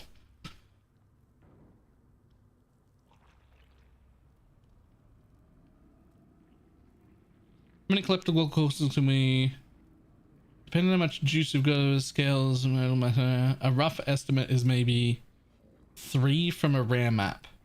So like 12 or 15 from our juiced maps.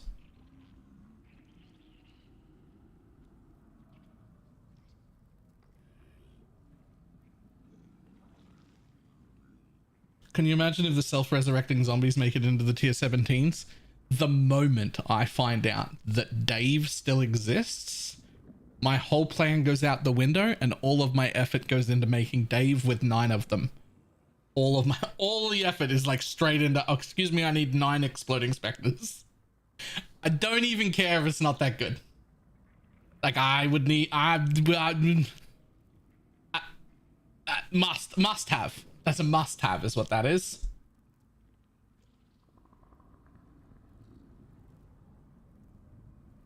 Played SRS last league and it was an easy game.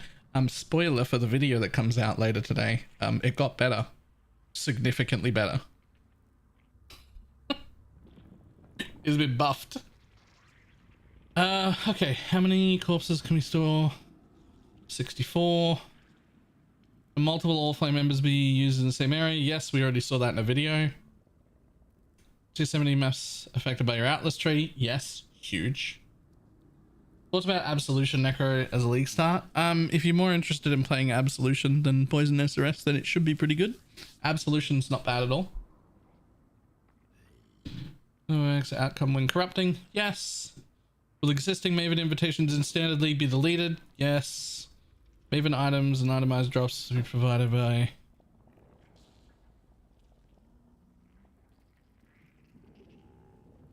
Anyway, and still itemized drops. Cool. How do collectible corpses work when playing at a party? The instance owner will always get the corpse. Other players in the instance, the time the corpse drops, have a 50% chance to also get it. Cool. Cool. The wording on mana cost, supported skills have added mana cost equal to 5% of unreserved mana. Added to the base mana cost, increased reductions are also applied to this cost. It's added to the base. Okay, cool.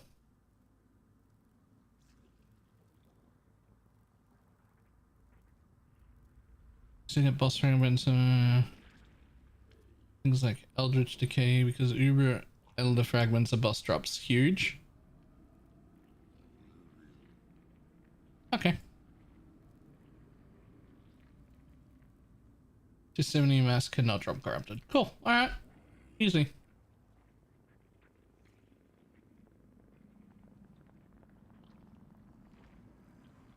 Easy. SRS, did they get super nerfed? If not using the minion instability, Poison SRS got buffed. Elemental SRS got nerfed.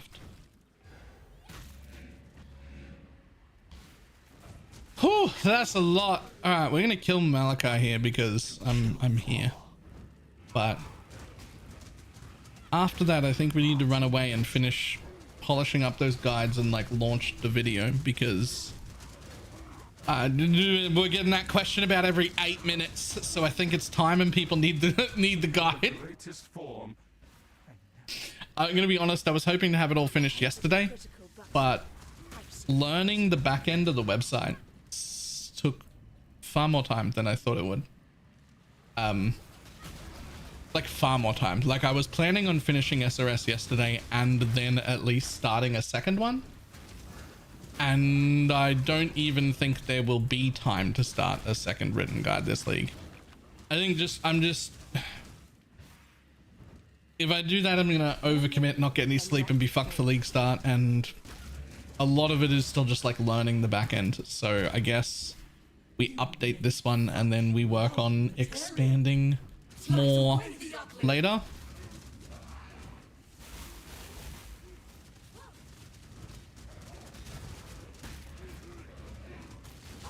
It's a when time to send more fixes when I get up. I'd like for there to be no more fixes to need when you get up. That'd be better. After Brutus, I'm glad I Do you have any specific filters for SRS? No, but I have. Well, there's no such thing. Because I only deal with Trade League.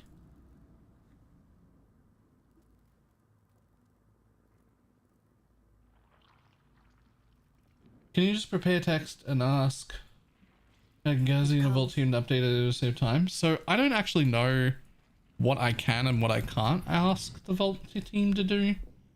Because it's not like I'm paying them, so I don't want them to have to do too much work for me.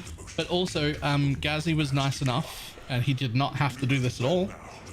But he was much nice enough to literally just hand over the Poison SRS build to me because I joined Pee-wee Vault just a week ago or whatever. So it's now under my name and my profile, and I'm the one editing it.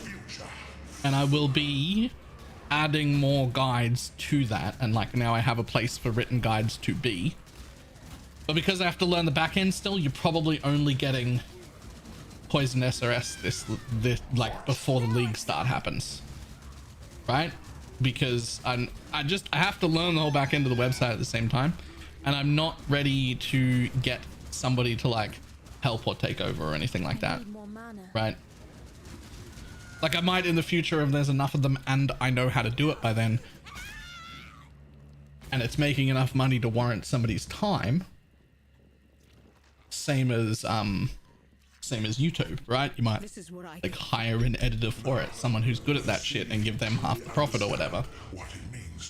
But the way I run those things myself is that I'm very happy to employ someone who's better than me, but I'm not super happy to employ anyone to do anything I can't do. I can make splash screens and edit my own YouTube videos. I am not good at it and it takes too long, but I can do it. I don't want to, but I can. That makes it okay for me to hire an editor, right? Right now, I can't run the website part stuff yet because I don't really understand all of the back end of it yet. So can't hire someone, got to figure it out first. Otherwise, I don't know what I'm paying someone to do, right?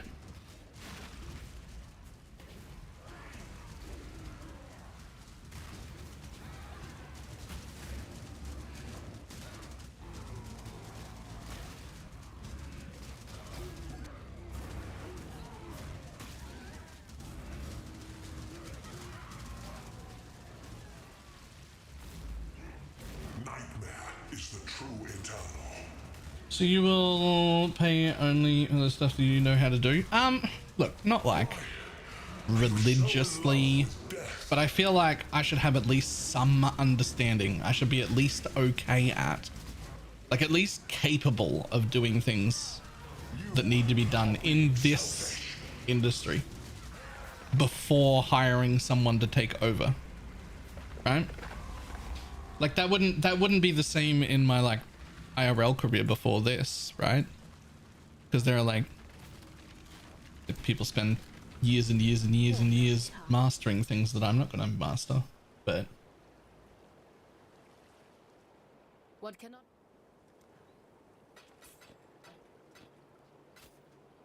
like generally speaking, I would like to have some idea of what the job entails before giving it to someone else, of like how to do the thing, even if I'm bad at it, right?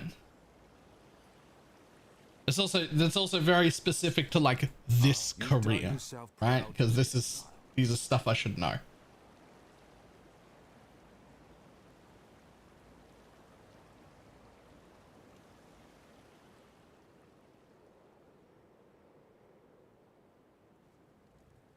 No love. Some people the nonsense is getting better at delegating. I honest to God, I know you're gonna disagree with me. I know this is you're gonna be a smart ass about this. You're gonna sass me. I think I've been good at delegating for a long time. I actually don't think I have that problem at all. I don't think I've ever had that problem.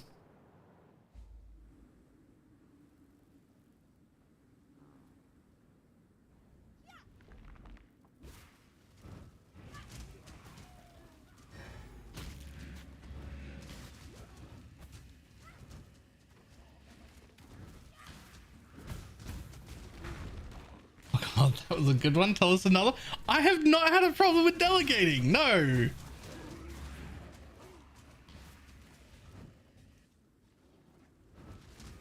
I have always been happy to have other people do stuff when they're better at it than me.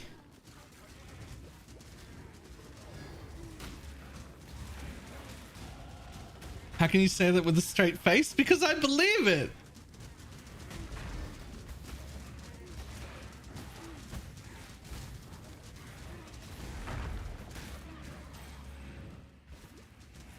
You've also been exceptional at telling time. Oh my god, those are not the same thing. No, I believe it. I don't have any problem delegating.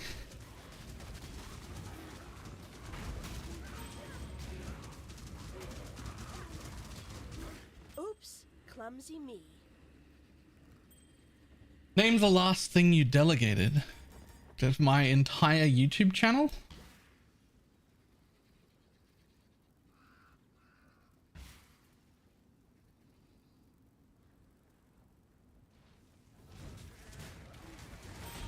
I don't know. Blakey was here earlier and Dreadful is here now. How much in your face do I get about that? Like am I micromanaging any of that shit at all? Was I ever? I think I just give broad strokes and I do the video recording and I give broad strokes of what I mean and then they go do the thing. I don't.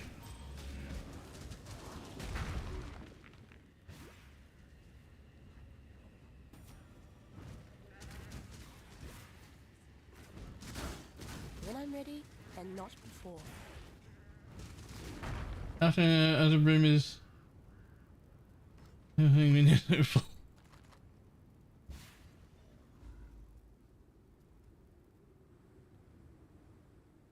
seem like how he likes it done. That's not true. That's absolutely not true. I combat that heavily. I combat that heavily, Alexia. I absolutely think plenty of other people can do better jobs at a lot of things than I can, including plenty of the people that are currently on my mod team that could do better jobs of many parts of what I do, that I would be very, very happy to comfortably delegate to them. However, I can't afford to pay them any money. And they are also friends. And you did not have people work for free. And if I can't afford to pay you, then I don't have the right to ask you to do anything.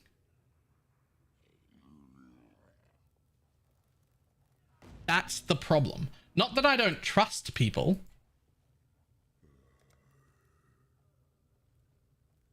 It's not that I don't trust people or I don't think that they could do a good job of it. It's that I can't afford to pay them.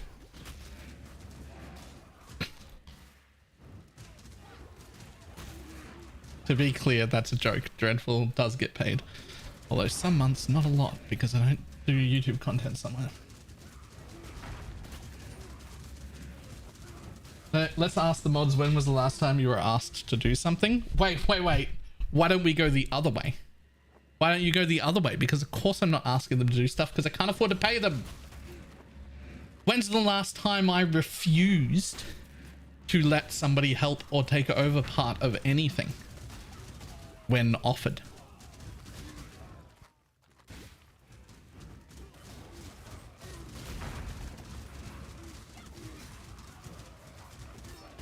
At least specifically from the mod team.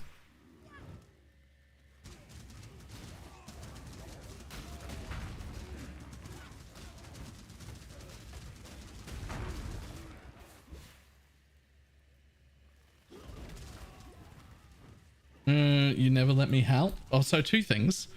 One, I don't see a fucking mod badge beside your name.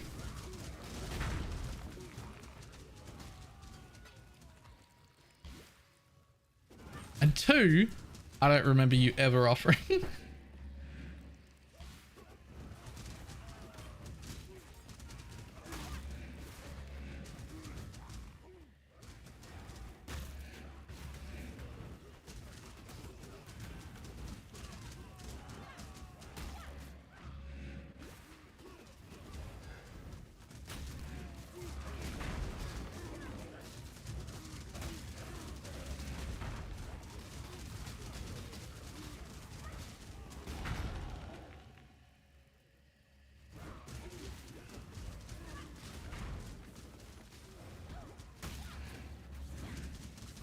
I see you here. Definitely tune in more often, right? No, so what I'm saying is, it's all about pay. I can't afford to pay people, and so I don't feel comfortable asking them to do anything.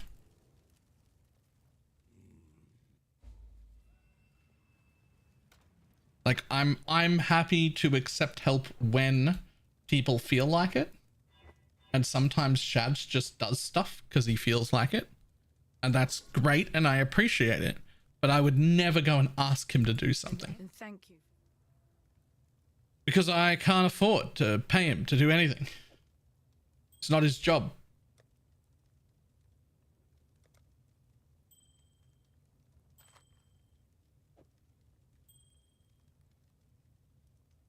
Freedom comes to those.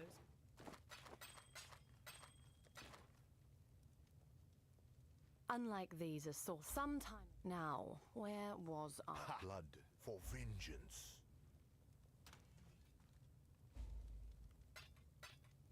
Oh, you're still not making it? I'm probably not going to make the written guide of it. That doesn't mean that it won't be a video. I could still do a video over it. We've got the footage, we've got the path of building, especially if you've tidied it up. That can still definitely be a video.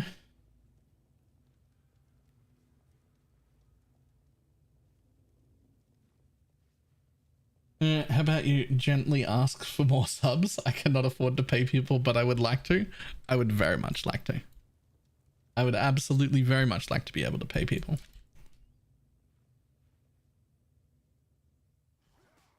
Also, Baylor 25 minutes ago. I'm just going to hop off after this one kill. And now we're into the next act. Oh my god, I just kept going. Turn around, Baylor. You've got shit to do. You have to get off. And then after that, you have to finish the Poison SRS guide. Wait, what? Ah.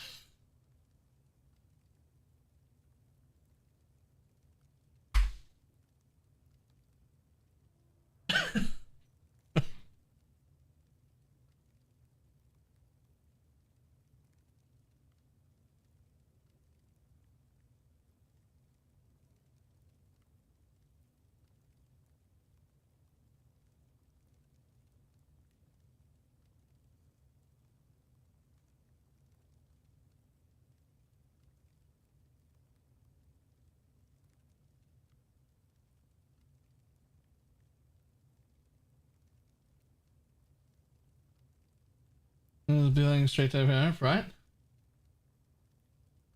Distraction issue. The mods have him the meds have him focused. The meds have definitely helped.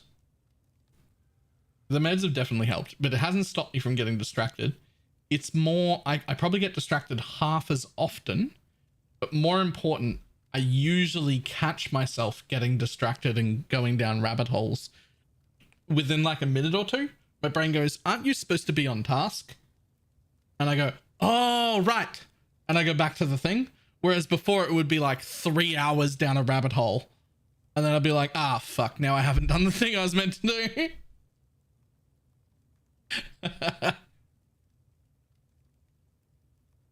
You said on Faded you got a progression tree with emerging vision somewhere.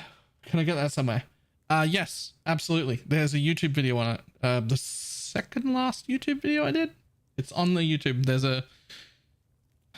a video with a bunch of different trees in it.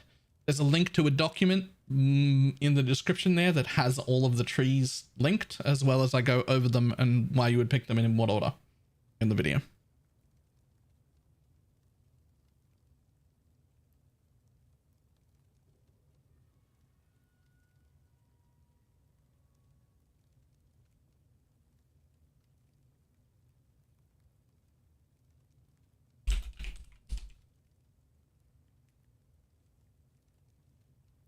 Poison to still best all around if SRS or minion instability now. I'm going to be entirely honest. I haven't seen the minion instability builds like Path of Buildings and whatnot with the new updated gems. So I don't know how it compares at all.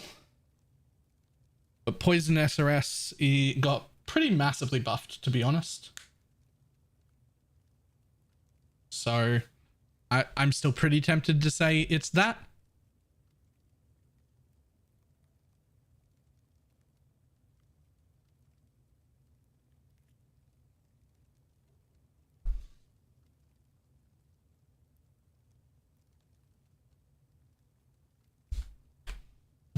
I don't even know what that's TFT is like.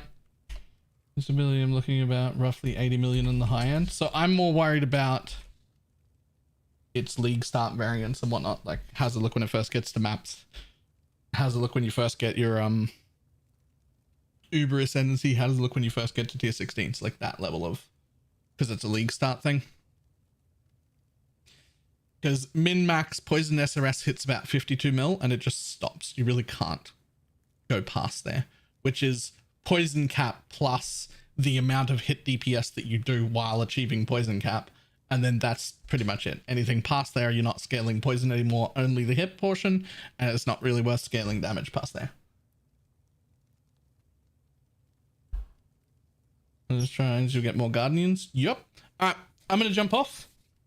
It is the time, and I'm gonna go to work on the things.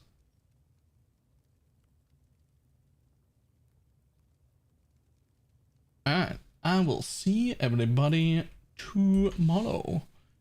Goodbye. Forgot to take out the affliction part. There's a big list of things that isn't fully updated yet. There's a big list of things. I'm gonna work on it immediately after stream. There are some other mistakes in there too, and in the Path of Building. It'll all get fixed tonight. Goodbye.